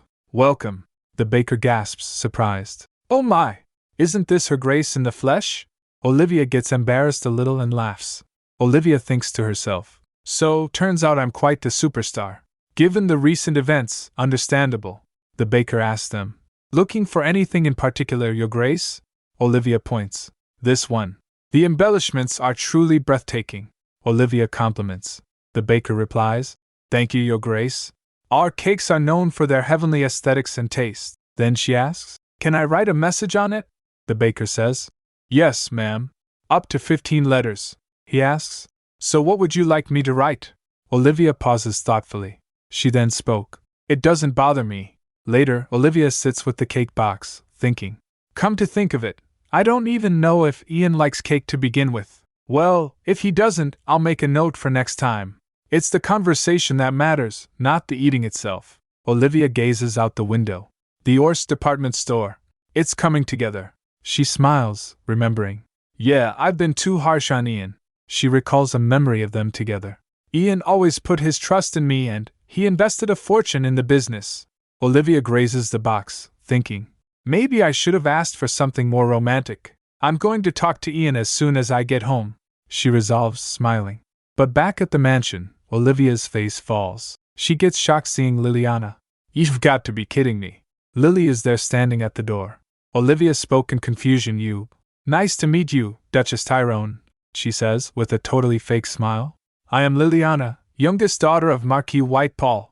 Duke Tyrone and I have a special relationship. Olivia narrows her eyes at the mention of this special relationship. Lady Whitepall, she says, her voice dripping with ice. With the click of her heels, she demands, what brings you to my house? Not to mention unannounced. Is this the Whitepall's idea of manners? Liliana scoffs, all sweetness and light. Excuse my manners, but I kindly ask for your understanding. After hearing about my poor friend, I couldn't just sit back and do nothing. I also have something to tell you, Your Grace. Please let Ian go. Olivia is floored. Let go of Ian. She barged in unannounced just to tell me that. Liliana smirks, stepping closer. Olivia says, I was going to let you off the hook, but why are you being so disrespectful? Liliana replies, Your Grace, you don't love Ian, not even the slightest bit. I saw what happened during the birthday festivities. It wasn't just me, everyone there did. He's just getting dragged along because he's too nice. If you have an ounce of guilt, let him go. Speechless, Olivia stares down at Liliana. You're going to bring up that incident against me? You don't even know anything about our marriage. Suddenly, a familiar voice booms. Lily! Ian has arrived and he does not look happy to see Liliana. Ian!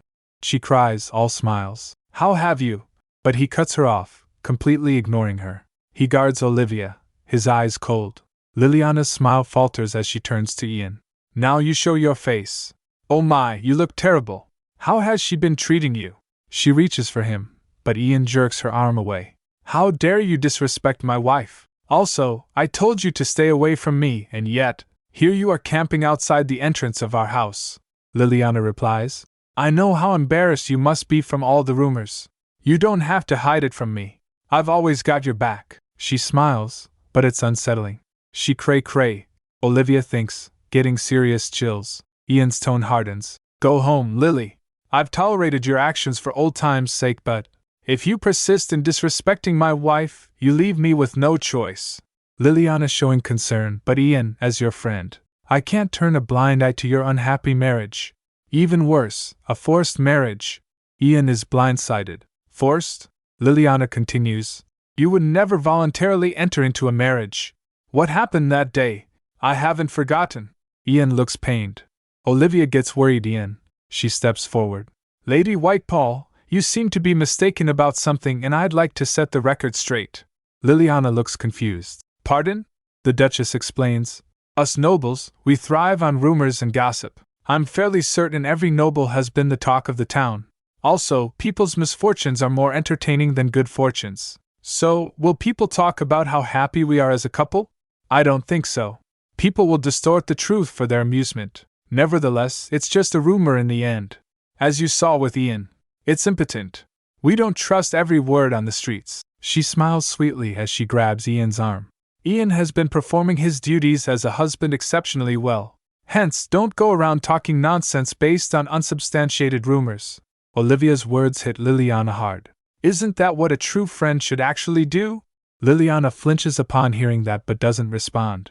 Olivia continues. Oh, and also, I happen to have the perfect gift for our esteemed guest. Unfortunately, I won't be offering you a drop of tea here, so take this and enjoy, Lady Whitepall.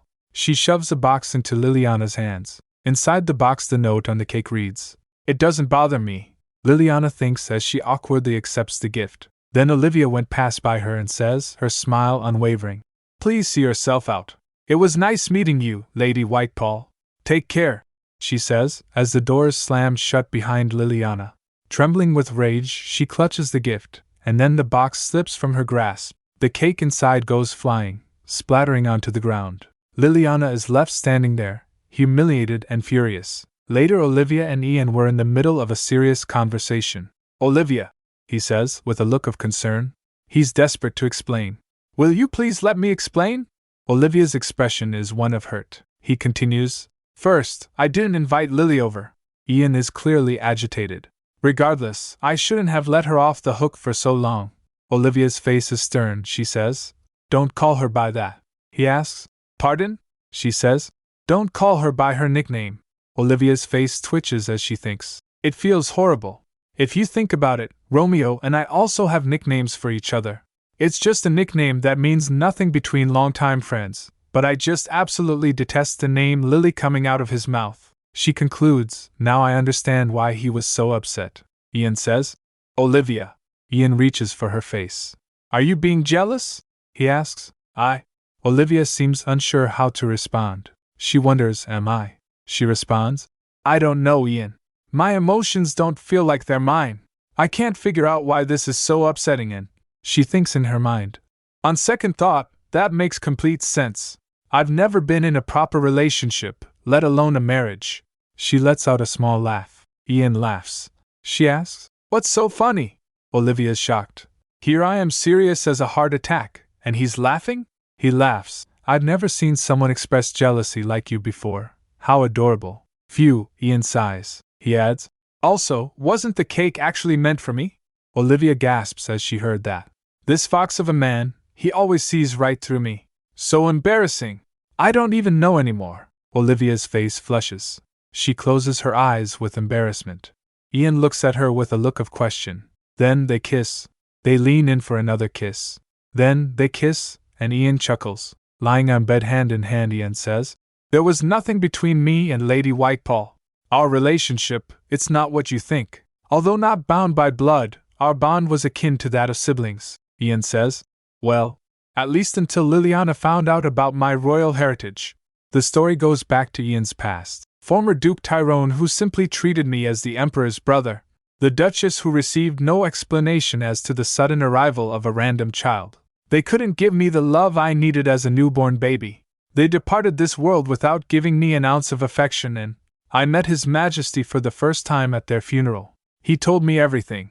Since my reign is not yet stable, your royal lineage, I'd keep my mouth shut about it. From the outset, destined to be unloved. And it was none other than Marquis White-Paul who approached me. Marquis says, "You must be my brother's son." Ian responded, "Yes, sir." Marquis patted him, "You poor thing. Come on in and make yourself at home." Upon the passing of Duke and Duchess Tyrone, I was placed in the care of Marquis White-Paul, and he treated me as if I were his own. He was like a father to me, and I felt loved for the first time. On top of that, I was thrilled at the thought of having an adorable younger sister. Liliana calls for him, Ian. He turns to her, "Lily," she asks, "how do I look in my new dress? Don't I look pretty?" He replies, "Yeah, you look absolutely beautiful, Lily." She smiles, "Right? Maybe I'm secretly a princess." Cozy and warm, they made me realize the true meaning of family. However, the more love I received, the stronger the sense of guilt grew within me. I'm not actually a Tyrone. How betrayed would the Marquis and Marchioness be if they found out the truth? So ultimately, I came clean to the Marquis and Marchioness. Their faces were filled with shock. But the Marquis felt sorry for him. He hugged Ian and said, "I'm so sorry you had to go through all that. I can only imagine how hard it must have been for you." Thankfully, the White-Pauls loved me no less, and our relationship became stronger than ever. However, something unexpected and unanticipated happened. Liliana was listening through the door. Later in his room, Ian is walking through the hall. He gets alarmed. "Was someone here? I thought I heard something." Someone grabs Ian, pushed him on bed. "It was Lily," she says. "Ian, what took you so long? I've been waiting forever." Liliana is on top of Ian. He looks completely taken aback and asks, "Oh, Lily, what's suddenly gotten into you?" But Lily just smirks, her eyes gleaming with a hidden agenda. "You see, I've always wanted to be a princess." She leans in closer. "And you desperately want to be a part of our family, don't you?" Ian looks so conflicted. She's reaching for his face, but he's not having it. He says, "But I thought I was already a part of Dash." Lily's expression shifts. She screams at him, "Lies! Stop lying to yourself!" Her eyes were glowing with fury. Lily's hand is on his chest, and he flinches.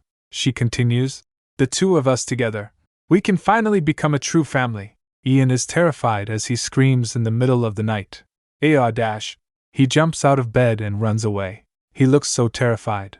Back in the present, Olivia exclaims, "My goodness!" She looks so worried. He adds, "Perhaps there was some truth to my nationwide title as the imponent Duke. That day traumatized me in developing intimate relationships with people. Just the thought of it terrified me." Olivia says, "Ian, you can't call yourself impotent over something like that." Olivia looks so concerned. She thinks in her mind, driven by their infatuation with me, if someone were to sneak into my bedroom without my consent, the shame and humiliation stemming from such a relationship, I know all too well. And it also happened to Ian, when he was much younger. Olivia looks back with so much sadness. "My poor Ian." Ian is smiling again. He adds, "To make matters worse, there was an endless stream of people throwing themselves at me so." Olivia freezes. "Hold up, endless stream of people? It wasn't just her?" He spoke. "Well." Ian is still smiling, but there's a hint of smugness in his eyes. "Dazzling looks, a duke with immense riches. Who wouldn't throw themselves at such an eligible bachelor?" She fumes. "Eligible what now?" "But undeniable," she realizes. That explains the countless rumors revolving around him. Some called him impotent, while others called him a womanizer. Then Ian calls, "Olivia, I've told you everything about me now. Why I can't have children, what my past was like," he asks. "Despite the ugly truth, do you still love me?" Olivia's eyes are full of love and admiration. "Ian, how can I not love someone like you?" She pulls him close. "It's still difficult for me to open up to you about everything like you did, but I can say one thing for sure." She pulls him in for a hug. "All those lonely nights I spent were a small price to pay for having you." They look so happy together. He replies, "Same here. Their love is so sweet." Later we see beautiful city, bustling with life. A carriage pulls up, a servant opens the door and announces, "We have arrived." The Marquis Mayen steps out of the carriage. "Royalty of the Orse Kingdom, Marquis Mayen." People are whispering as they see him. "Who are they?" "They're not from here." Someone answers, "Huh? Those people, they look like they're from the Saint Germain Guild." The other says, Saint Germain? One replies. You know, the renowned guild from the Orse kingdom. Oh, why didn't you lead with Orse? So that's the guild everyone's been talking about in the continent. Speaking of which, the head of the guild. I heard he was Orsian royalty. Anyway, what's he doing in the Empire? Marquis Mayen glances around, and he looks so composed. So this is the Empire. He thinks in his mind. It's already been 20 years since I began my search for her. He's clutching his cane, he looks so determined. Now, the Empire is the only place left. He's looking for someone, maybe the love of his life? He says internally. Melissa, where are you? Then he says to the servant, let's go. The servant replies, yes, sir. 4 days later, at the Imperial Palace, the day of the three-party meeting with James, Olivia is back, and she is stunning. She thinks in her mind. First, an obsessive girl, and now, a possessive ex-husband. She's so annoyed. What is wrong with these people? Just let it go, man. Just then Ian says, Olivia, don't let him get to you. She looks at him, and her face went red. Ian says, he's not worth it. Ian is standing there, looking so handsome and collected. Gah, I can never get used to that face. But, she smiles, thumbs up. Looks like we've already won today. Ian asks, pardon?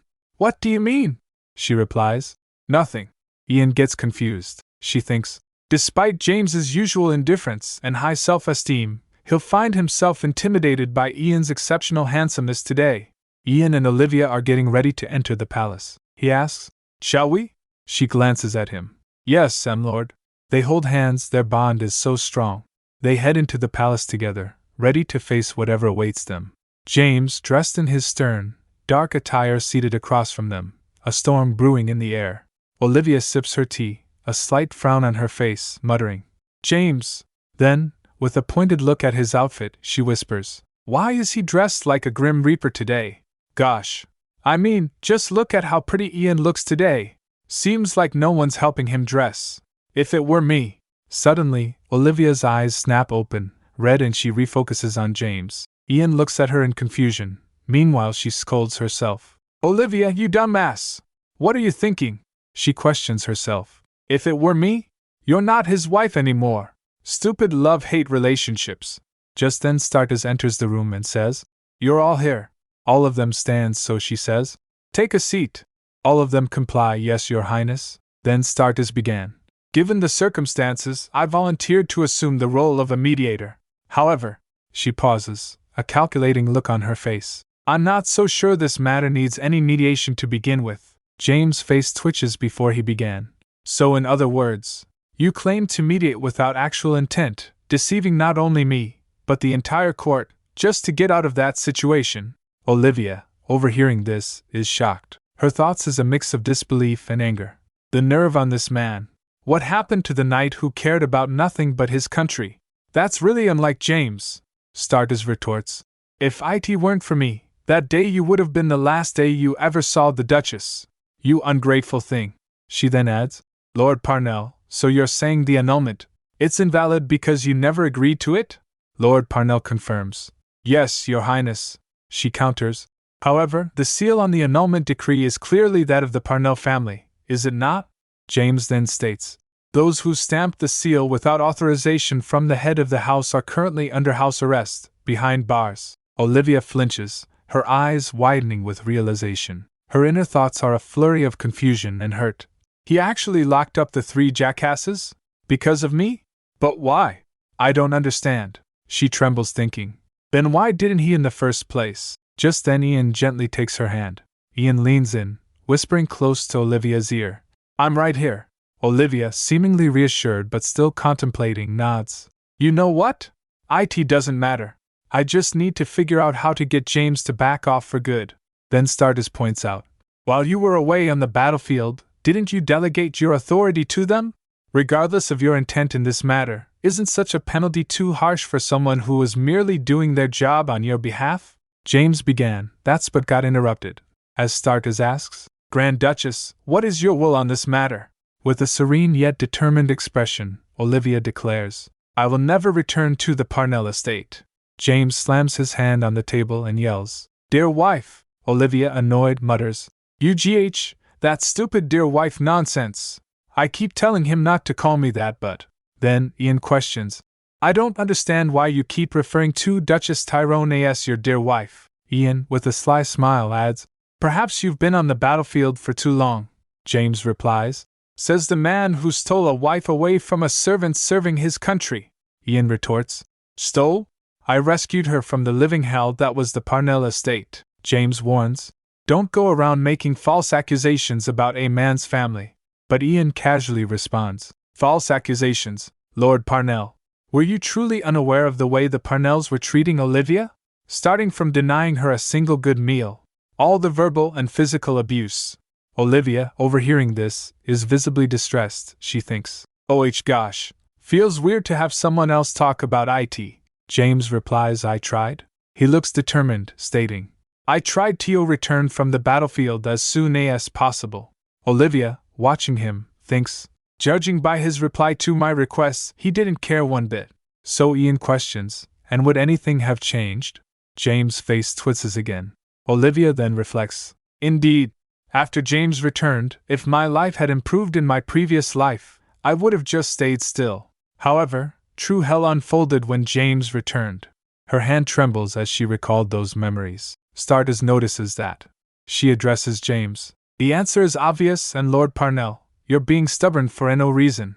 Congratulate your ex-wife's fresh start and gracefully step back. James, protesting, says, this is unfair, Your Highness. Then Olivia puts down her cup and says, unfair? Then adds pointedly, what's truly unfair is how I had absolutely no say in marrying you. James, looking intently at her, says, however, you don't even know what I'm really like. James had a cold certainty. Olivia remembers, I do. In fact, I know better than anyone else. If the years we spent after your return were a true reflection of you, I expect nothing more from you. So, why don't we put an end to this mess once and for all today? Olivia's inner thought is a sly, triumphant. Then she says, exactly my point. Olivia smiles a dangerous, knowing smile. We never even began, but James looks stoic, as Olivia declares, you and I, we're done forever.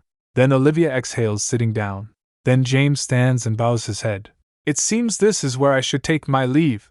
But before leaving, James glances at Olivia intently. Olivia's eyes widens. The teacup topples, spilling its contents. Olivia exclaims, dear me! I'm sorry you had to witness such an ugly sight, Your Highness. As she saw Olivia panic, Stardust suggests, if you're really sorry, divorce Grand Duke Tyrone and marry me. Olivia gets confused. Pardon? All of a sudden, Ian chimes in. Stop with the utter nonsense, Your Highness, he admits. I admit my wife's a macho and dashing lady she is, but suggesting divorce to newlyweds? Olivia reacts with disbelief. What is wrong with these people? Stardust gives her reason. She's too good for you, Ian points out. Also, you've got Lord Alkesis. Stardust muses. What's wrong with the ruler of a nation having both male and female partners? Furthermore, given the Grand Duchess's close relationship to my fiancé, wouldn't the three of us get along without any conflict? Olivia responds. That's actually quite tempting, Ian says in shock. Olivia! She thinks in her mind, Romeo and I would get to hang out all the time. Then Ian pulls her close and says, don't let those meaningless words tempt you. He adds, I won't back off as easily as that barbarian did. But she wonders, did he really though?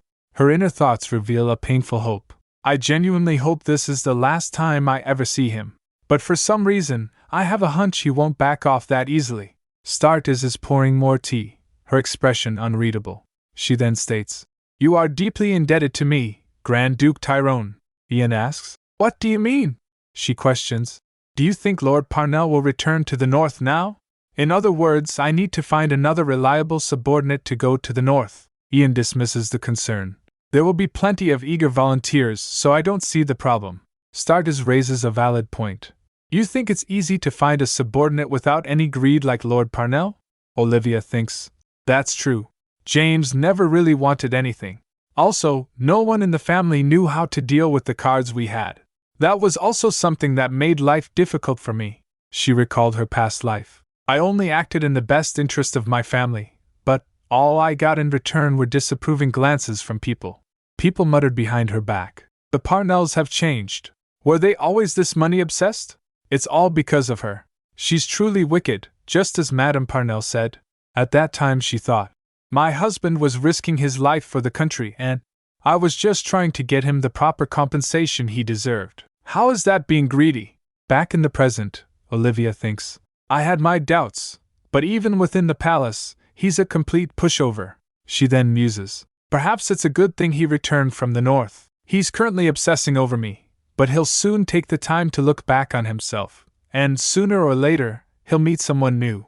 Meanwhile, Ian is talking to Startus, who says, the only person I can think of is Marquis White Paul, but he's in hiding, so, got any other options? Ian responds, are you trying to tell me to go and talk to him? The retort is blunt.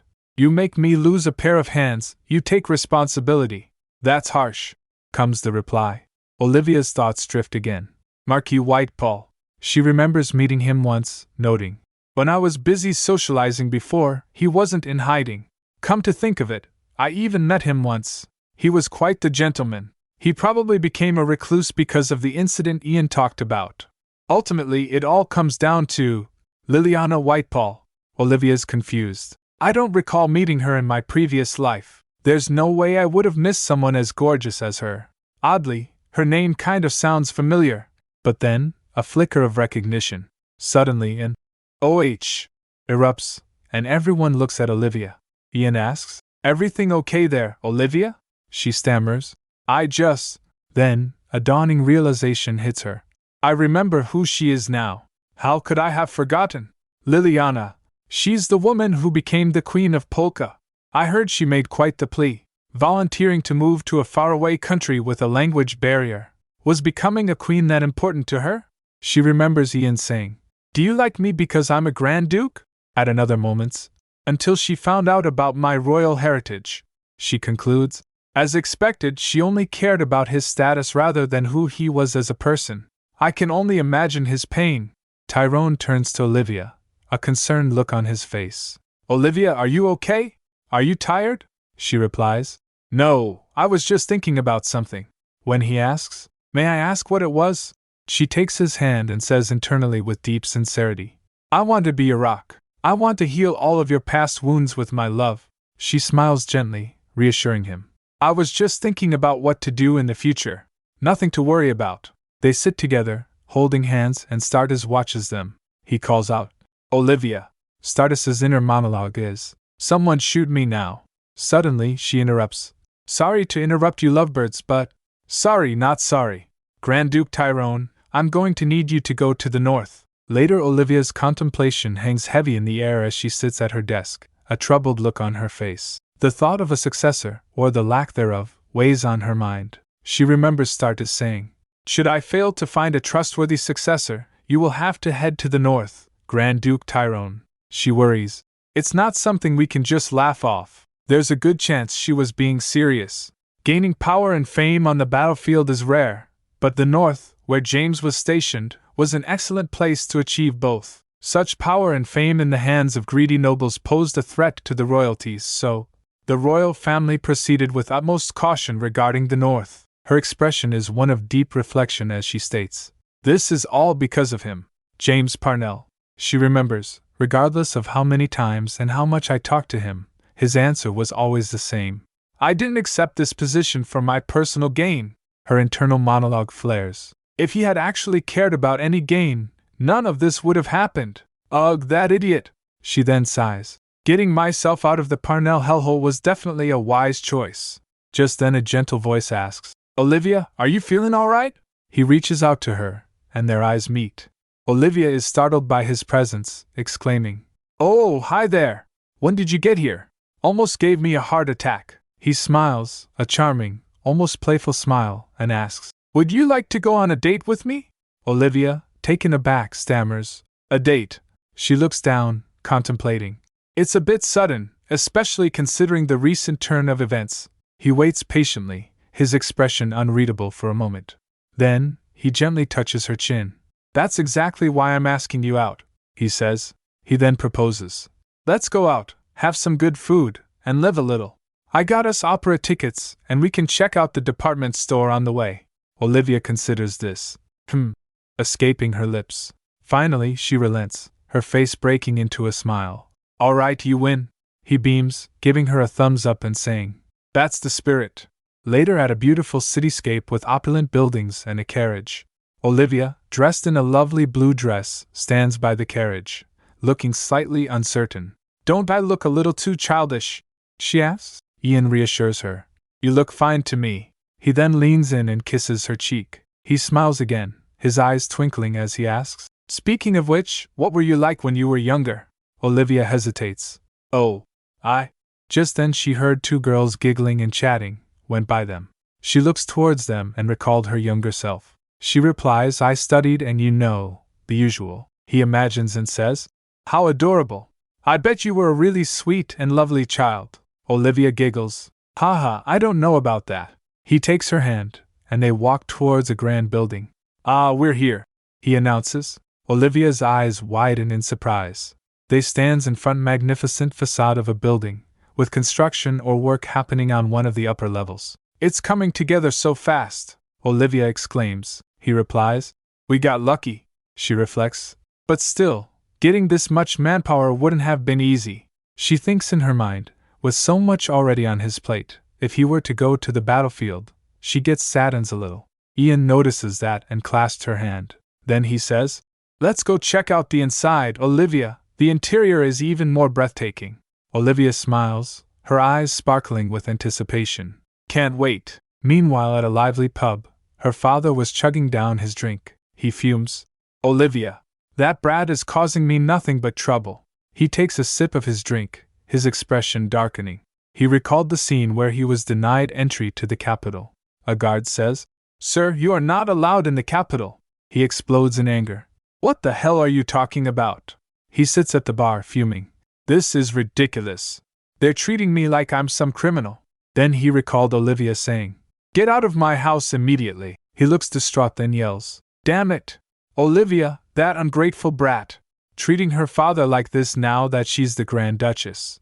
I took her in even when I didn't have to, but she's not thankful at all. He then says, Hey, bartender! Another cup.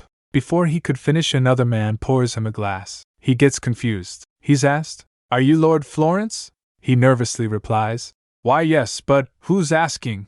The man who asked leans in, his eyes narrowed. It's our first time seeing each other, isn't it? He then introduces himself. I'm James Parnell. Inside, Ian meticulously outlines the department store's layout. Cosmetics on the first floor, ladies' apparel on the second, and, he pauses, looking at Olivia, men's apparel on the third. Is that how you want it? Olivia, with a gentle nod, confirms. Yes. He praises her foresight.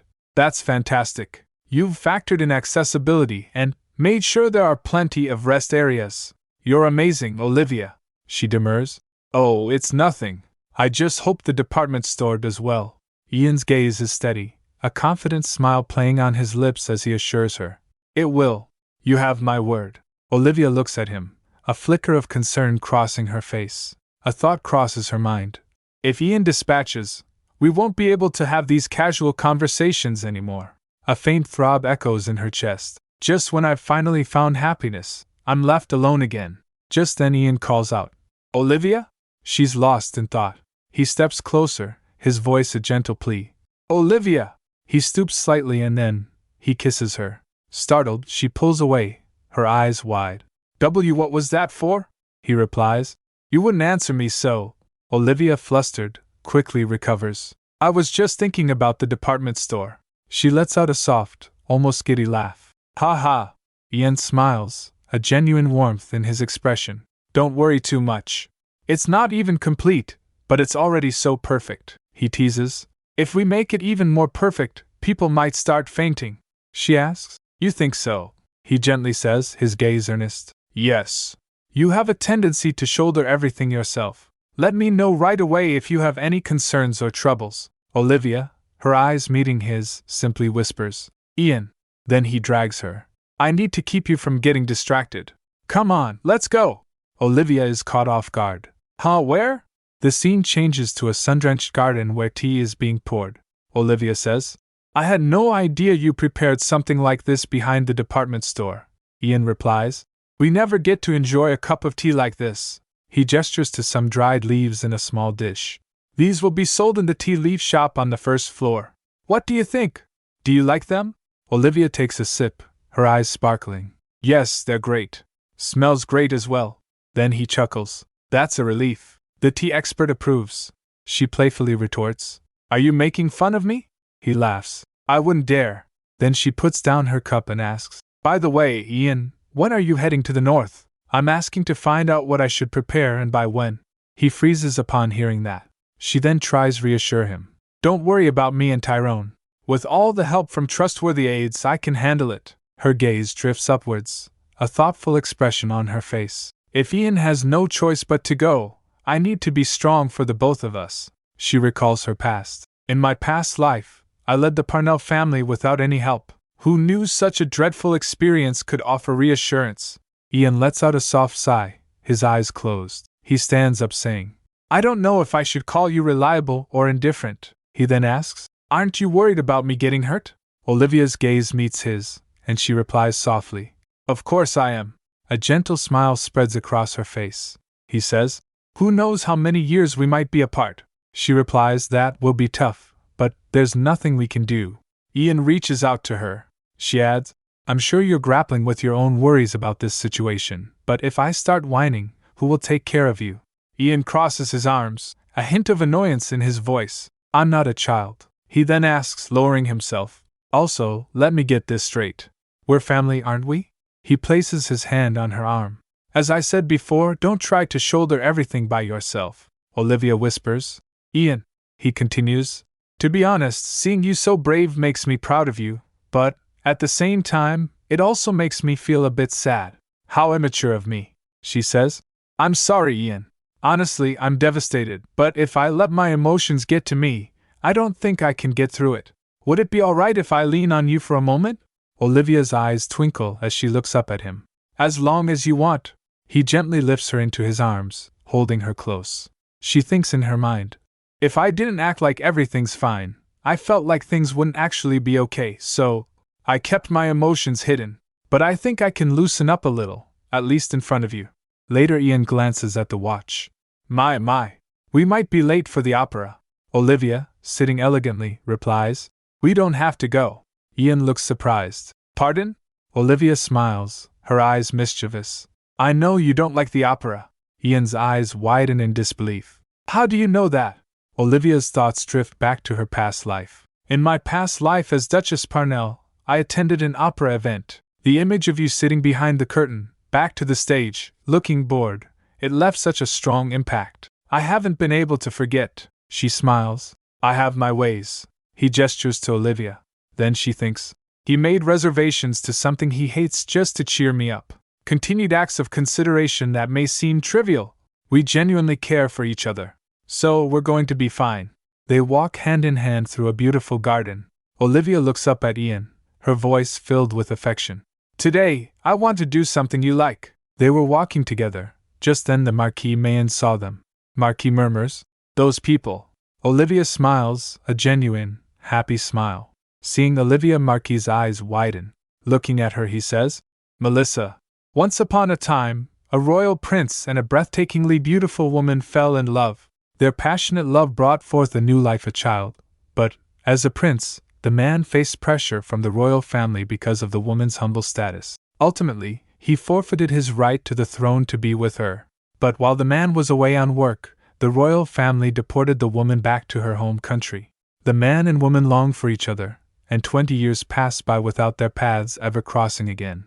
Now to present days, Marquis Mayen is accompanied by the servant. He's talking about how the empire has a robust market economy, so you don't have to worry too much about doing business here. Marquis replies, is that so? That's a relief. He muses. I never imagined I'd end up doing business in the empire. Then, his thoughts drift to a more personal matter, wondering, will I be able to find my wife and child here? She might already be living happily with another man. But still, and his hand reaches out, with the hope, if I could just meet my child. While walking, a building in construction caught his attention. He asks, what's that? The attendant struggles to recall. The name's kind of confusing, so it's hard to remember. What was it? Aha! A department store. The Marquis repeats, a department store? The attendant explains. Apparently, the idea is to gather various types of shops in one location. I don't know. It's too confusing for me, And frankly, I wonder if there'll be a demand for it. Marquis then has a moment of deep thought. Someone already started the business I had in mind for the Empire? Is there a mole in the guild? He asks the attendant. Who came up with such an idea? The attendant cut in. Speak of the devil. He points towards Olivia and Ian, who were walking together hand in hand. This brought us the moment now. The attendant points them out. They are the Grand Duchess, Lord and Lady Tyrone. They are currently the center of attention in the Empire. Marquis' eyes widen, and his gaze fixes on the woman. He whispers, Grand Duchess Tyrone. And then he sees her face, and his eyes snap open, a twitch happening as he exclaims, Melissa? He wobbles in shock. She looks so much like her. What in the world is happening? He asks, Who is she? The attendant clarifies. That's Grand Duchess Tyrone. Originally from a lowly viscountship, but she suddenly became the Grand Duchess and became the talk of the town. Marquis, still processing, demands, Get me everything on her, and find out how I can meet her. The attendant looks bewildered. Pardon? Then the Marquis started walking. His attendant follows, thinking, Goodness, I am so lost right now. After their date, Ian and Olivia spent every following day together. They're looking at papers together, and then we see them walking, holding shopping bags. Olivia confides, I thought we were getting along well without any issues, but occasionally Ian expressed his dissatisfaction. He confronts her. You're spending an awful lot of time and energy packing for me. It's as if you want me to leave, she replies. Pardon? Olivia, flustered, replies, No, it's just that we don't know when you'll be forced to leave, so. He complains. Olivia hates me. Olivia tells that to Ramana. Ian said that today as well. Ramana replies, I think he has every right to be upset. Olivia gets confused. Huh!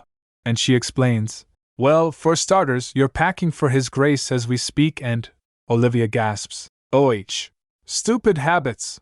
She remembers when James was on the battlefield, she'd put together a care package and send it to him in the north every month. She recalls her mother-in-law scolding her. That's your duty as his wife, so stop being lazy and get to work. The jackasses didn't let me do anything as the lady of the house, but they always insisted that I pack for James every month. But always the complaint.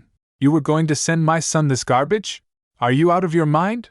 Gosh, poor people. They have horrible taste, Olivia thinks. In retrospect, they were just looking for excuses to torment me. Just then maids come in, asking, Your Grace, we'll take care of things like this. One of the maid exclaims, My, have you done this before? It's perfect, Your Grace. They compliment her packing. Olivia looks a bit stressed. Ramana observes her, then asks, Your Grace, may I overstep my bounds and say something?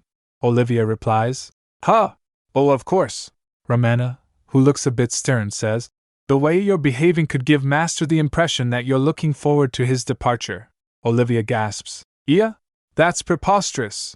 Ramana adds, Of course I know that's not true at all. However, looking at it from Master's perspective, it might seem that way. Realization hit her. Olivia then thinks, Now that I think about it, she's right, especially since nothing was actually set in stone. She remembers Stardust saying, We're going to explore our options and, if none works out, you're the last resort. And then, with determination, I'd better clear up this misunderstanding, she declares. All right, I'm going to go and talk to Ian. She opens the door and finds Sir Reginald. He greets her. Your Grace, she asks. Sir Reginald. He nods. I was on my way to see you, she replies. Me? Did something happen? Then, a tray with an invitation from the Imperial Palace is presented.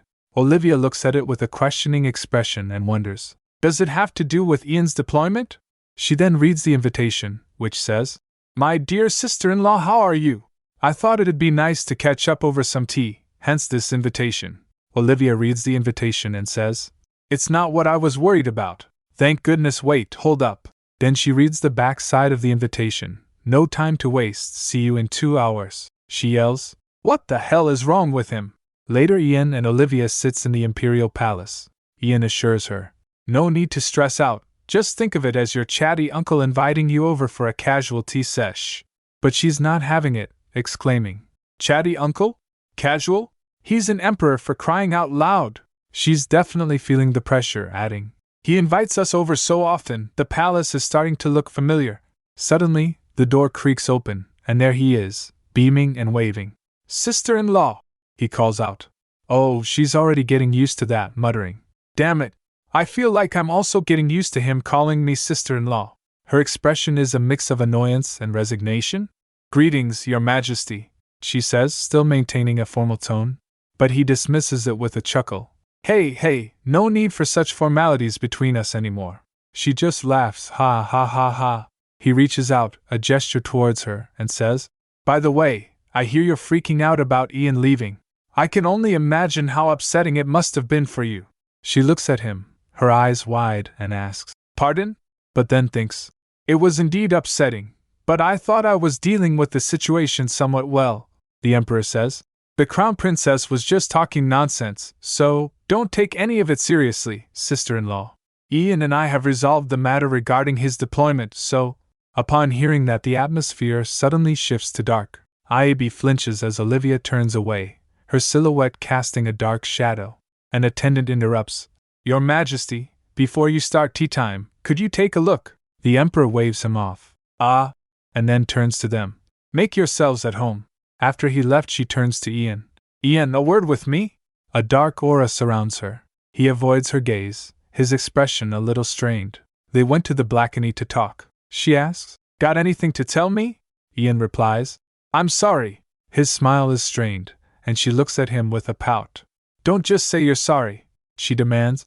Tell me exactly what you did wrong. With a flicker of guilt in his eyes, he says, Asking my brother, I won't be going to the north and involving him in this?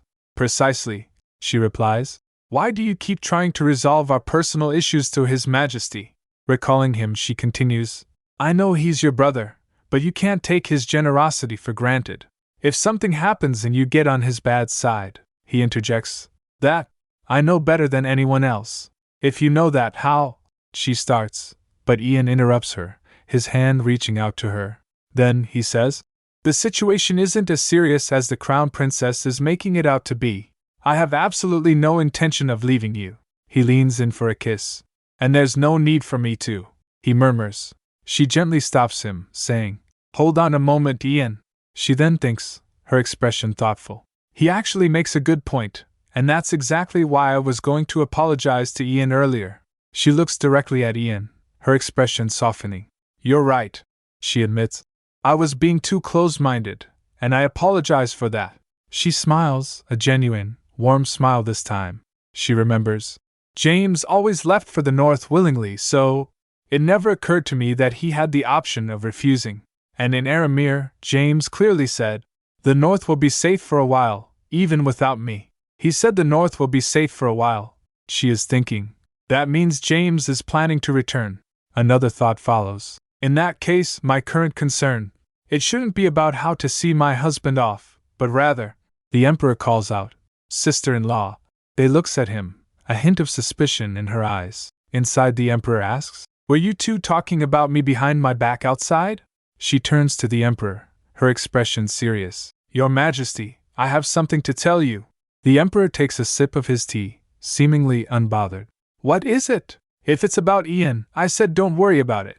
I'm not going to send my one and only brother to the north. She shakes her head. No, Your Majesty. For Duke Parnell's service to his country in the north, I ask that you reward him accordingly. The Emperor pauses, a thoughtful expression on his face. She recalls her past. James rarely talked about what happened in the north. A part of why was because of his innate reticence, but she recalls his nights where he would abruptly wake up shouting, Book, his arms. She thinks, unbeknownst to anyone, he was haunted by trauma from the war. The Emperor repeats, Reward him accordingly? Olivia replies, Yes, Your Majesty. You yourself admit he's gone through hell. Then the Emperor asks, You're not particularly fond of Duke Parnell. Why are you looking out for him? She replies firmly, This has nothing to do with my feelings. She then looks away, her expression troubled. I think that's where everything started to go wrong. A butterfly effect.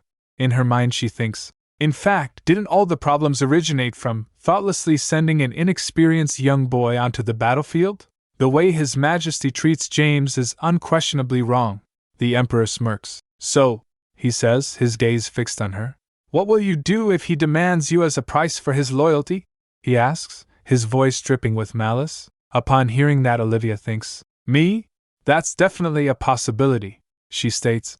He's going to demand from me every chance he gets. As you can see, he's not really thinking straight right now. Most likely due to his traumatic battlefield experiences from a young age.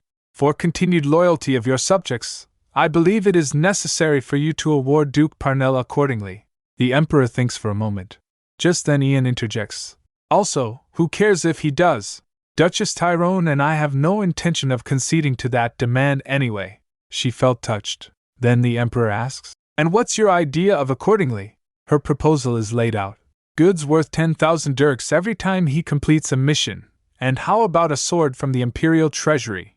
The Emperor then poses a worrying question. And what if he takes it the wrong way and your plan backfires? She dismisses his concern, stating, if he refuses to appreciate the blessings bestowed upon him, well, that's his problem. She then adds, doing so will also prevent any chatter among the nobility. She urges him, please give it some thought. The Emperor replies, it's actually a great idea. I'll consider it, then clasps his hands together. I love that you're so assertive, sister-in-law. I know it wasn't easy for you to bring this up. Olivia, with a knowing smile and a little laugh, replies, I'm flattered, Your Highness. Then the Emperor says, speaking of which, it's rather amusing. According to my little research, you and Lord Parnell have never met before, but you both act as if the two of you know each other quite well. Olivia's hand is gently held as she starts to say, that's, but he cuts her off with a pointed question. Did you know that he requested your hand in marriage in exchange for his deployment? Olivia's eyes widen in disbelief. Pardon? Just then Ian rises up from his place and questions, what do you mean by that? He repeats, you heard what I said. Then he elaborates. Honestly, he said it so indifferently. I didn't really give it much thought back then. Olivia stands looking shocked. That can't be true, she recalls. We got married because we shared a birthday, didn't we? So what in the world is he talking about? Why does this life keep diverging from the past? Is it because I'm following a different course from my previous life? The Emperor asks. Where did the Duke see you and fall head over heels for you? Lately, that's all I can think about. Upon hearing that, Olivia's expression looked serene. Later she left the Imperial Palace in a carriage. But the question lingers in her mind. Did you know that he requested your hand in marriage in exchange for his deployment? She thinks in her mind. I had no idea. It's the first time I'm hearing about it. She remembers his question again. Where did the Duke see you and fall head over heels for you? Olivia quietly states. I've never met James before. Not even a passing glance, she recalls. We didn't get a chance to see each other at the wedding, and it took a whole decade for us to finally meet each other. But then she remembers. But the way he addressed me the first time we met, it was as if he had done it before. As if we've been married for years. She worries. No, it can't be. She remembers James saying, you don't even know what I'm really like. She was lost in thoughts. Just then Ian calls out, Olivia. A quick flash of surprise from Olivia. She then says, Ian, he says, I kept calling you, but you wouldn't respond. He looks at her with a gentle smile, asking, got a lot on your mind? Olivia, her hand reaching out, replies, yeah, it's about to explode.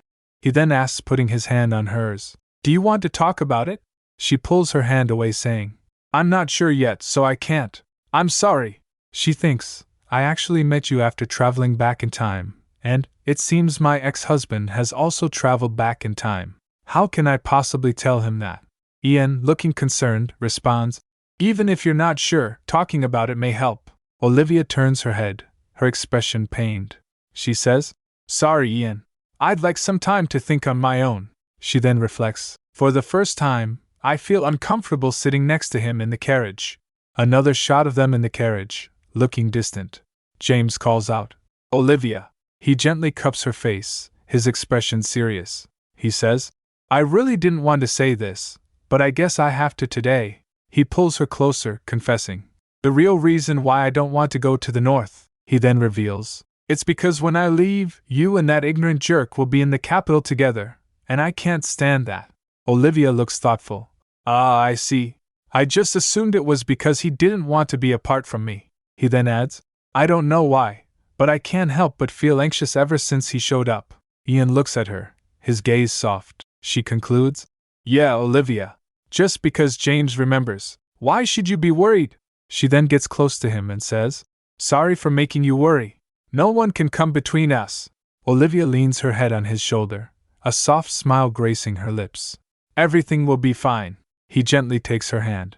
Then, a tender embrace. He pulls her in for a kiss, her lips parting as their mouths meet.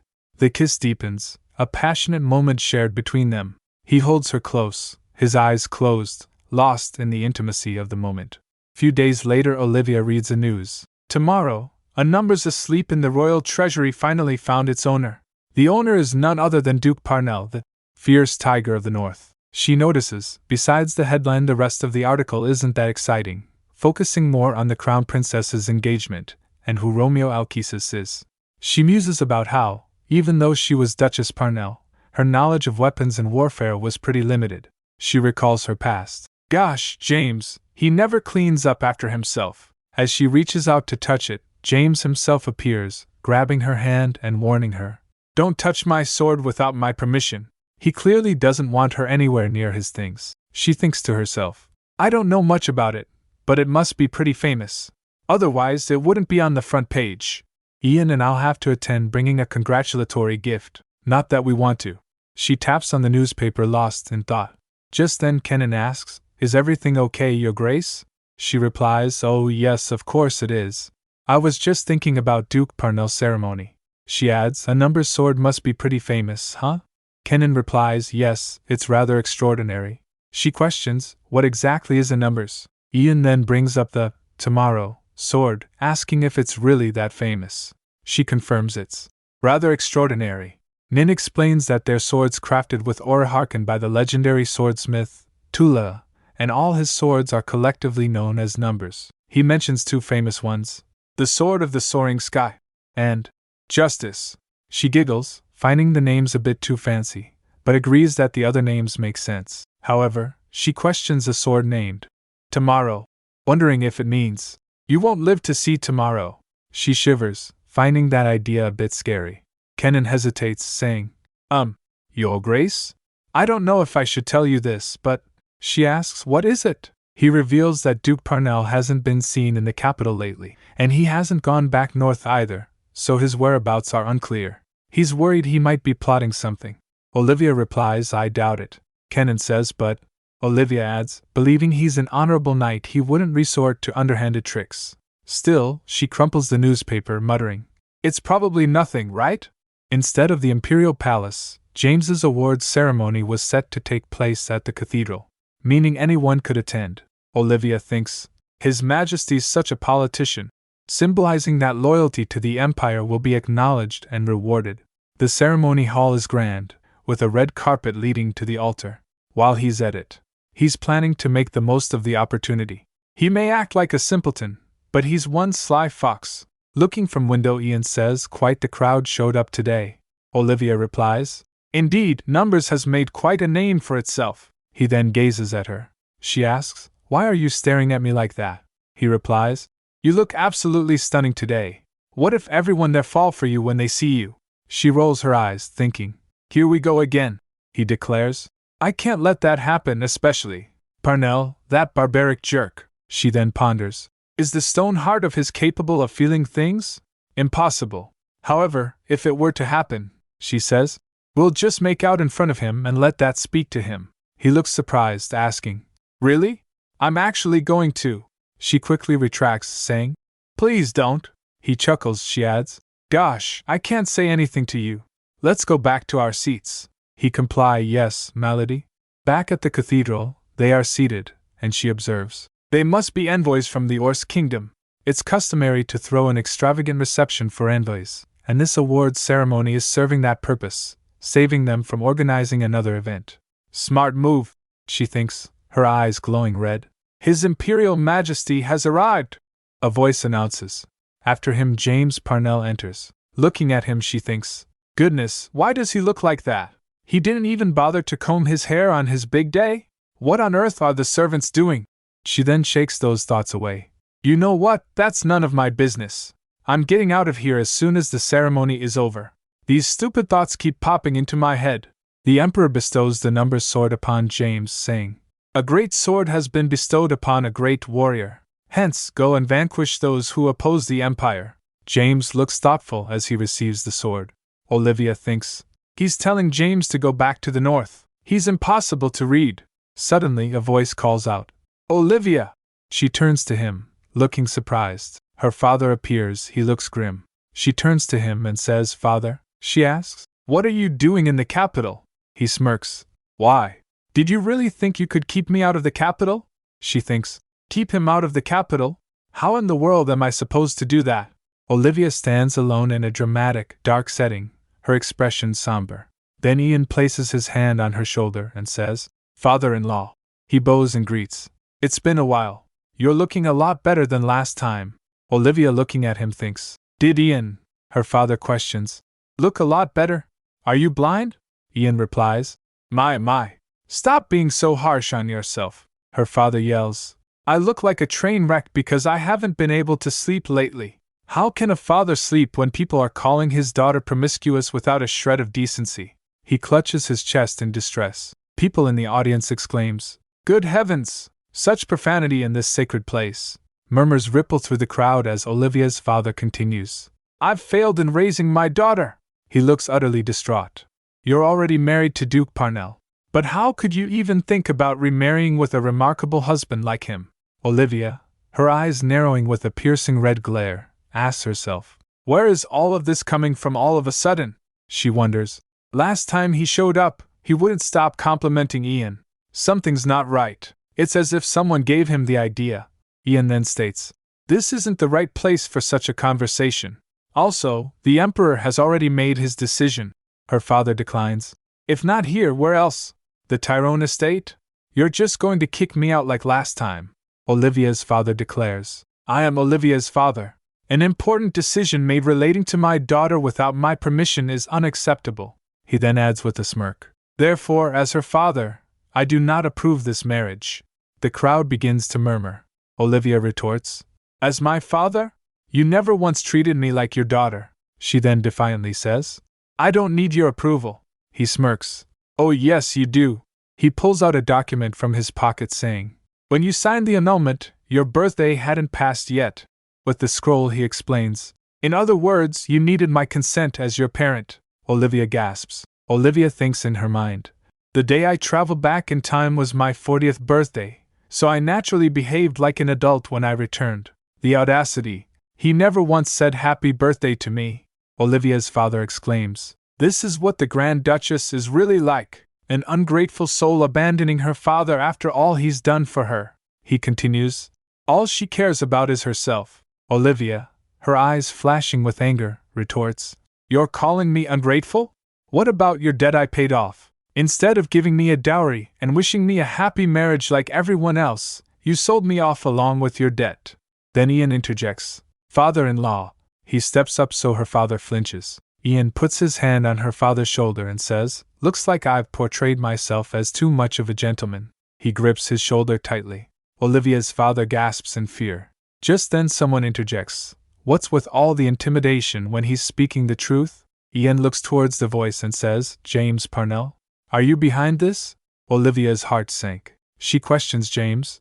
How could you do this to me? James, with a stoic expression, replies, I don't know what you mean. She thinks in her mind, I trusted him, and I trusted his chivalry, though I had my own doubts. When Kenan was worried, I reassured him. But how could you betray my trust? Olivia, her voice filled with anguish. Completely ruining my reputation and publicly humiliating me. What's in it for you? He replies. Who cares about that? Her father kneels in front of the Emperor and pleads. Yes, your Majesty. As her father, I object to this marriage, so this marriage is void. The Emperor, looking regal, is seen. His hand tightens as he says, The crown I bear. His expression turns to shock and anger as he shouts, Does that mean nothing to you? Murmurs spread through the crowd. The Emperor shouts, Quarreling over a private matter in front of esteemed guests. Are you trying to test my patience?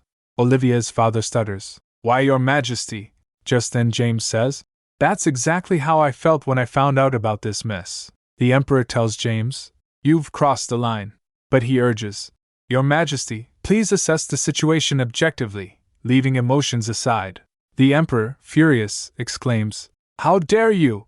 Seeing them, Olivia thinks, There are a lot of eyes here, including those of foreign envoys. If the Emperor exerts his authority over him here, it's clear how people will react. The Emperor took away the wife of the loyal Duke Parnell and gave her to his brother. Olivia, with a determined look, adjusts her necklace, saying, I need to fix this. She tells the Emperor, Your Majesty, the assertions made by those two are based on a flawed premise. The Emperor asks, What do you mean by that? Olivia, with wide, determined eyes, looks Yo and declares, Lord Florence is not my real father, she declares. That man is not my real father. The Emperor asks, What do you mean by that? A secret I've never spoken of in my past life. It's finally coming out to everyone, she continues.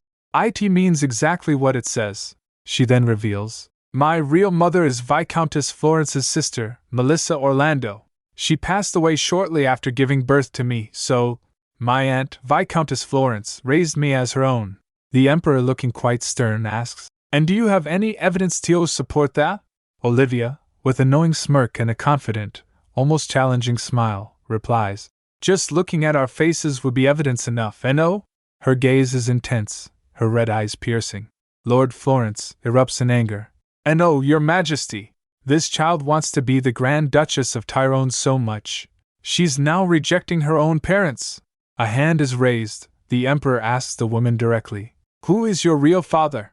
She hesitates, then whispers, My real father. My mother took father's identity to her grave, and my aunt was equally in the dark. With this shabby necklace, I might not be able to find my father. However, my life has changed. I'm not going to have regrets like a fool. Her expression hardens, her eyes sharp and determined.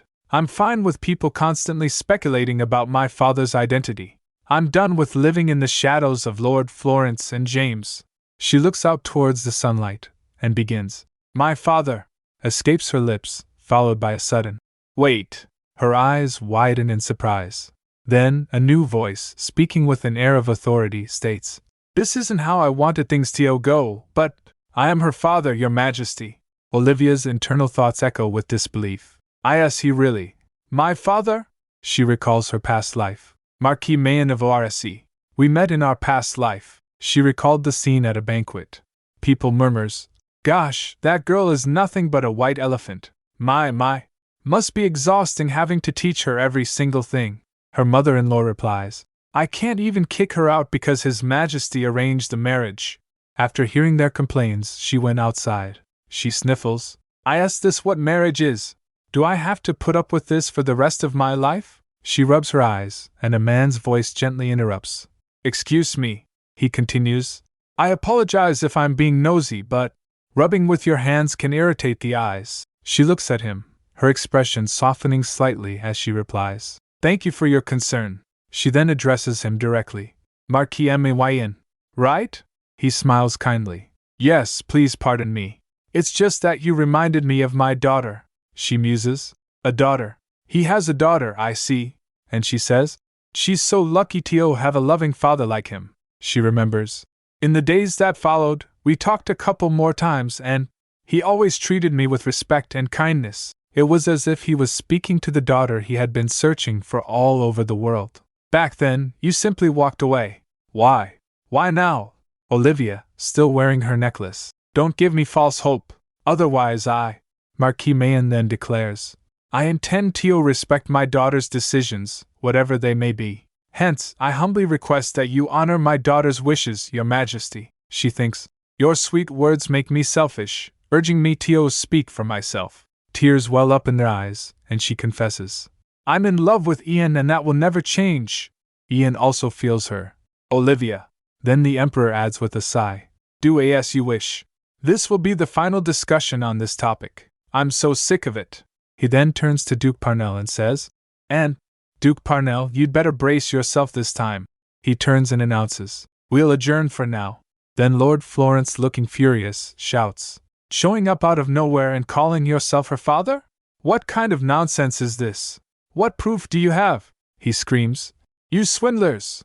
The king, observing from a distance, his attendant asks, Your Majesty, what about Lord Florence? He then calmly replies, Let the Grand Duke take care of it. Chaos erupts as two guards grab the angry man. He shouts, Who are you guys? The guard replies, It's the Grand Duke's order to eject those who have disrupted the sacred ceremony.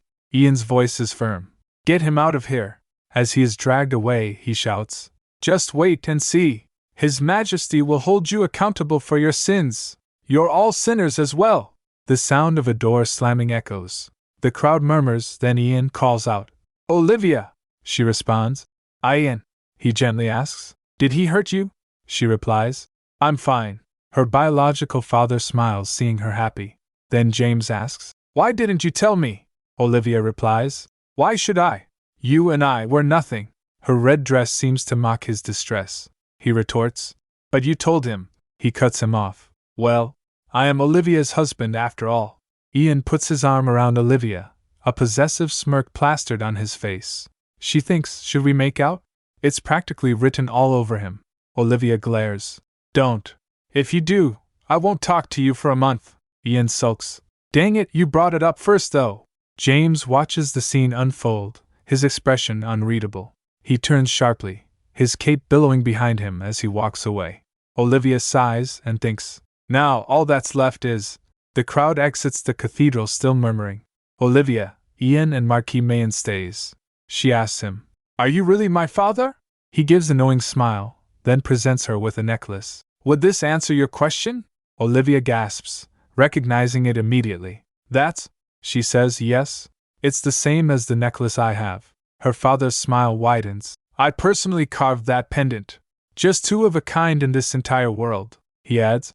Initially, I had my doubts when I saw your face, but, after seeing your necklace today, I became certain, he tells her. You are my child, the one I've been searching for. She thinks in her mind. If it weren't for this necklace, I wouldn't have been able to find my father again in this lifetime. She recalls the scolding of her previous mother-in-laws. Ugh, look at that cheap necklace she brought with her. How could His Majesty do this to us? Is that how little he thinks of the Parnell family? Olivia vows to herself. To survive, I need to keep something like this hidden, she then says. You really are my father. Tears stream down her face as she asks. I'm not dreaming, am I? He reassures her. Of course not. I miss you, my child. Olivia wakes up in her bed next to Ian, blinking in confusion. When did I dash? Ian answers. In the carriage. You were sound asleep, so I carried you up. Olivia says his name softly.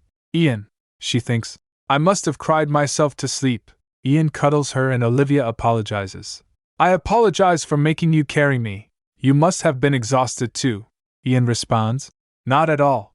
With everything that happened today, I would have been surprised if I didn't have to. Olivia is silent, but thinks to herself. James, the Viscount, and even my father. It feels as if I went through both hell and heaven in a single day, she says. Ian. She grabs him and asks. This isn't a dream, is it? It's real, right? Ian replies. All of it is real. You meeting your father, you being in my arms, Olivia confesses. You can't possibly understand how anxious I am, Ian. I'm so scared that one day, I'll wake up and realize everything was a dream. I'm terrified I'll wake up in that cold room as the miserable Olivia Parnell. She looks at him with pleading eyes and asks, Ian, is it okay for me to be this happy? Ian assures her. Of course. Everyone has the right to be happy, and that includes you. Just like happiness, you found me, someone who would have been forever labeled impotent and alone. Olivia looks up at Ian with love, she pulls him closer, and they kiss. But it doesn't stop there. Ian starts nibbling on her neck. Wait, Olivia says breathlessly. Ian then slides her nightgown off her shoulder. She says. Ian replies. It's okay, as he continues to slip her nightgown off. Just leave it up to me. And with that, they continue their intimate moment. Ian still smirking, musing. She's usually so shy, but today, this cutie. By the way, she cried a lot today, so I'm worried her eyes will be sore. Should I get some ice or something? Just then someone knocks at the door. Someone dares to interrupt their alone time? A servant stands outside the door. Sorry for bothering you at this hour, Your Grace, but you should come and see for yourself. Ian, looking less than pleased, heads out. Ian turns to him. Kenan Bose, all the preparations you spoke of have been completed. There was quite a bit of resistance, so the staff had a hard time. Ian says. He still doesn't know his place, does he? I must have gone too easy on him. Kenan nervous says. Ever since you married Her Grace, you have been much nicer. Kenan complains in his mind. Of all days, why did I have to be on duty today? As if knocking on their bedroom door wasn't enough, I have to cope with my liege at his crankiest. Then Ian started walking and says, how funny is it? I only opened my guard to Olivia, but everyone thinks I'm some pushover they can walk all over. He then commands, let's go. Ian and Kenan enter another room. Lord Florence is kneeling on the ground. Why, Your Grace! You came to check up on me, he says, clearly terrified. Kenan scolds. How rude! Address him properly as the Grand Duke. The man apologizes, stammering. And my apologies. You wouldn't just leave me out to dry, would you? Olivia is, after all, my eldest, and she has a duty to support her parent. Ian's had enough. But you're not her parent, he states flatly. The man looks confused. Pardon? Ian smirks. Olivia found her real father, and yet you still refer to her as your eldest? The man protests. We may not be related by blood, but I raised her. Ian points. It's not just about raising her, is it? It's how that matters. The atmosphere darkens as the man insists. In that case, pay the price for my youngest daughter. Ian and Kenan are shocked. What? The Duke asks, clearly unprepared. Kenan, his face contorted with disgust, thinks, what a waste of skin. The man continues, you two basically stole my daughter from me, didn't you? Naturally, parents have rights over their children. Otherwise, why bother raising them? He's really laying it on thick. Ian's had it. He grabs the man by the collar, his eyes filled with rage. You son of a...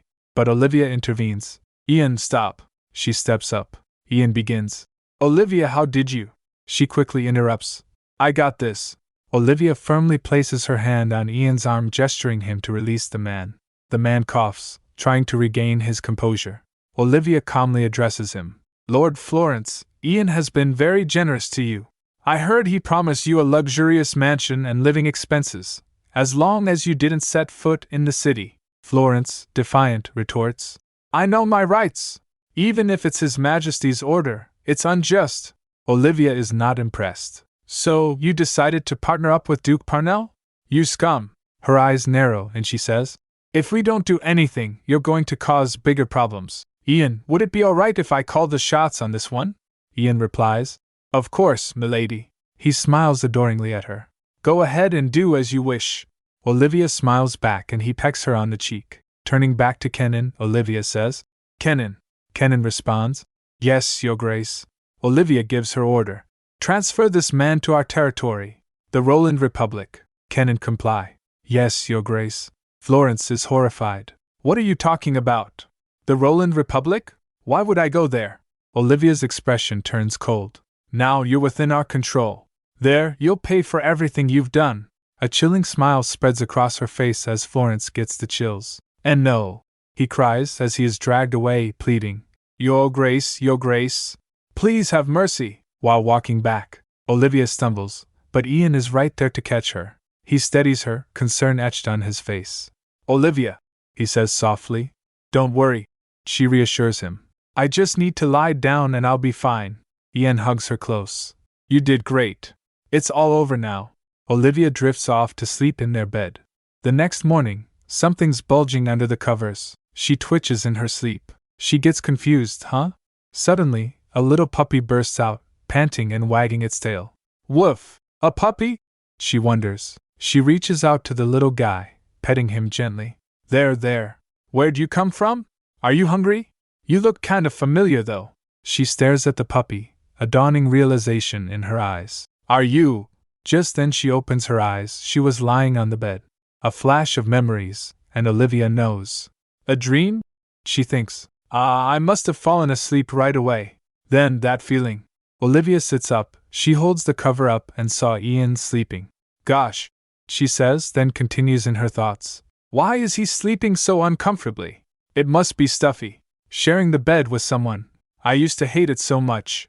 But now, it feels empty without him. Ian stirs. Olivia, did you sleep well?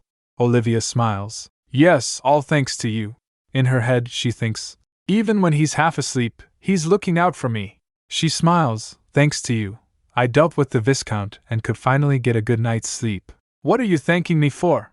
Ian asks. He pauses, considering. Even if he's a complete scoundrel, it must have been a difficult decision, she thinks. But then, actually, it wasn't difficult at all. She remembers. Over his past life and this one, the Viscount committed numerous atrocities. Despite that, I felt obligated to repay him for taking me in. But that day, it dawned on me that my small act of mercy, it could put not only me but also my loved ones in danger. I'm sick of being taken advantage of, Olivia says. I did it to keep our family safe. Ian smiles, leaning on his hand. You're right, Olivia. You're absolutely right. A rotten branch that's ruining the entire tree needs to be cut off. Olivia's eyes sparkle as she thinks. Indeed. Branch by branch, we'll tidy up the tree. Just then her stomachy growls. Both get surprised. She laughs. I am hungry. He also smiles. Well, you skipped dinner last night, so that makes sense. Let's go eat. Later, they're at breakfast when Ian breaks the news. Olivia, I'm going to have to make a trip to the Roland Republic. Olivia looks up, surprised. Ah, she thinks. The Viscount's there and the Republic needs some overall restructuring. We should have gone earlier, but we've been swamped lately, so… For how long? Olivia asks. He replies. About 2 weeks.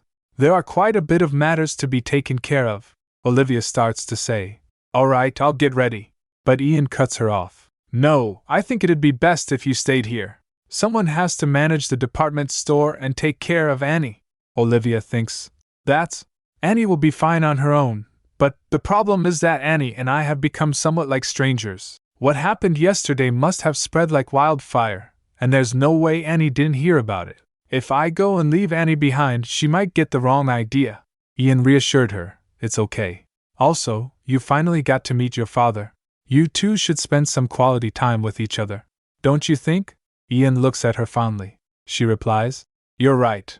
Olivia reflects. He's here as an envoy, so I don't know how much longer he'll be in the Empire. He exhales, but still, I don't want you to go by yourself. Do you really have to go now? Ian smiles. Sadly, I must. I'll do my best to hurry and come back soon. And once all the urgent matters are dealt with, we'll go on our honeymoon. To the ocean down there. What do you say? Olivia's eyes widen as she pictures the ocean. Ocean, she whispers. My first trip with my one true love. She looks back at Ian, a soft smile gracing her lips. Ocean sounds good, she thinks to herself. Ian, I'm coming to understand the concept of love that offers without expecting anything in return. What if I never got this second chance at life? What if I chose to stay at the Parnell estate? I think you're my destiny, Ian. Looking at him, she says. I'll be counting the days. The next day they greeted Olivia's father. Marquis clasped her hand and asks, How have you been? He explains. I wanted to see you earlier, but… Olivia seems overwhelmed. Excuse me, she stammers as tears well up in her eyes. Oh no, the Marquis observes, noticing her distress. He gently offers her a handkerchief. Here, wipe your tears with this. Olivia accepts it silently, still fighting back tears. She recalled her past, where the same Marquis offered her handkerchief. She apologizes. Excuse me. Not at all, the man replies, his gaze lingering on Olivia. Olivia recalls her past life encounter with the Marquis. Back then, it was just like this as well. Why did I tuck away my mother's necklace just because of those jackasses? If it weren't for that, we would have met sooner. Back in the present, Ian muses.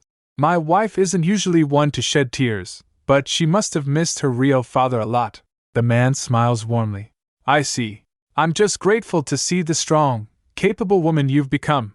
Olivia is silent, seemingly conflicted. The Duke introduces himself. I'm Ian Tyrone, and it's a pleasure to meet you. I married your daughter this year. Her father shakes his hand. I'm Charles from the Orse Kingdom. The king was generous enough to appoint me as the Marquis of Mayen. Ian extends a hand to Charles. Olivia begins. My name is Olivia. Charles smiles. What a beautiful name. Then Ian interjects. I'm loving this heartfelt family reunion, but why don't we take a seat first? They move to a drawing room, and Ian asks, How did you get separated with Olivia's mother? Her father replies, Oh, after all this time, I finally get to tell you this story. I lost Melissa entirely because of my own foolishness. Melissa was quite the curious young lady. Fueled by a strong desire to explore the world, she ran away on her own, and traveled here and there until she found her way to the Orse Kingdom.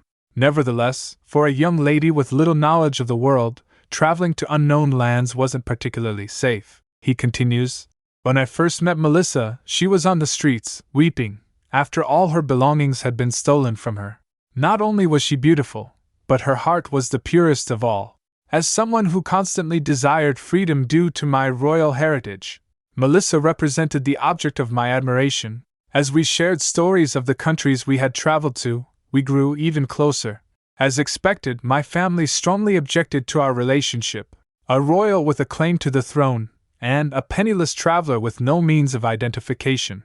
In fact, I would have been shocked if there had been no objection. But to sneak her away to her different place. I had no idea my family would be against Melissa to that extent. Because of this, I can't put into words how overjoyed I am to finally meet my daughter. Charles smiles. I'll be staying in the Empire for a month, so we can take our time getting to know one another. Olivia clenches her fist, but replies warmly. I'd love that. I'm overjoyed as well, father. Meanwhile, at the Imperial Palace, Stardust glances at her father, who was looking distresses. He begins, I might have been a bit too hasty with Ian's marriage. Who would have imagined Lady Florence's biological father to be Orcian royalty? It's almost too perfect in terms of lineage. Stardust asks, being in-laws with the Orcian royalty, it's a good thing, no? The Emperor replies, way better than a Viscount's daughter. If they were to have a son, just think of how much of a threat he'll be. He slams his fist on the table. Stardust replies, you're being paranoid, father. She sips her tea thinking, if he becomes a risk, it's as simple as sending him away. Then she adds, the throne is already yours, father. With you on the throne and me, the crown princess, alive and well, who would have the audacity to speak against us? You're the reigning monarch and I am next in line. She asks, whether by legitimacy or lineage, everything is perfect. So what is there to worry about? The king still seems distressed. He says, you don't understand. Just as I took the throne from that child can also take it from me. Why don't you understand that all of this is for your sake, Stardust? Stardust thinks to herself, when it's really about his own insecurities and complexes, look at him packaging it as if it's for my sake. I'm so sick of it. She smiles then says, I know, father. I know. And don't worry, I won't let anyone take the throne away from me. A dark look crosses Stardust's face. Yeah, no one. Not even you. Later Annie was walking through the hallway lost in thought. Lately, every day feels like a dream to me. I get to read as much as I want and learn whatever I want. But it wasn't always like this. Her father couldn't stand her studying or reading books. Flashback to a young Annie, surrounded by books, her eyes wide with fear as her father snatches a book from her hands. Give it to me! A girl reading a book? Who do you think you are? I'd better burn all of these. And he did. He set fire to every book in the house just because she was reading them. Annie remembers, if it weren't for Olivia, I'd still be living in that hellhole. Back in the present, Annie clutches a book to her chest, squeezing it tightly, her face a mask of serene gratitude. She's at school, and Rita spots her. Annie! She calls out. Annie greets her. Hey, Rita. But Rita asks, are you okay? Annie, a little too quickly, replies, why wouldn't I be? Rita hesitates. You know, because of your sister. Wait, I guess I shouldn't be calling her your sister anymore. Annie's face clouds over. What are you talking about? Rita leans in conspiratorially. Oh my, you haven't heard? Rita smirks, practically buzzing with gossip. Apparently, your sister isn't actually your sister. The words hit Annie like a physical blow. What? The classroom erupts in whispers and murmurs as all eyes turn to her. It seems everyone knows except her. Rita explains. Yesterday, at Duke Parnell's tomorrow awards ceremony, word has it that Lord Florence caused a scene. I guess you haven't heard. Back in the classroom, Annie drops her books with a loud thud. Goodness! Rita exclaims, reaching out to steady her. Annie stammers, I am fine. But her eyes betray her inner turmoil. Outside, bathed in the golden light of sunset, Annie sits alone, her shoulders slumped. Students whisper about her behind her back. Then what's going to happen to her? One asks. Another replies, well, since they're not sisters anymore, does she have to move out? A third chimes in. I was being nice to her only because I thought she was the Grand Duke's family. Someone hisses. Hey, keep it down. Annie curls in on herself. This is nothing compared to what I've been through. She thinks. It's nothing. Suddenly a voice calls out. Lady Florence? Annie looks up to see Eric approaching. You, she says softly. He looks concerned. Eric, was it? She asks, a small smile playing on her lips. Eric bows slightly. Why, yes, my lady. He notices she's sitting on the ground. By the way, why are you on the floor? The floor's cold. Annie shrugs. It's okay. Eric is clearly bothered. But still, she should sit on something. He ponders for a moment, then nods decisively. He starts to unbutton his shirt, and Annie's eyes widen in shock. She thinks, her face a mixture of surprise and confusion. What are you doing? She cries out. Eric freezes mid-undress. I am sorry. I was just going to set it on the floor for you. Annie stares at him, speechless for a moment, then bursts out laughing. Ha! She wipes a tear from her eye, still chuckling. What are you apologizing for? I was surprised, that's all. Sorry for yelling. She smiles brightly. Eric turns his face away, blushing. Don't worry about it. Eric is relieved but asks, but seriously, what are you doing here? Annie's smile fades a little. Oh, I heard something upsetting, so… She looks away. Olivia is all I've got, but turns out she's not even my sister. So I was just thinking about what to do. Now that I'm nothing to her, I shouldn't overstay my welcome, right? Eric says. I don't think Her Grace would mind at all. Annie replies. Yeah, you're right. That's exactly why I need to leave on my own. She smiles sadly. But I really don't want to. She remembers moments with Olivia. Every moment I spend with Olivia is so precious. Eric urges her.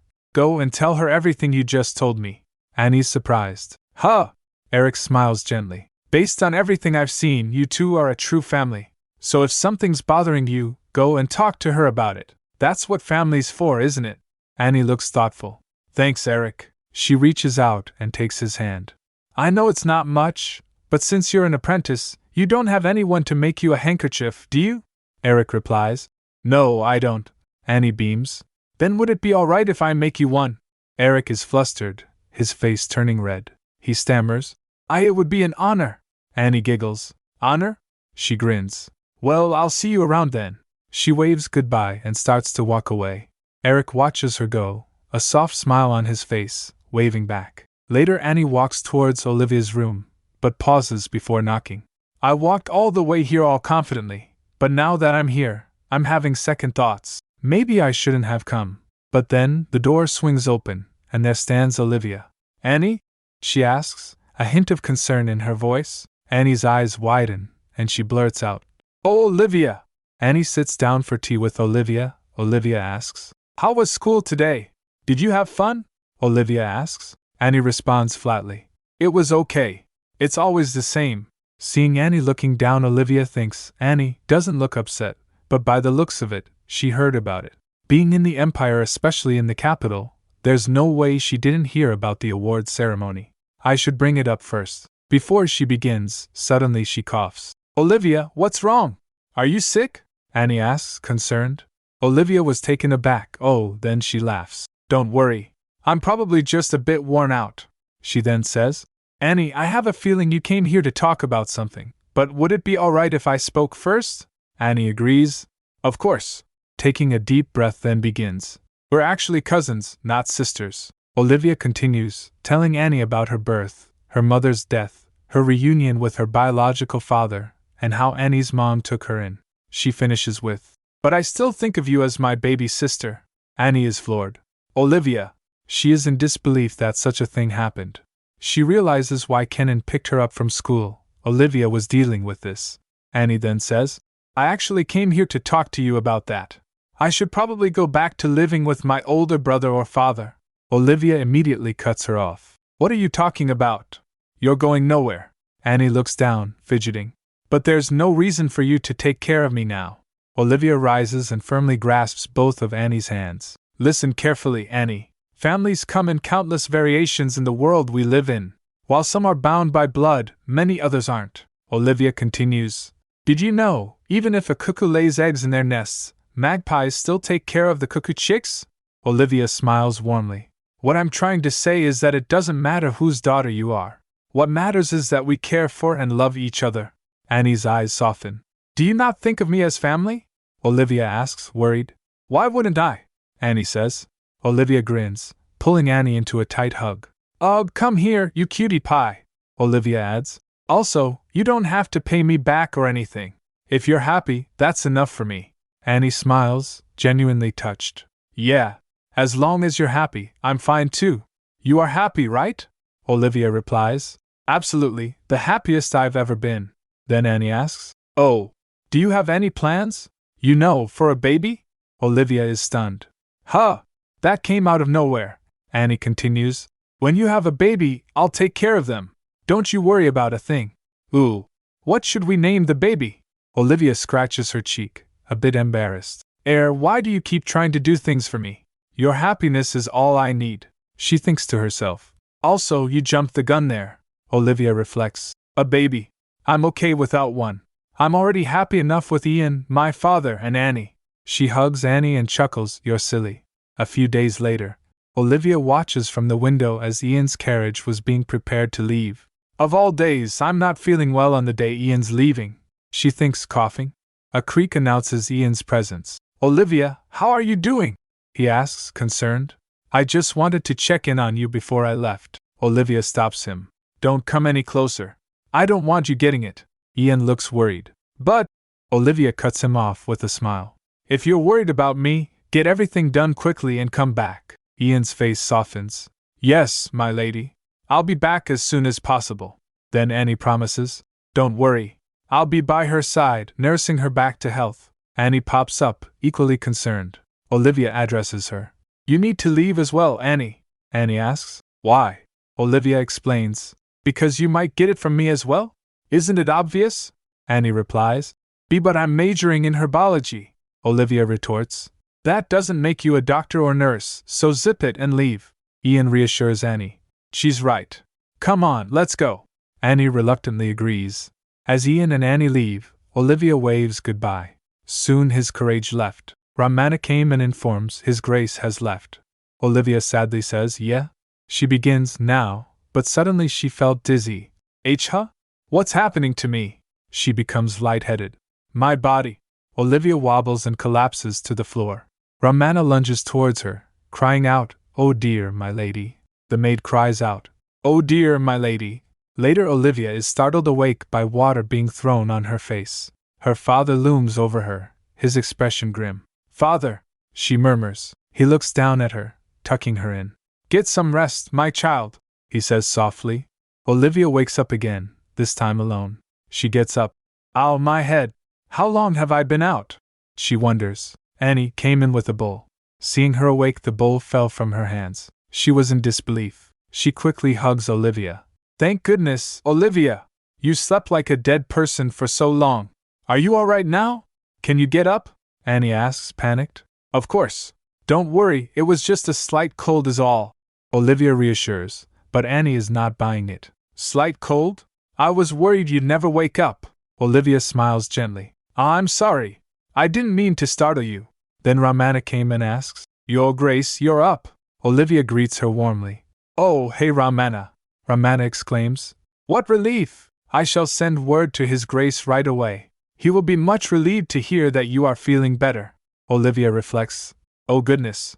Looks like I make everyone worry about me. She thinks. He must have felt terrible for leaving to the Republic after seeing me like this. She then asks Annie. Oh, right, Annie, would you be a dear and make some milk tea for me? Something about waking up is making me crave something smooth. Annie, ever eager, replies.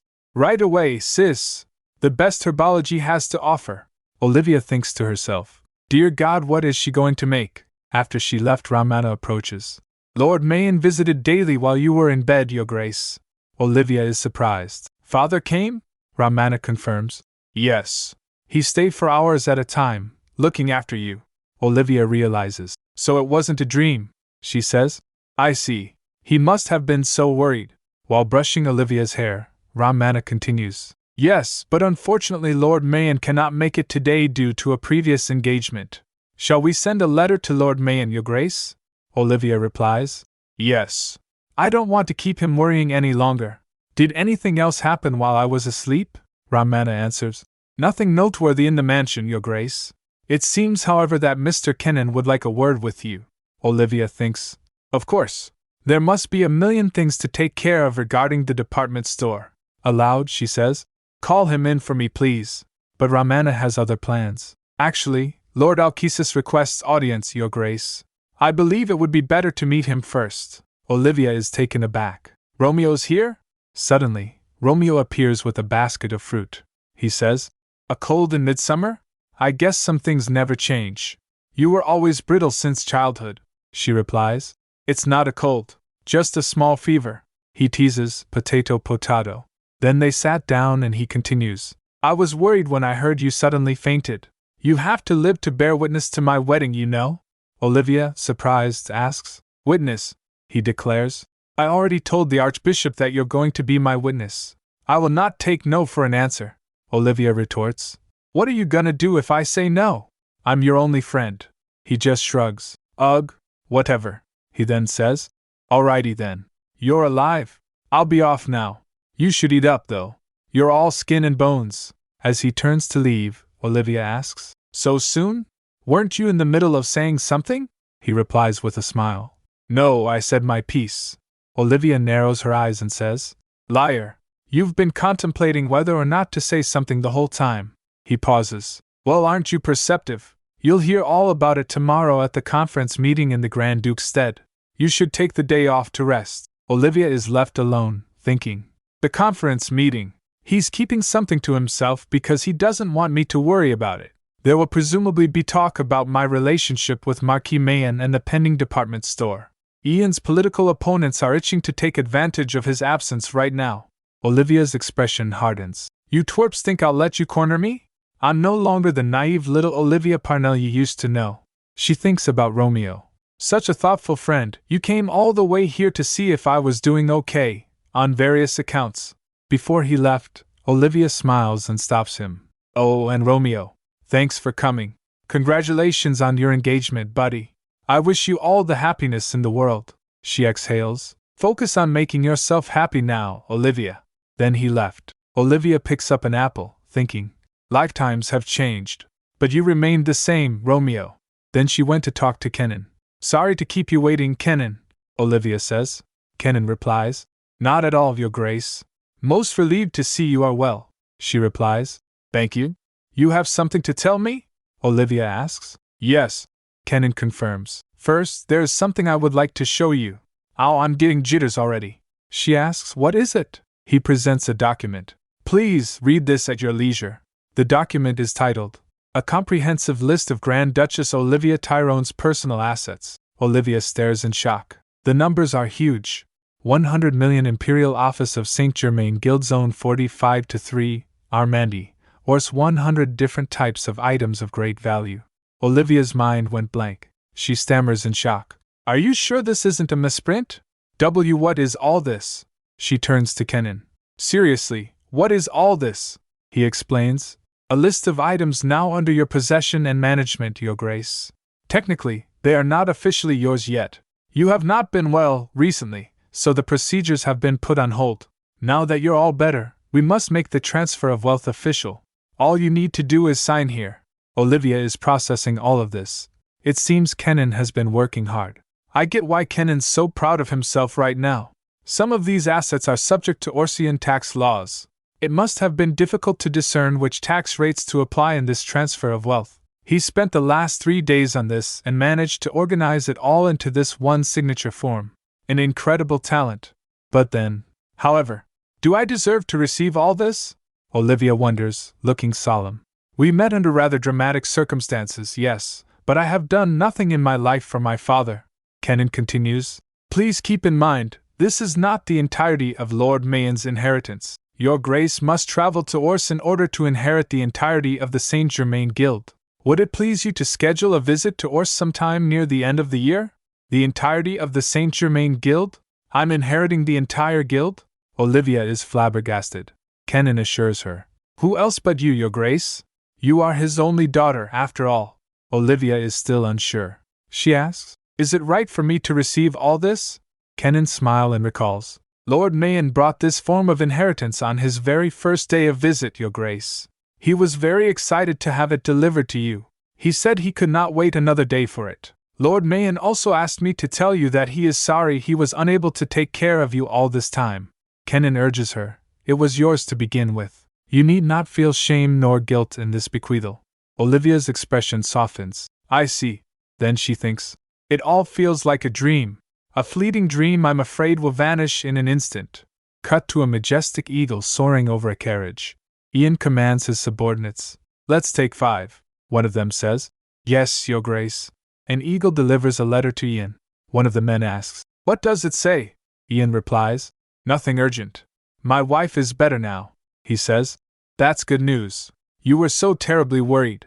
ISN thinks. Was I that obvious? Then he reflects. I still have many enemies in the Empire.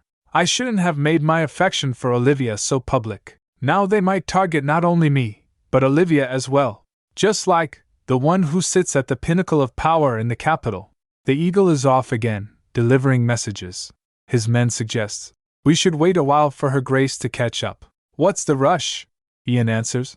Preparation is only worth a damn if you finish before your opponent. He thinks in his mind. Under these circumstances, the Emperor would get suspicious if I told him we'd be returning together. It's not without its own risks, but this is the safest bet for now. And sooner or later, the eagle returns with another letter. His subordinate begin. Is that? Ian looks at the note that says, Agreed, and smile. He concludes it's time to strike. Back at the mansion, Olivia is sound asleep. Snooze! The curtains ripple in the morning light. Erg, too bright, she groans. Her maid cheerfully says, Time to get up, Your Grace. It's the day of the conference meeting. Ramana asks, Did you sleep late again last night? She admits, I couldn't sleep. I really have been too busy, even for sleep. She was working on inheritance issues and soliciting businesses for the department store. I've been pulling all-nighters with Kenan for the past few days. Her maid teases. We might need to put extra makeup on you today, Olivia asks. Is it that bad? The maid replies, I'm afraid it's worse. You look like a raccoon. Her maid reassures her. It will be your first appearance at a conference meeting, so you must leave a good impression. Olivia agrees. She tells her maid. Then I'd like to wear the necklace my father gave me. Ramana complies. Yes, Your Grace. Olivia thinks. I wonder if my father will be there. He's probably staying at the royal palace anyway, so I'll pay him a visit if he isn't there. I'd love to see him, even if by pure coincidence. Outside the conference, Olivia arrives in her carriage. She looks determined, but then a voice calls out. We meet again. Olivia is surprised. James steps up and adds, What a coincidence. With a pause he says, Wife. Olivia's face twitches, she looks straight in his eyes. She thinks, I knew I couldn't keep avoiding him now that he was back in the capital, but did James really have to ambush me like this? She crossed her arm. Like I said, I am not your wife. He's got the audacity to say. Excuse me, force of habit, he claims. She groans, ugh. She turns away from him and begins to walk the other way. He follows, so she glances back. Of course, he just had to be heading in the same direction. Even his attire, she informs him. Your brooches ask you, my lord. You should fix it. He fumbles with it, admitting. I'm not used to this kind of thing. She grumbles, if you can't do it yourself, have your maids or your 3 devouring mothers do it for you. She recalls her past, where she was used to fix his bow tie. But then she panics, this is no good. I keep getting caught up in memories of the past. Then he dares to tell her. You look beautiful, by the way. Upon hearing that, she stops in her track. She scoffs, save your breath, my lord. Compliments from you mean nothing to me. As she storms off, she trips. Ramana was beside her. She thinks, why now, after all this time? What's the point, James? At this point, it's just revolting. She arrives at the conference. As she stands with her maid, she can see people chattering and giving her the side eye. Olivia wonders, how long is it going to take for people to stop peeping? Then a man greets her. Pleasure to meet you, Your Grace. It is an honor to be seated next to you. Looking at him, she thinks, Marquis Roland? Well, this is unusual. He's famously arrogant. Oh well, can't hurt to make friends with him. She greet him. It's been too long, my lord. How have you been? He responds. You remember me? We only met once at the wedding. She replies, why of course, she says internally, and a few times in my previous life, but you don't need to know that. He continues, most people go through such a frenzy on the day of their wedding that they can't remember a thing. Seems like you managed swimmingly. She smiles. I have my husband to thank for that. She thinks that was worth a few points, right? Then Ramana whispers, Your Grace, look. She looks ahead and saw Romeo seated in front of her. Oh, Romeo. He greets her. Hey! Then she remembers, what did he mean by, "You'll learn all about it at the conference meeting"? The meeting is called to order. Silence! His Majesty the Emperor and Her Highness the Crown Princess are announced as they take their seats. Let the fourth conference meeting begin, the Emperor announces, and bangs the gavel. Olivia thinks in her mind, I've only ever seen the goofy side of him until now. This feels a little awkward. The Emperor gives her a frosty look. She felt creeps. What was that just now? The Emperor begins, as you are all aware, Duke Parnell's return to the capital has left a vacancy in the northern front lines. Someone must take responsibility for this. He turns to James. Duke Parnell, have you anything to say for yourself? James steps forward, saying, Your Majesty, I have already spent the past 5 years in the north. I believe I have sufficiently proven my loyalty to the crown. The Emperor asks, You refuse to return north? James replies, I do, Your Majesty. The nobles begin to murmur among themselves. Wasn't he bequeathed a numbered sword recently? How could he be so straightforward with the Emperor even after that?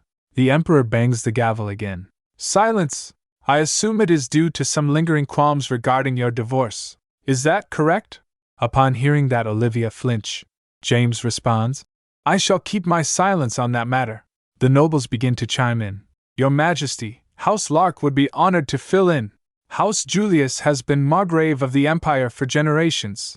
Give us the honor to please you, Your Majesty. The Emperor pauses and says, I gave this matter ample consideration and came to the following conclusion. Grand Duchess Tyrone, the Emperor says, this conflict arose because of House Tyrone. It must therefore be House Tyrone's responsibility to resolve this issue. That felt like a threat to her, she thinks. The conflict arose because of House Tyrone. It must therefore be House Tyrone's responsibility to resolve this issue. In other words, Tyrone must fill the void. Then she bows her head. House Tyrone accepts the honor, Your Majesty. But then Romeo interjects, Wait. If I may a word, Your Majesty. Olivia gets shocked. The Emperor looks over, curiosity on his face. What is it, Lord Alkesis? Romeo steps forward, a murmur rippling through the court. He begins, Many in the public seem to question my ability and speak ill of my presence in court. With your permission, Your Majesty, I would like to prove my worth to the kingdom by leading the northern expedition. After the meeting, Olivia approaches Romeo. Romeo? Have you lost your mind? She grabbed his hand. You can barely handle yourself down a staircase. How the hell do you expect to handle a war? With Romeo's outburst, the conference meeting came to a sudden conclusion. Romeo would be the one to take on the northern expedition. The reasons were transparent. The Lord of Alkesis is an amateur who has never wielded a sword before. If he dies on the expedition, the seat of imperial consort to Empress Startes would stand vacant. That seat entailed more honor and merit than a single expedition to the north could ever afford. All court members welcomed his proposal with open arms. But Olivia? She's absolutely disgusted. Disgusting pigs. Meanwhile, Startes confronts Romeo. What were you thinking, really? Romeo tilts his head. Pardon, she persists. Is Grand Duchess Tyrone truly someone you can trust enough to volunteer to go to battle, which you know nothing about? Olivia winces, but then Romeo simply smiles. Yes. That's the kind of friend she is to me. My one and only friend. Listen to me, Romeo, Olivia tries to reason with him, but Romeo gently clasps her hands. Ollie. He tells her to calm down, take a deep breath. But Olivia is having none of it. Romeo, you idiot, you're going to get yourself killed. He reasons, Duke Tyrone is just as inexperienced as I am. He asks, would you rather risk his life than mine? She fumes. That is not what I'm saying. I'm objecting to you sacrificing yourself, Romeo says, smiling. Don't think of it as sacrifice, Ollie. It really is for my own benefit and gaining some footing in court. Startes interjects. You call this friendship? Not limerence? Both Romeo and Olivia's face distorts in shock. Startes is clearly annoyed. All right, I get it. Stop making that face. Then she adds, I still have some things to discuss with Duchess Olivia. It'll take a while, so let's go somewhere quiet. There's too many eyes and ears here. Later, outside, she asks the question. Grand Duchess Tyrone, do you trust me? Trust, Olivia thinks. Olivia asks, does your Highness trust Ian? Startes replies, you jest. She continues, I have no interest in that man's motives. What I'm curious about is yours. Olivia thinks, based on what I've seen so far, the Crown Princess and Ian aren't exactly friendly, but they're not hostile either. But based on her reaction to my question just now, then she says, I would like to place my trust in you, Your Highness. Starters asks, What makes you say that? Olivia answers, I believe you to be trustworthy. She recalls her past. I've already seen what kind of ruler Starters becomes in the end. She was wise and just. All things considered, our relationship is closer to an alliance than anything. Unless I deliberately get in her way or oppose her, she is not someone who would ever cause me harm. Starters smiles. You just get more fascinating the more I get to know you, Duchess Olivia.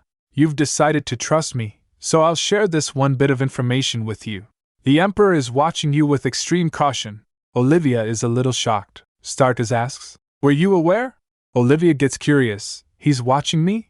I couldn't figure out why, but I did feel that he seemed very disturbed by my presence. Starters explains, The reason is simple, really. It's your bloodline.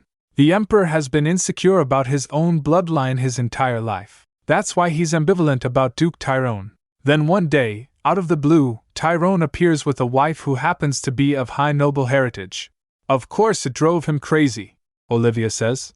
Yes, but he's already. Starters adds, Insecurity isn't something that can simply be cured with title or status. The Emperor is someone who can't even trust his own children. So what is going through the Emperor's mind right now in this situation? There's only one probable conclusion. Olivia is silent. Then spoke. I should have just given her to Parnell. Stardust sips her tea. Bingo. The Northern Expedition is indeed important to the Empire, but what irks the Emperor the most is your heritage. That's why he's being so prickly. Olivia sits there, looking regal, and asks, Then what about Romeo's deployment to the north? Olivia pauses, thinking. If that's how the Emperor feels, surely the Emperor is even more displeased by Romeo's outburst, volunteering to take Parnell's place. Romeo looks at her concerned. Then Stardust says, Romeo had already agreed to it beforehand. We knew what was coming.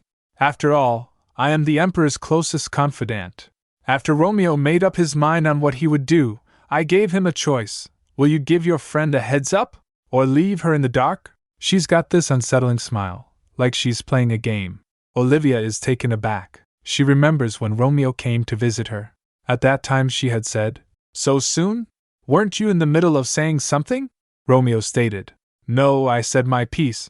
She then turns to Romeo. He says, You would have done the same for me, Ollie. Her expression hardens. She was about to cry.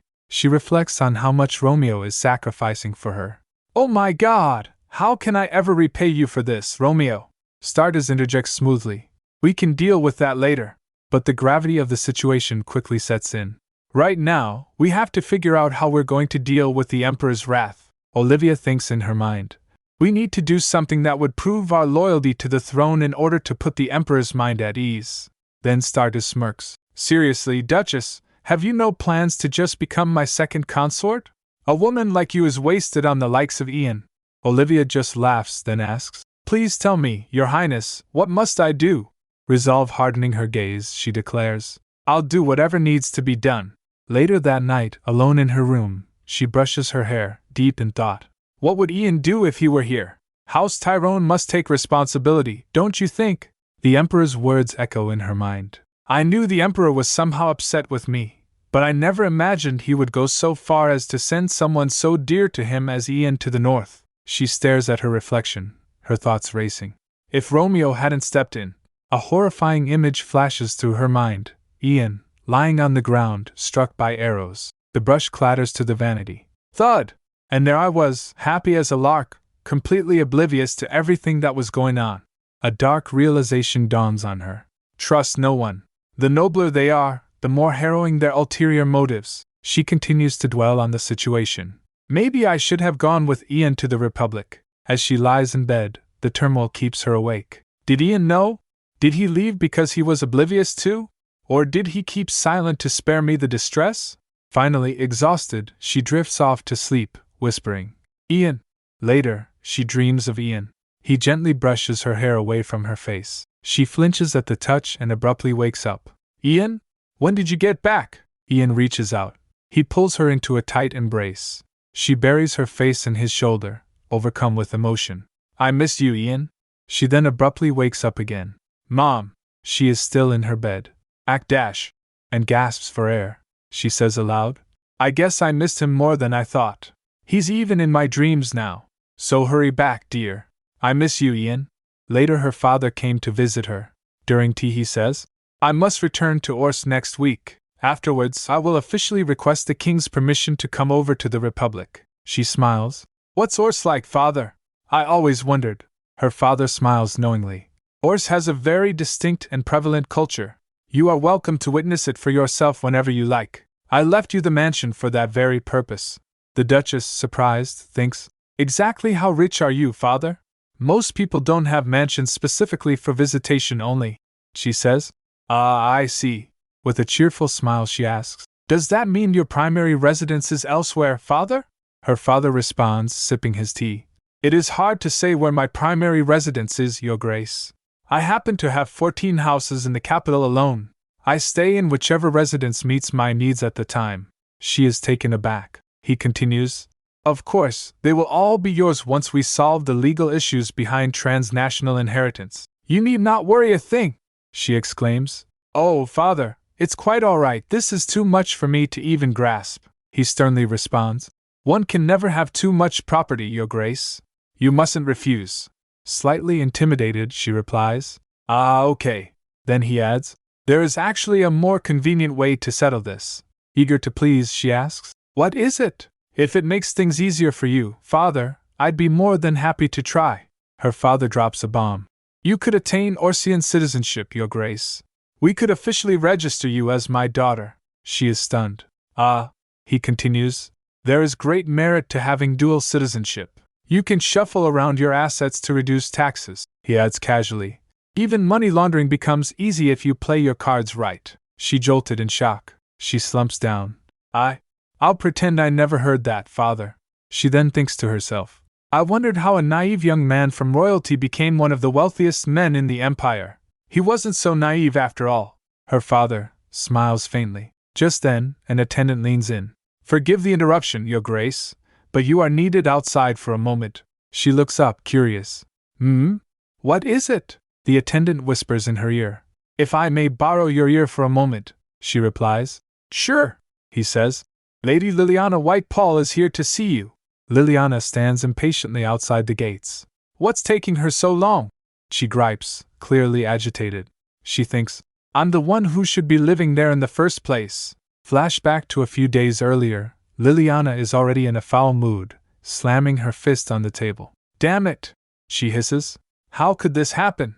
How could he do this to me? Liliana thinks, a storm brewing in her eyes. I was his bride. It was always me for the past 10 years. Gold, blonde hair that glimmers, the arrival of a prince in shining armor. Rosy cheeks that make you blush. Lily. She reflects on Ian's kindness towards her. Eyes that tell stories with a hint of sorrow. And beneath all that, his noble essence, Ian was perfection incarnate. How then could it not be destiny that he should be my man?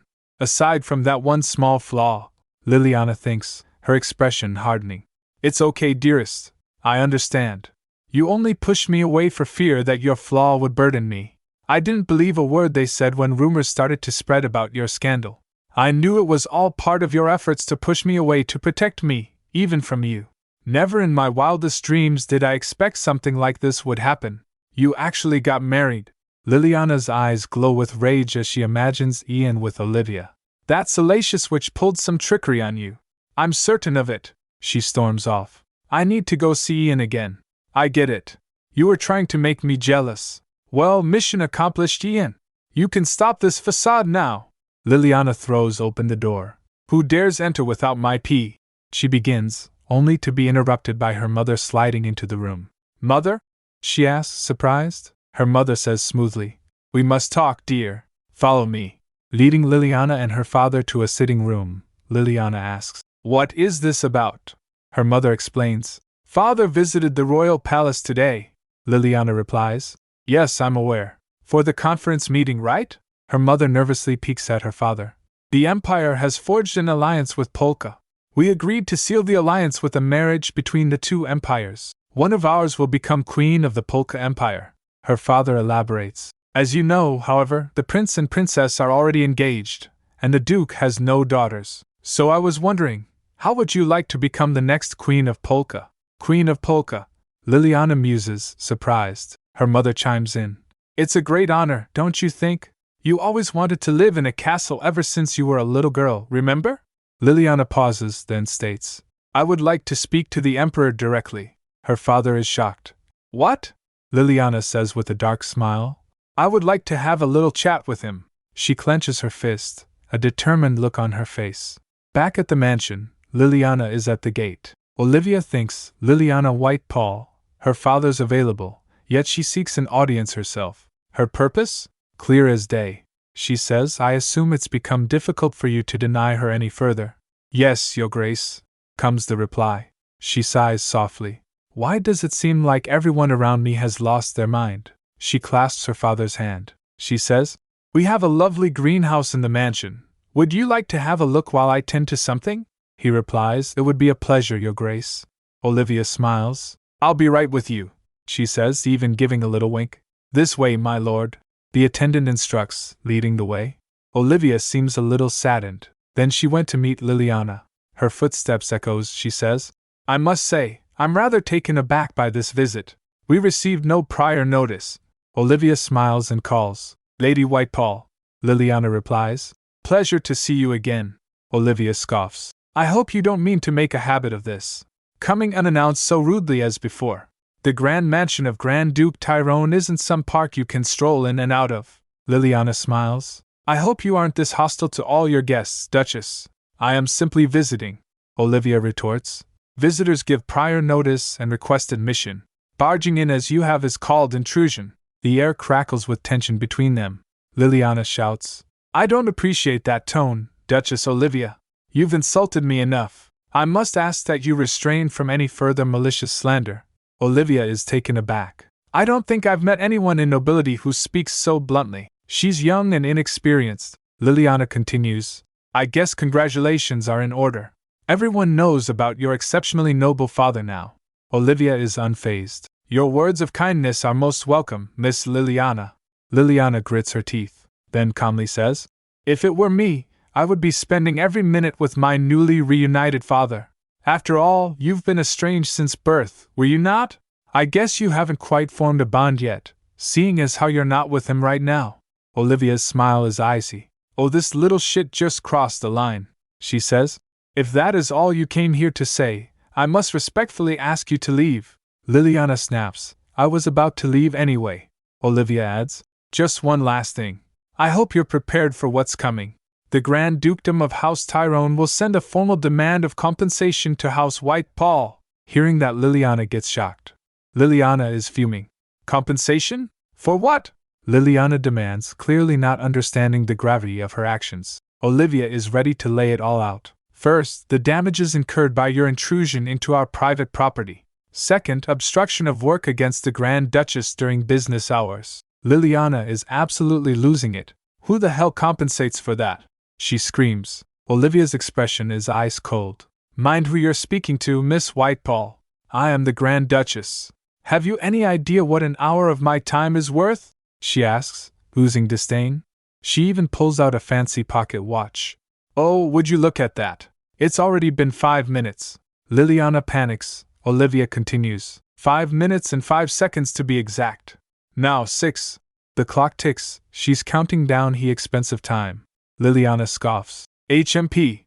As if your time is so expensive. You can't intimidate me with a receipt. Olivia shows her the clock and keeps counting. 17:18. Liliana can't take it anymore. All right. I'm leaving. What a crook, she yells, storming off. But Liliana isn't done yet. Before leaving, she turns and says, Oh, Anne, I don't know how you managed to fool Ian, but he will soon come to his senses and realize where his heart truly lies. Liliana's confident declaration echoes. Ian loves me. Olivia's eyes narrow. I try to adore you, but you keep asking for an ass-whooping, she thinks. Then she says aloud, Please, Miss Whitepall. It is unbecoming of the future Queen of Polka. Liliana is shocked. You, how do you know? She trails off, completely thrown. Olivia thinks, Because I know your future, is what I'd love to say. Instead, she considers the facts. If the timeline I remember is correct, Miss Whitepall got married around this time. And what do you know? The hairy international relationship we have with Polka was brought up during the conference meeting. She became queen of Polka in the previous life for power and glory. It makes me furious to think that she came back for Ian this time just because he belongs to someone else now. After everything he suffered for that very reason, she concludes. You don't love Ian, Miss Whitepall. You love his background and pedigree. Calling it love is an insult to the word. The Grand Duchess has had enough. You'll have to see yourself out from here. I assure you, you will not be able to enter so easily from now on, she says, before having Liliana tossed out the gates. Then Ramana rushes to Olivia's side. My lady, are you all right? She asks, panicked. Olivia replies. Ah, Ramana. Ramana is relieved to see her. I heard what happened, roughly, Your Grace. There was such a big stir about it. The Grand Duchess is unfazed. Good. I won't have to explain the situation twice. Take your time, Ramana, she replies. Ramana asks. Will you really issue a request for compensation? She replies. Yes. Let's leave that to Kenan. Tell him to extrapolate the hourly value of the revenue generated by the department store that will open next week. Tell him to send the invoice to House Whitepall. He'll know what to do. Ramana complies. Yes, Your Grace. But then, she pauses mid-stride. Come to think of it, regarding the department store. She stops. Wait. She stops, a look of shock on her face. She saw her father, a look of concern on his face. There he is, standing under a tree, looking somber. Back at the Whitepall estate, Liliana is not handling things well. What's wrong with Miss Liliana? The servants whisper. It's just how she is these days. Give it some time. Liliana is seething. That woman is more cunning and ruthless than I ever imagined. My poor sweet Ian. I hate to imagine what horrors you must endure by her side, she thinks. She pictures Ian in chains, held captive by the Grand Duchess. I was supposed to make a big scene in front of Marquis Mayan. Ian aside, what happens if His Majesty is disappointed with me? She remembers her request. I would like to have a little chat with him. Flashback to a few days earlier. Liliana is face to face with the king. And to what do I owe the pleasure? He asks with a sly smile. Miss Liliana Whitepall. Liliana bows her head. She begins.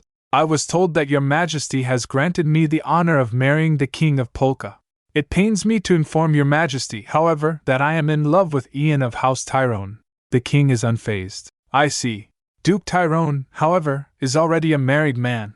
Liliana protests. He's just being stubborn, Your Majesty. He's lying to himself. He knows deep down that he loves me. The king remains firm. Be that as it may, as long as the two remain married, there is no room for you to interfere. Unless you are intent on becoming his consort, which I'm certain you are not. Liliana vehemently denies it. Absolutely not, Your Majesty. The king's tone turns cold. What a shame, truly. Had I known about you, Miss Liliana, I would not have permitted Duke Tyrone's marriage. I guess our only remaining option is divorce. Liliana looks up, hopeful. But Ian is caught deep in that witch's vice, Your Majesty. He will not agree to a divorce. The king smirks. Divorce need not strictly be consensual, my dear. Nor does it only concern the married individuals. It absolutely crushes me to imagine how Marquis Mayan would feel if he were to learn that Duke Tyrone already had a prior engagement. He slyly told Liliana about it, then apologized. Oops. Don't mind me, dear, a terrible habit that comes with age. Some thoughts just happened to spill out unintentionally. Do forget I ever said anything. Back in the present, Liliana realizes the implications. That's exactly why I visited the Duchess when I knew Marquis Mayan would be there. Gah! Damn it! A few days later, Liliana's maid is beside herself with excitement. My lady! Take a look at the papers. Liliana is in a foul mood. What is it? She mumbles. Marvelous news! Just marvelous! The maid exclaims. Liliana snatches the newspaper from her. Give it here. Better not be a big pile of nothing. She reads the headline. Marquis Mayan enraged. Returns to Orson hurry. Was his daughter's disappointment too much? The article details Marquis Mayan's abrupt departure and hints at unsettling truths regarding the nature of his daughter's marriage. Liliana gasps. Unsettling truths, disappointed Lord Mayan. She realizes she's done it. Ka? The maid asks. And my lady? Liliana, eyes wide with glee. I did it! She exclaims, grinning maniacally. I did it! The grand estate comes into view as the carriage wheels begin to slow. Inside the manor, the staff is caught off guard. As Ian went inside, "Why, Your Grace?" they stammer, surprised by his sudden arrival. Ramana greets. "Welcome back, Your Grace," the maid exclaims. "We weren't expecting you to arrive so early." Ian gives them a curt nod. "The horse might need some tending." His thoughts drift elsewhere. "I wonder how she's been while I was gone. The king was part of the reason I had to go to the Republic in a hurry, but I also had to go there to punish Viscount Florence. However strong Olivia may be, I didn't want her to see the pitiful state the man who was once her father is in." We see Viscount Florence in shackles, utterly broken. "I will never forget this, Grand Duke. Till the day I die, I will not forget." But Ian is unmoved. He didn't have a shred of penitence till the very end. Despite everything, Ian can't help but think of Olivia. However terrible a father he may have been, it would have done Olivia no good to see him like that. "I miss her." He gazes through the hallway. "I want to talk to her directly. Not through a messenger hawk. Olivia, He forces a smile. But the smile vanishes as he enters Olivia's familiar chambers. "Olivia?" he calls out, his voice echoing in the empty room.